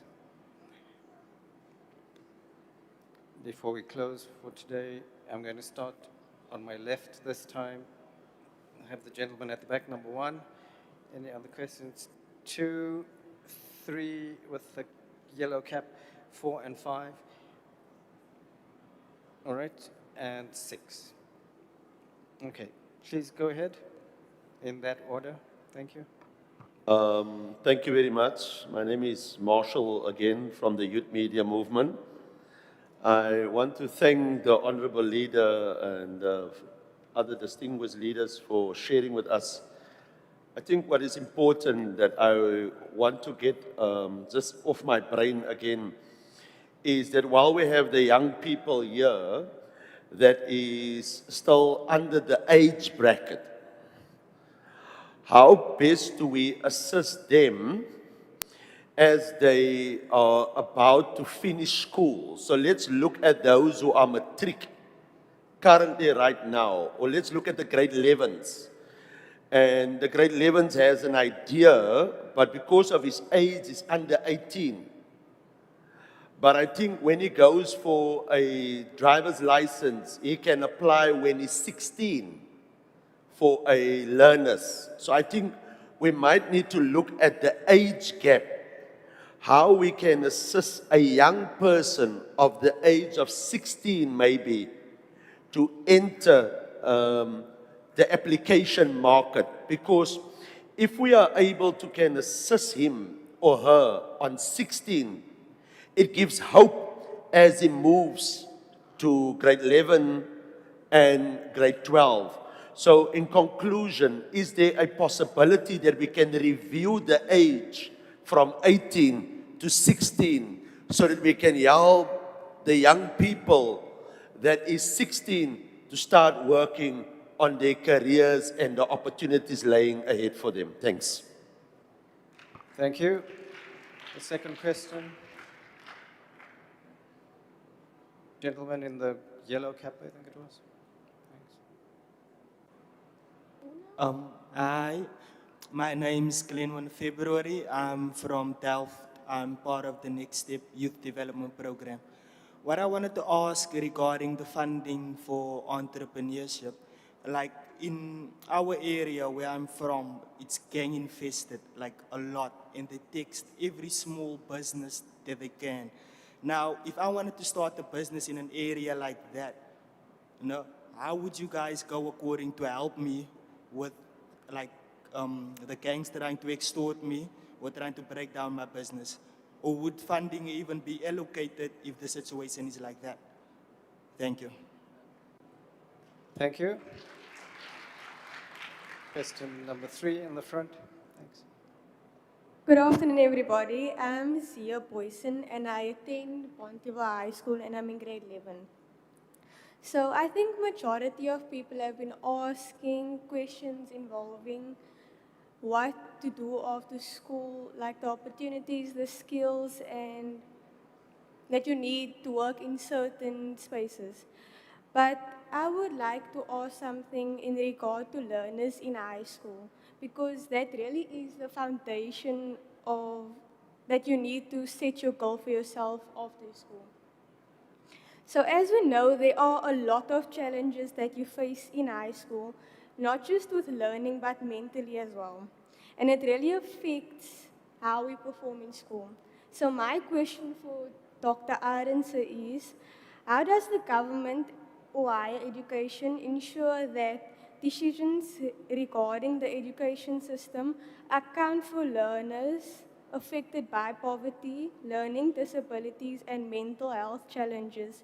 And what measures are there in place to ensure these factors are not overlooked? Thank you. Thank you very much. There were 2 other hands in the same row, and then I go to the row at the back for the last question. Thanks. Good day, everyone. My name is Lihlenda Liso, and I am the director from the Siseko Jokazi Foundation, NPC. I just want to make a comment and ask a question. We keep talking about educating young people, but we cannot depend entirely on traditional education anymore. As a young person, or as we'd call ourselves, I'm a 2K, I'm not going to actively search for a STEM section on major social media platforms such as TikTok, IG, and Facebook. I'm going to consume what's put in front of me on my feed. So what is GCIS doing to push STEM skills and employment content directly into young people's social media feeds? And are there discussions or partnerships with major platforms to make that happen? Are there countries we can learn from that are already doing this successfully? Because simply having these information available isn't enough if young people aren't actually seeing them.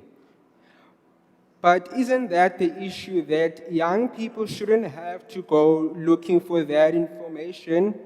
How do we get into that spaces that they're already consuming? Thank you.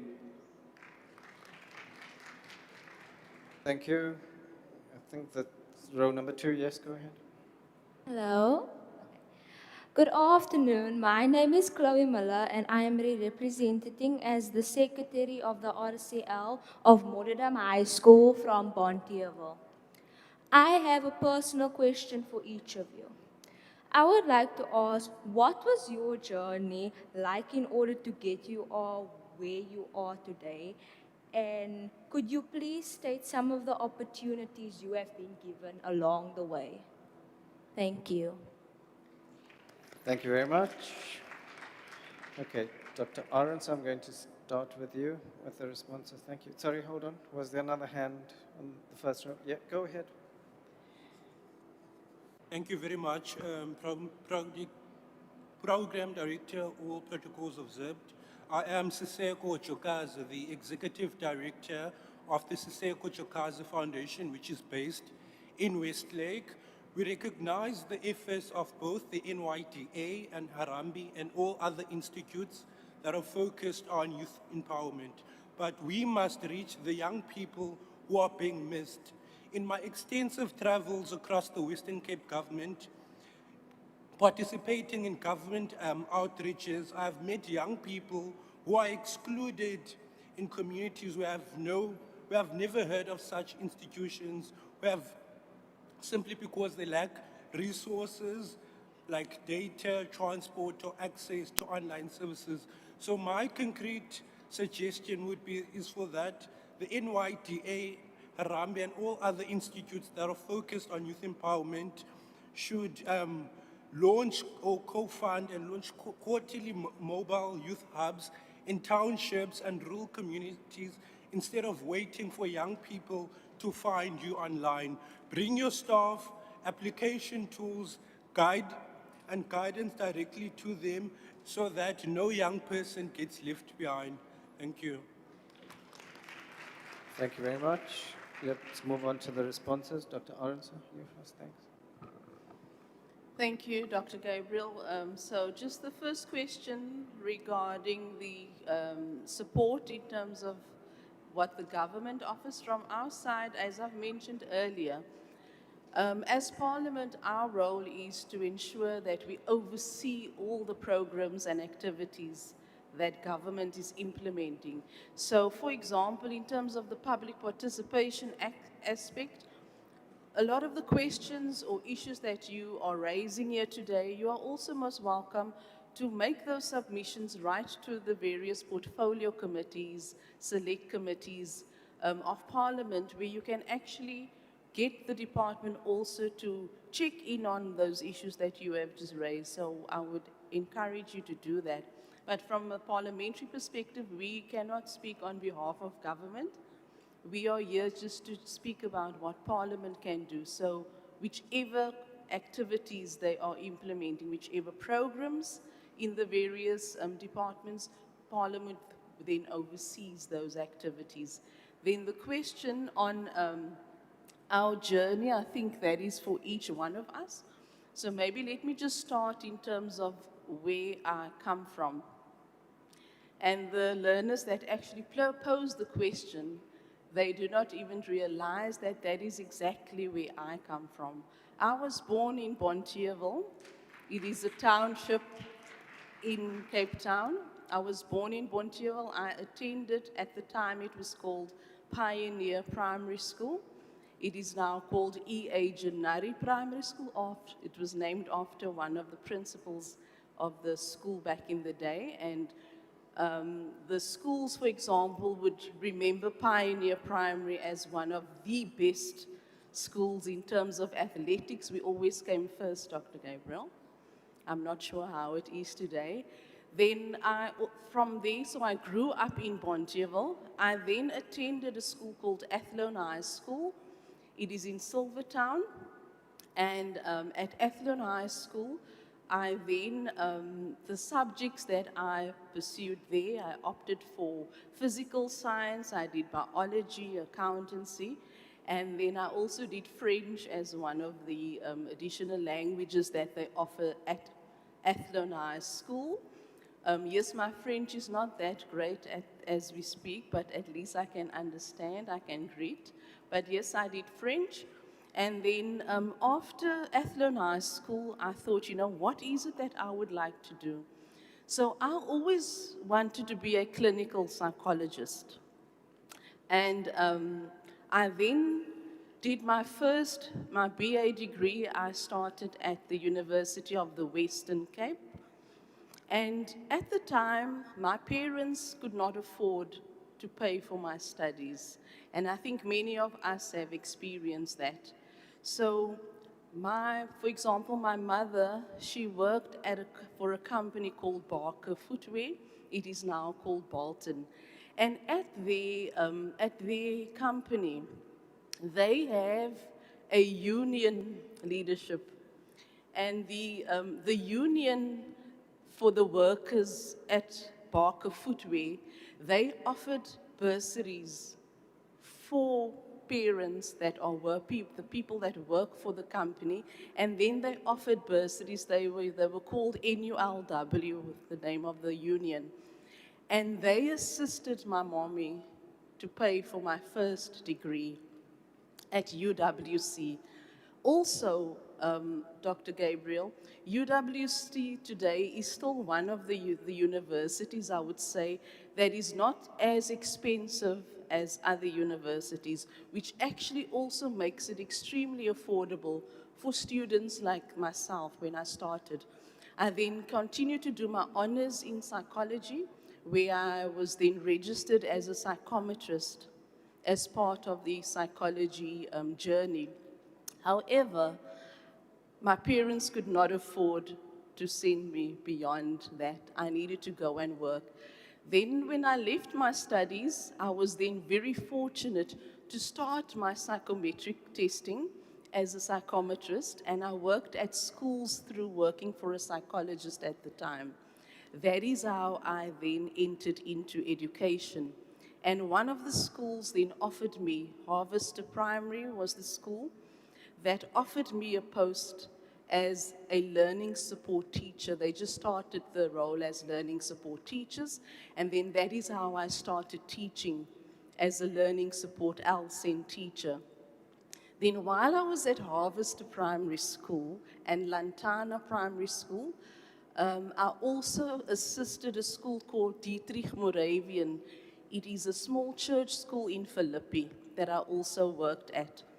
And then through my job opportunity at the schools as the LSEN teacher working in Metro South Education District Office in the Western Cape Education Department, I was then offered, I was fortunate also to tap into the ETDPT CETA learnership, where I could then do my postgraduate certificate in education.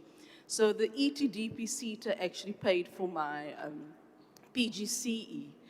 Then, while I was still at the school teaching, I then pursued a master's in educational psychology, which I also did at the University of the Western Cape in the education faculty. And at the time, the lecturers and supervisors that was at the time, I'm not sure if Professor Marman was there at the time, but then they also, through the faculty, they then got funding through the NRF. And the NRF then sponsored my master's. And then lastly, I then, after working for the WCED, I then got the job here at Parliament in 2010 with my master's degree. I joined the Public Education Office as a public education practitioner. And then that same year when I started, the manager of the public education unit, He then encouraged me and he said, why don't you do your PhD in curriculum studies? Do a PhD. And then I was fortunate and blessed enough at the time that Parliament paid for my PhD. That is my journey, and that is how I ended up here at Parliament. Thank you.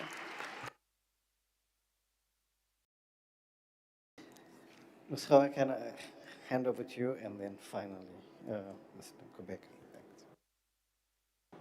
Okay, so I'm going to just respond to the journey one because the others I think are directed to him. Okay, so I come from Northwest Province in Mafikeng, a small town. And I think for me, at school, we were always encouraged to do STEM subjects, right? So, and I didn't particularly struggle academically.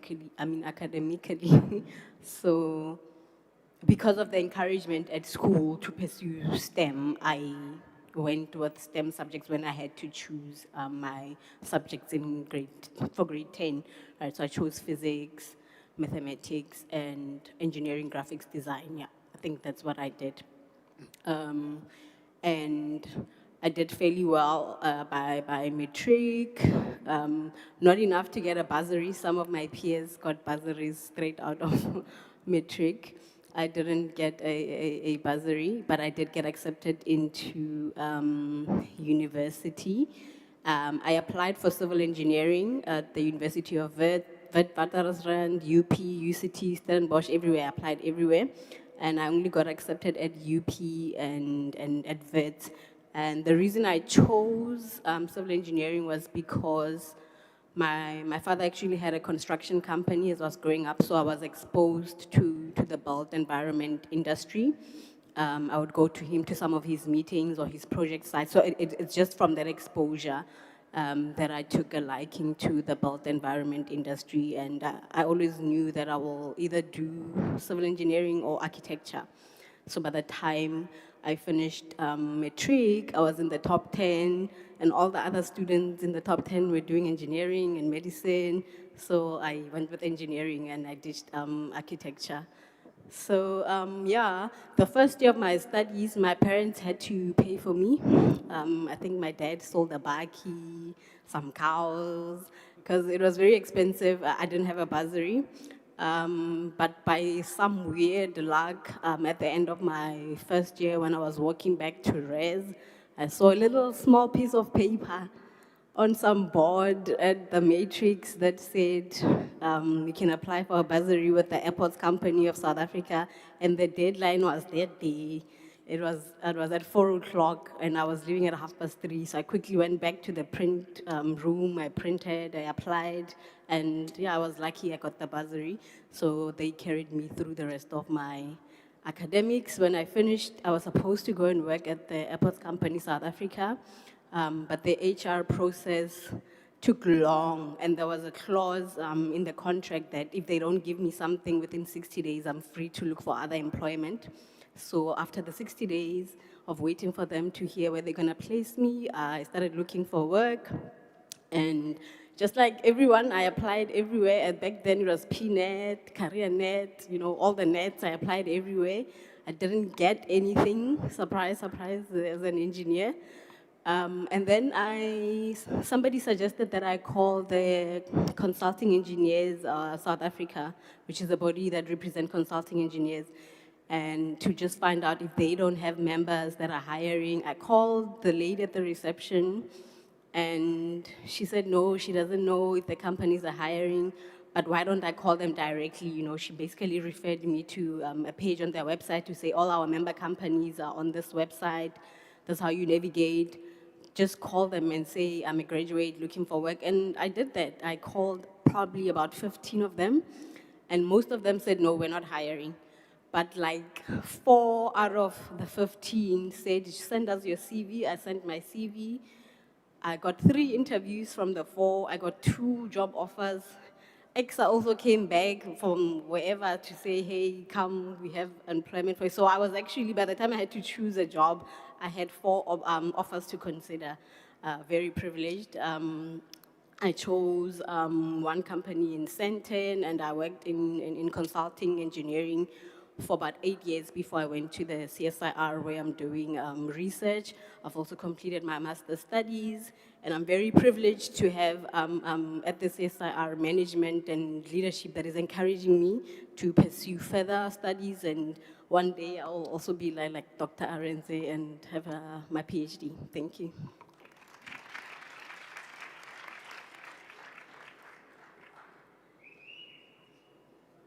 Rebecca, thanks. Thank you very much, Chairperson of the session. I'll just attempt to answer the questions as efficiently as I can.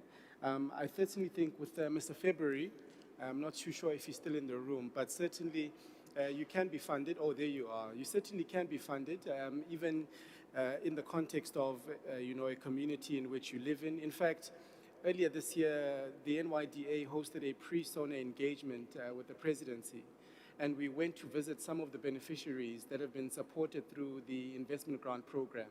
And some of them actually said what you mentioned. They say, okay, guys, thank you for supporting, you funded me, but now I can't advertise my business because then there are people who then come and want, a protection fee or whatever the case might be.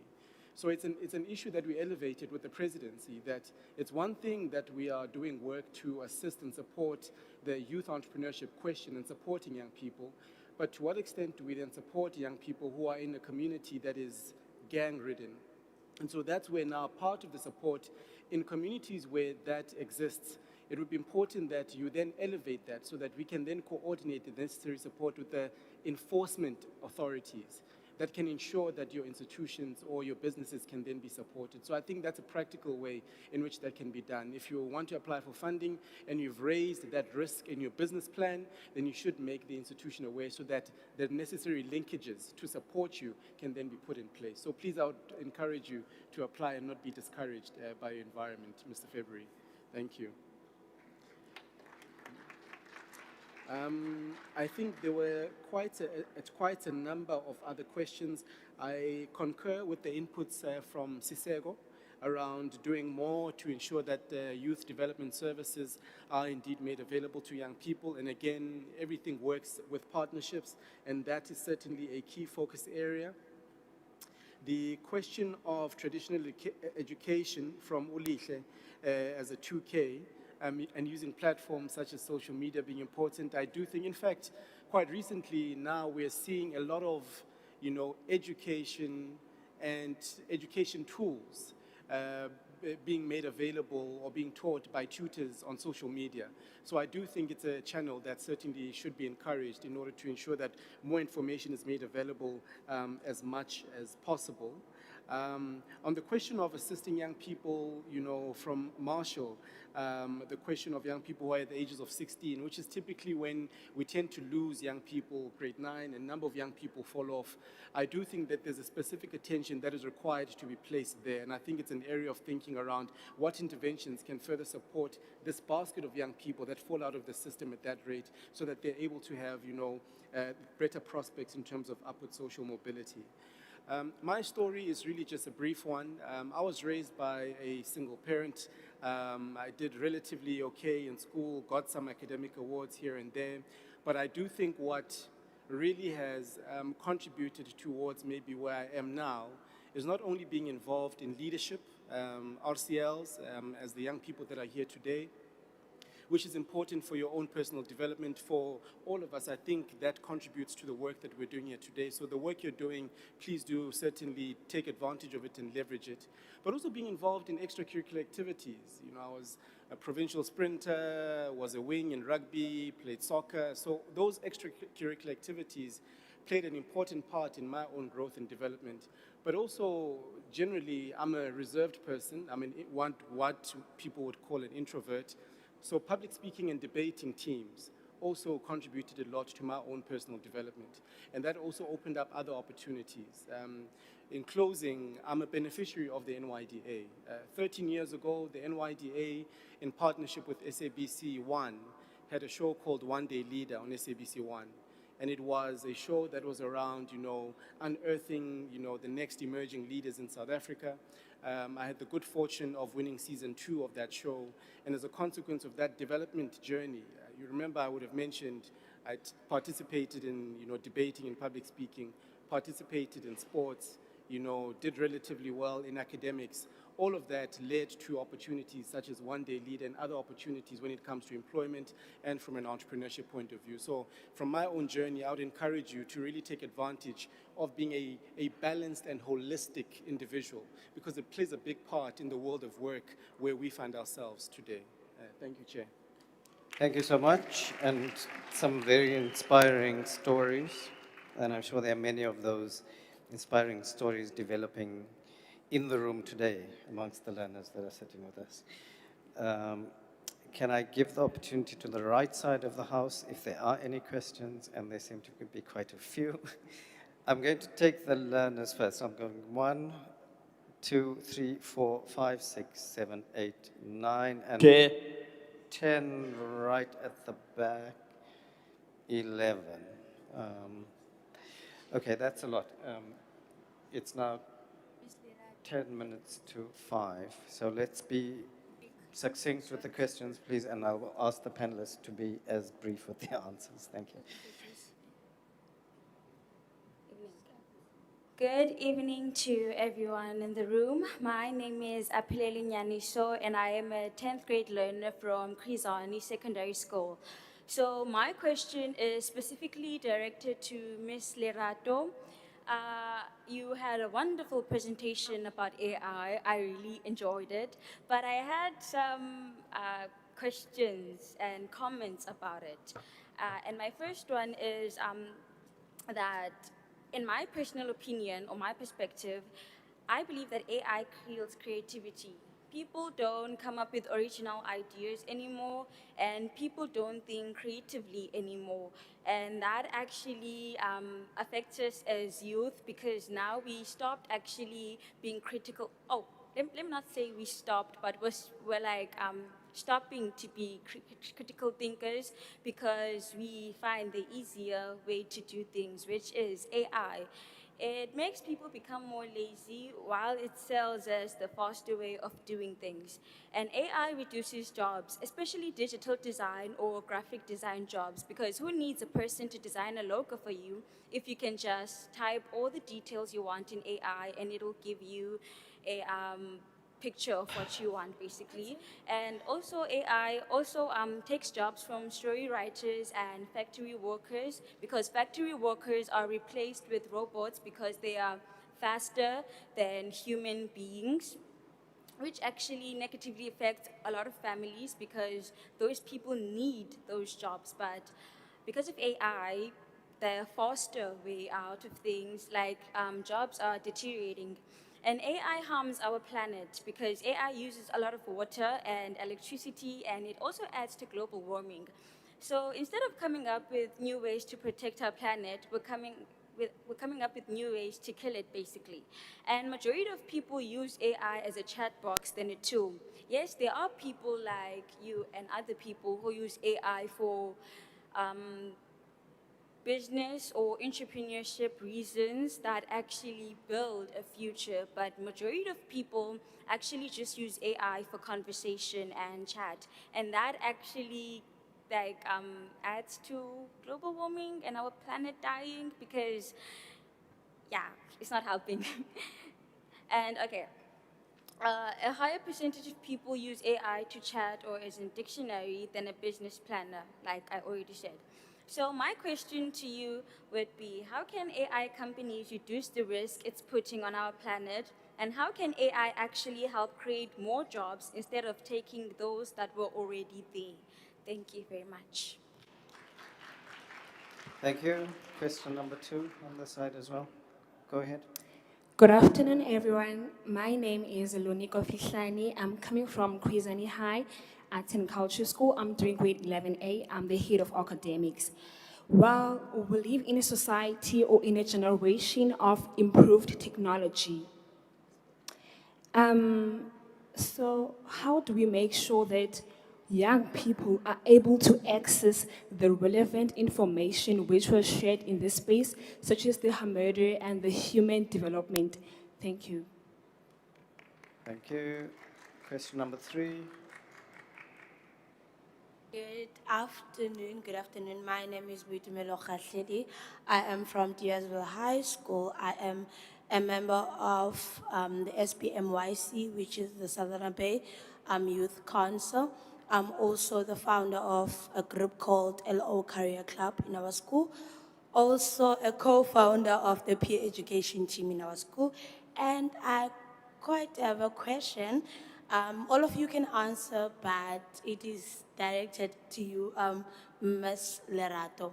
So, what is your take on the evolving fact about AI? Our ability to use our intelligence is slowly decreasing. Our thinking capacity, the minds of learners are becoming more lazy. Instead of asking why, learners look for answers, and they stop being curious about answers because they can easily get access to AI, whereby they ask something and then they just copy it down. Then now when it gets to exam rooms, when that question is asked, they can't answer it because they are used to AI actually giving them the answers for them. Also, how is AI going or will improve, at least work towards decreasing its contribution towards locking our minds and helping the growth without it killing our IQs and intelligence? One of the biggest issues is even though we are looking for unemployment solutions, but AI is slowly adding to the problem we are trying to solve. So can you please answer that? Thank you. Thank you. The next question. Good afternoon, everyone, honorable members and the presenters. My name is Letono Lora Moroka from the Parliamentary Constitutional and Legal Service Office. My question will be directed to the CEO of NYDA. It's simple. I just want to ask, how does the NYDA plan to tailor its grant fundings and enterprise support programs differently for the rural communities, for the high unemployment provinces, differently from the urbanized provinces like Gauteng and the Western Cape? I think my colleagues touched a lot on AI. I will not touch on it. Thank you very kindly. Thank you. Sorry, before you go ahead, we skipped the learner at the back. Yeah, please go. Good afternoon, Program Director, honorable members of Parliament in absentia, distinguished guests, fellow learners, ladies and gentlemen, all protocols observed. My name is Tyler from the Saldanha Bay Municipality Youth Council. And as the Junior Council, recently we had an induction workshop where we spoke about certain themes.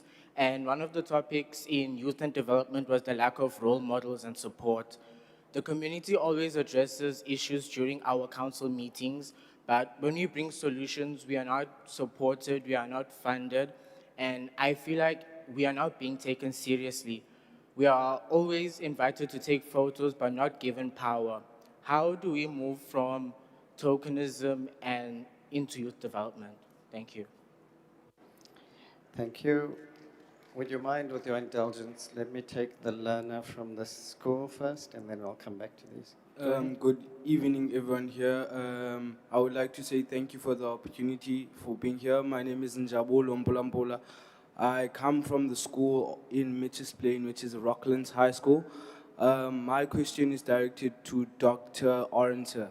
Dr. Orenser asked us, what is democracy? Can you please define it in your own words? And the other question that I had, do you think that we still live in democracy?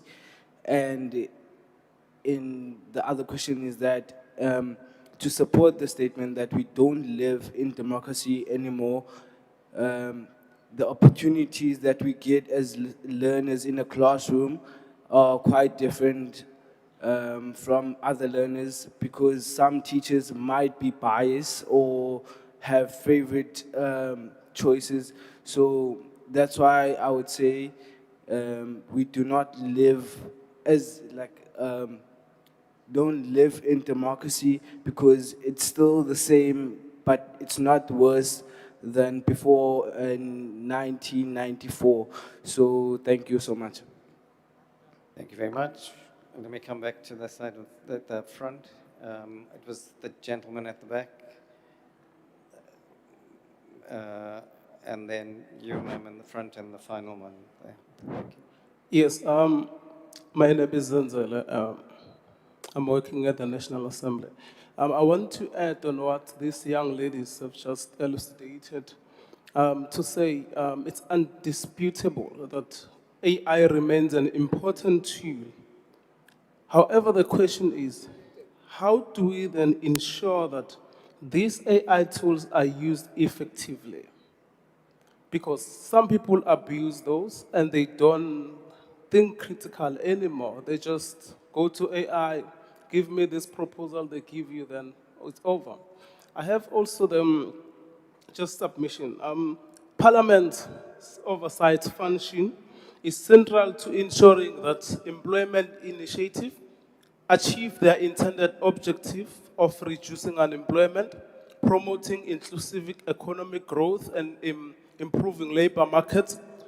The Parliament is mandated to oversee the executive authority and hold government departments accountable for implementing legislation, spending public funds, and achieve police objectives. So, in my view, the parliamentary committees ought to critically scrutinize the existing programs that aim to ensure or to resolve employment. And the parliament must always ask critical questions to ensure that those programs are implemented effectively. So, usually, the department comes to parliament to answer questions. The committees need to ask, how many graduates have you hired? Give us the numbers.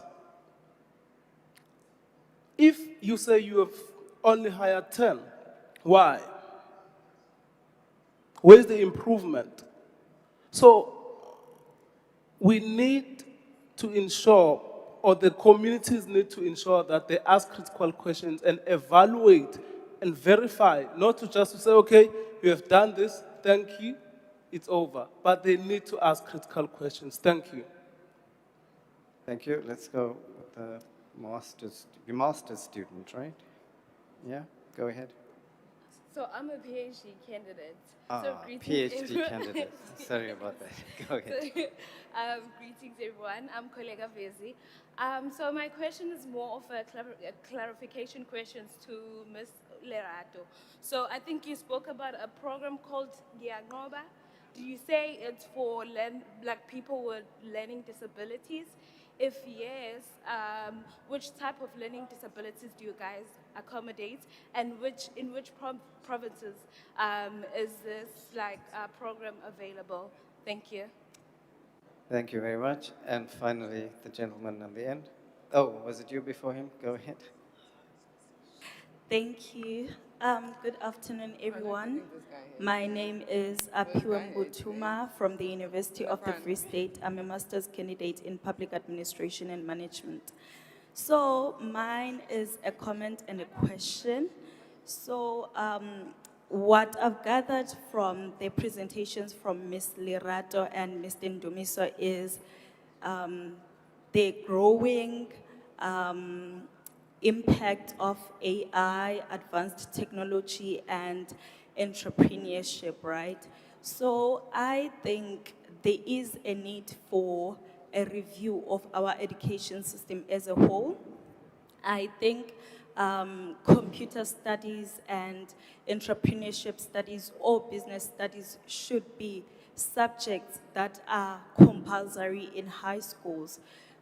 This is mainly because there is also a number of matriculants that do not get into university when they've completed matric, and now, if we implement or rather have these two subjects as compulsory in high school, at least we will be capacitating them with the necessary business skills or business knowledge and ways to use the or navigate the advanced technology tools.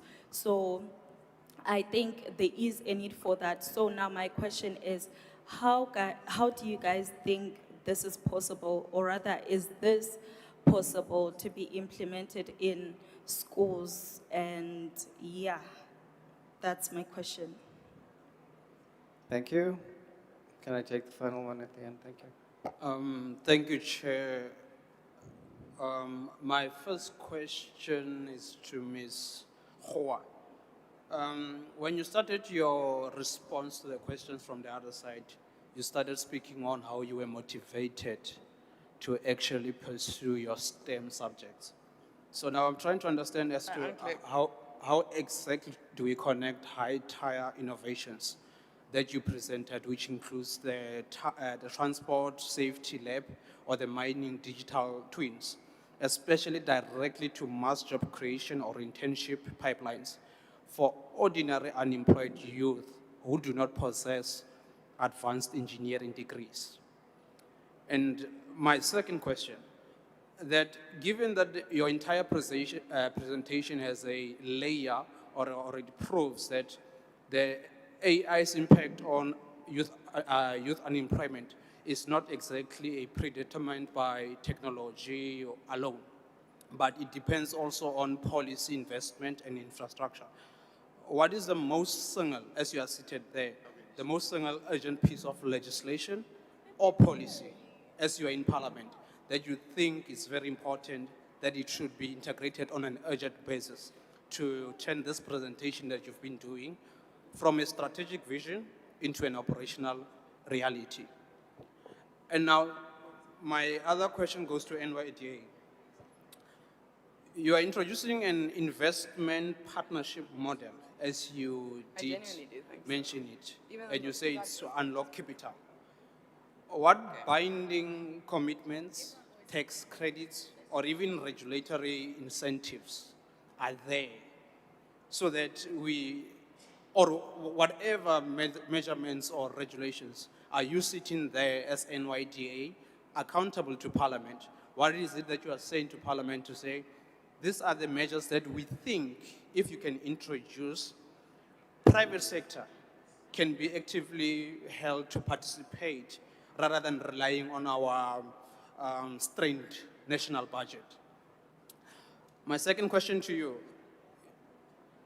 NYDA says it's pivoting to skills for economic demand.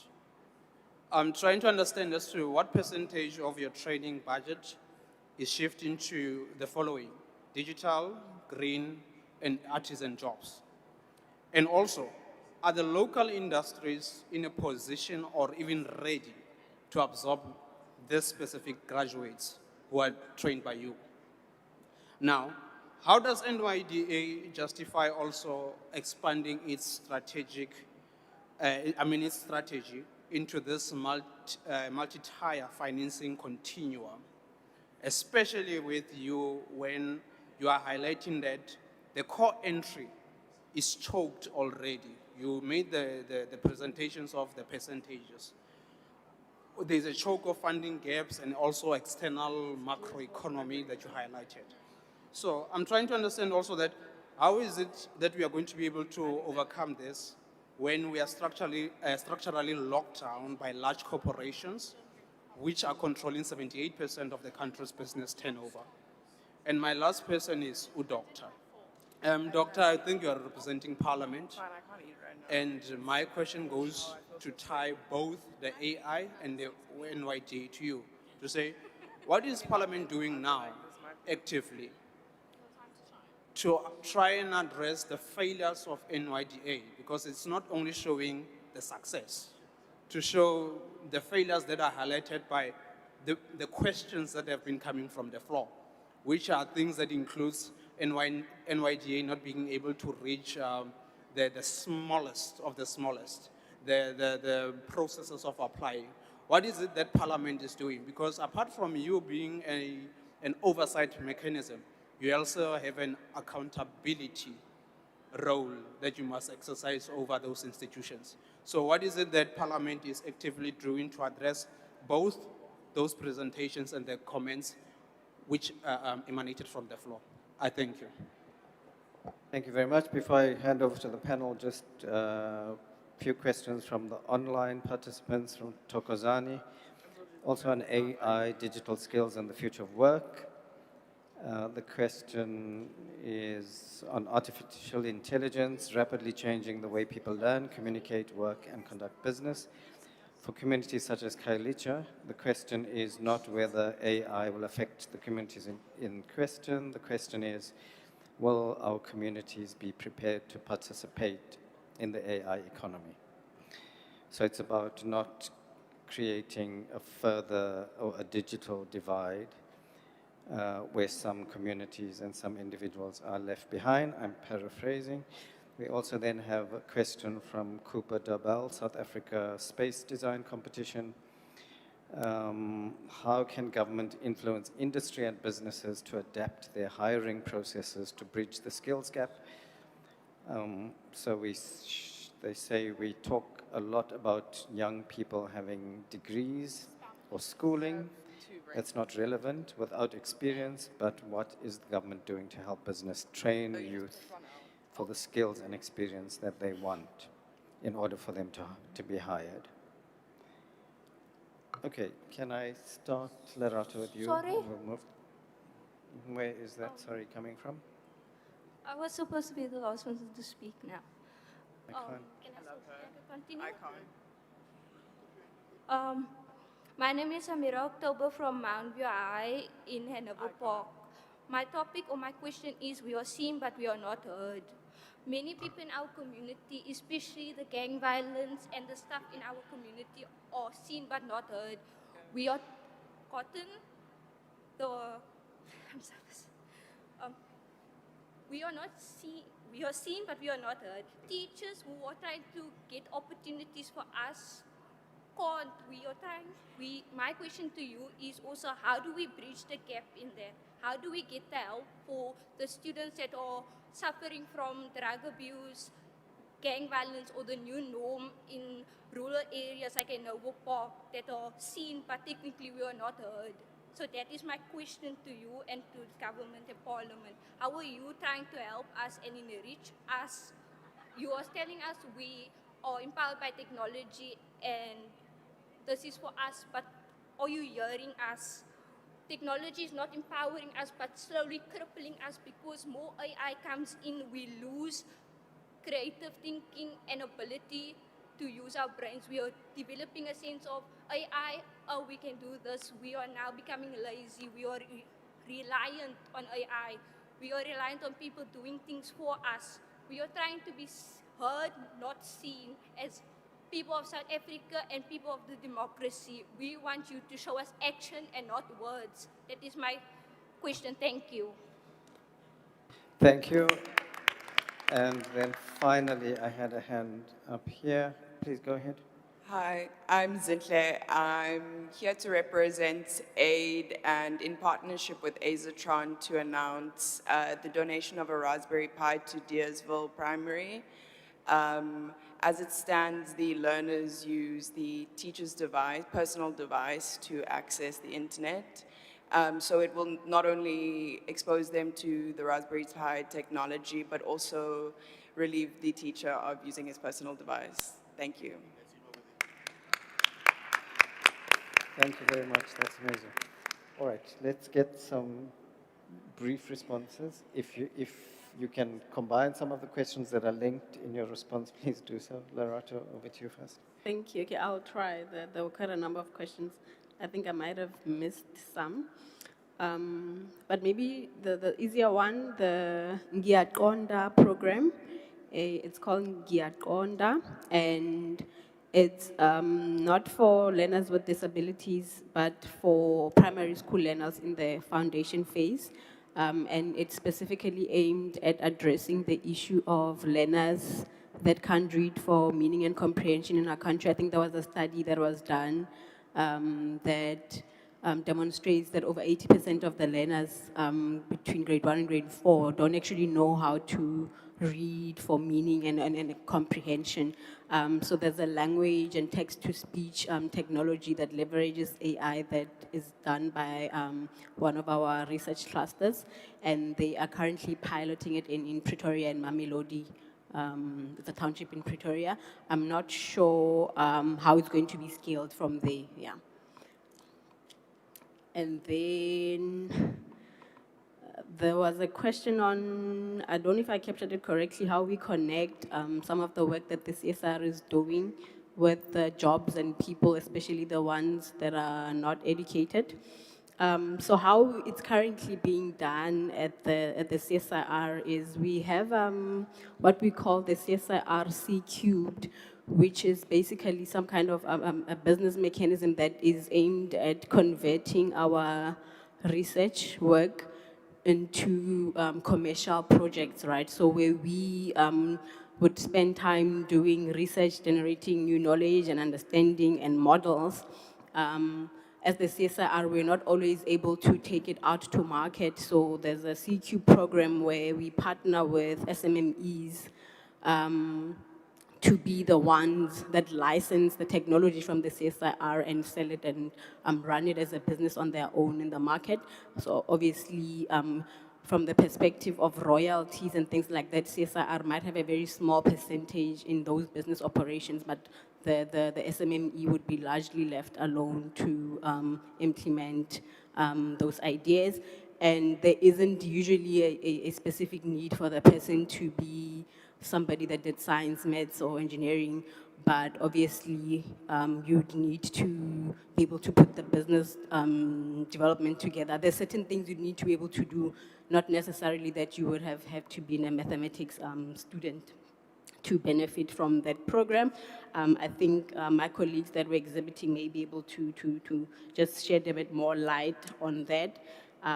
There was another question on the policy. I didn't quite get it, but I think we can also discuss it just off of after this on the floor.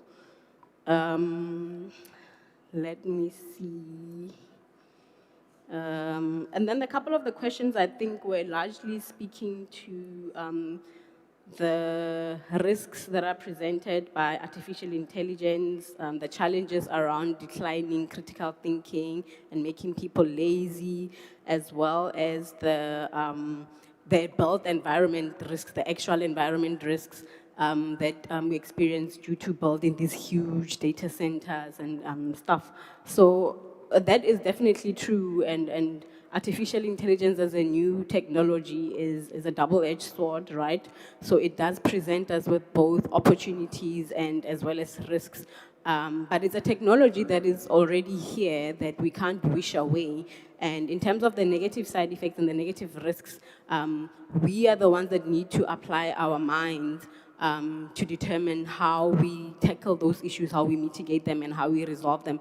In terms of the environmental stuff specifically, there is a lot of work that is done around more sustainable materials, more sustainable processes and methods to reduce the impact of rapid development on our environment. The other question, I think, was on the review of our education system, which is also linked. We need to change our education system. We need to change how we train. We need to change how we examine, how we assess outcomes and competencies.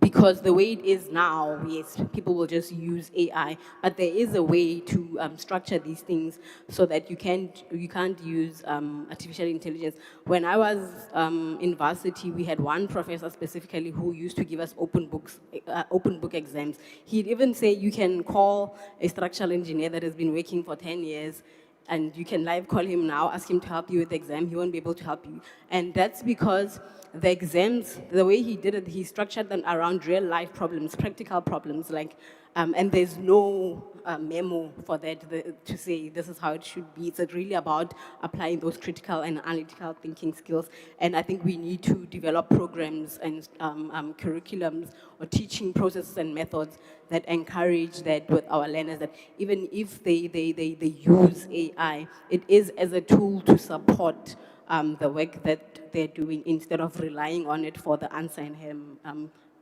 not performing well. I don't know if I've covered everything, but I can see I'm getting an eye. Thank you. I think to all the panelists, when you have time to consider the questions, we would welcome some written responses, and we'll include them in the report as well. Demiso? Thank you very much once again, Chair. Just two quick ones on my side. Lihlonolo, tackling funding for young people located in rural areas, the approach. So what has been done over the last 10 months, since I guess we've been in the agency or so, it has been a review of a rural development strategy, focusing on young people located in rural areas as a case in point. This has now led to a process whereby we are also now reviewing the investment grant policy in terms of the extent to which it's able to accommodate and support young people in rural areas and accommodate young persons with disabilities as well. Acknowledging that there can be biases that are there in a policy if not properly considered, if you have or don't have a disability strategy or a rural development strategy. So that is work that is currently doing, which then would inform the reviewed grant policy and the criteria associated with that to address that specific question that you've asked. So that is work that is currently being done, acknowledging that specific gap.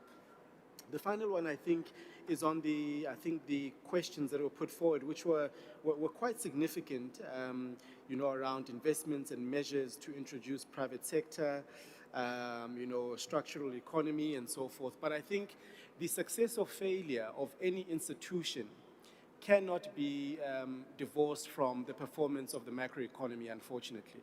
So the question therefore becomes that, particularly for government institutions, the levers for addressing macroeconomic issues are fiscal policy, industrial policy, and monetary policy.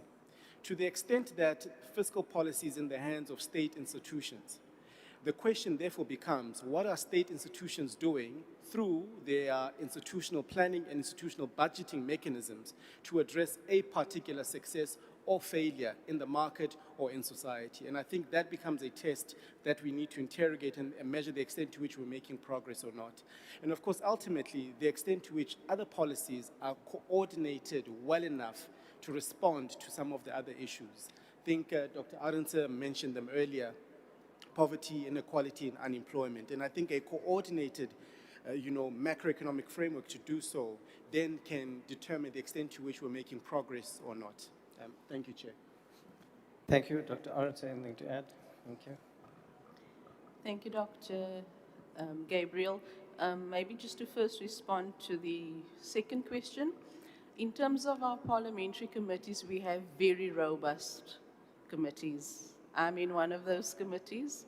And we also have the Portfolio Committee on Women, Youth, and People with Disabilities. And I think the CEO, as he's seated right up here, he can attest to the fact that they have to come and account, and the committee is extremely robust in their engagements. So sometimes we not necessarily, we don't maybe follow, for example, when our committee meetings are streaming, then I would actually encourage you to kind of also look at the streaming on the YouTube on our parliamentary website, where you can actually see how robust committees are. And if the committee feels that you are not responding adequately, you come back, and there are various parliamentary mechanisms in place as well to pursue beyond just, the robust engagements. Then just shortly, Dr. Gabriel, in terms of the question, the learner that has left already, but for the rest of the learners here, around in terms of our democracy, as South Africa, we have what we call a constitutional democracy. And just the fact that you are all here today is an example of how we are also able to exercise our rights in terms of public participation, making our voice heard. But I would want to encourage you as learners to also go, if you don't have a copy of the Constitution, but also Google the Constitution and go have a read on Chapter 2 of the Constitution, our Bill of Rights. That chapter really tells us exactly which rights we have, our freedoms, freedom of expression, etc. But I also would like you to look at Section 36 of the Constitution. With all the rights that we have, there are also limitations to the rights where we need to also be able to know that, yes, we have a right to freedom of speech, but you can't also just say whatever you want to say, whenever you want to say, so there are limitations. So please to go have a look at Chapter 2, the Bill of Rights, and that explains to us what our rights are and also the limitations to those rights. I think that covers my questions. Thank you very much. So all that is left for me to do is just to indicate what are our next steps. We will, of course, complete the report of today's deliberations and inputs. We will include recommendations where they're relevant, as well as the presentations that were delivered. These will all be published on Parliament's website, www.parliament.gov.za.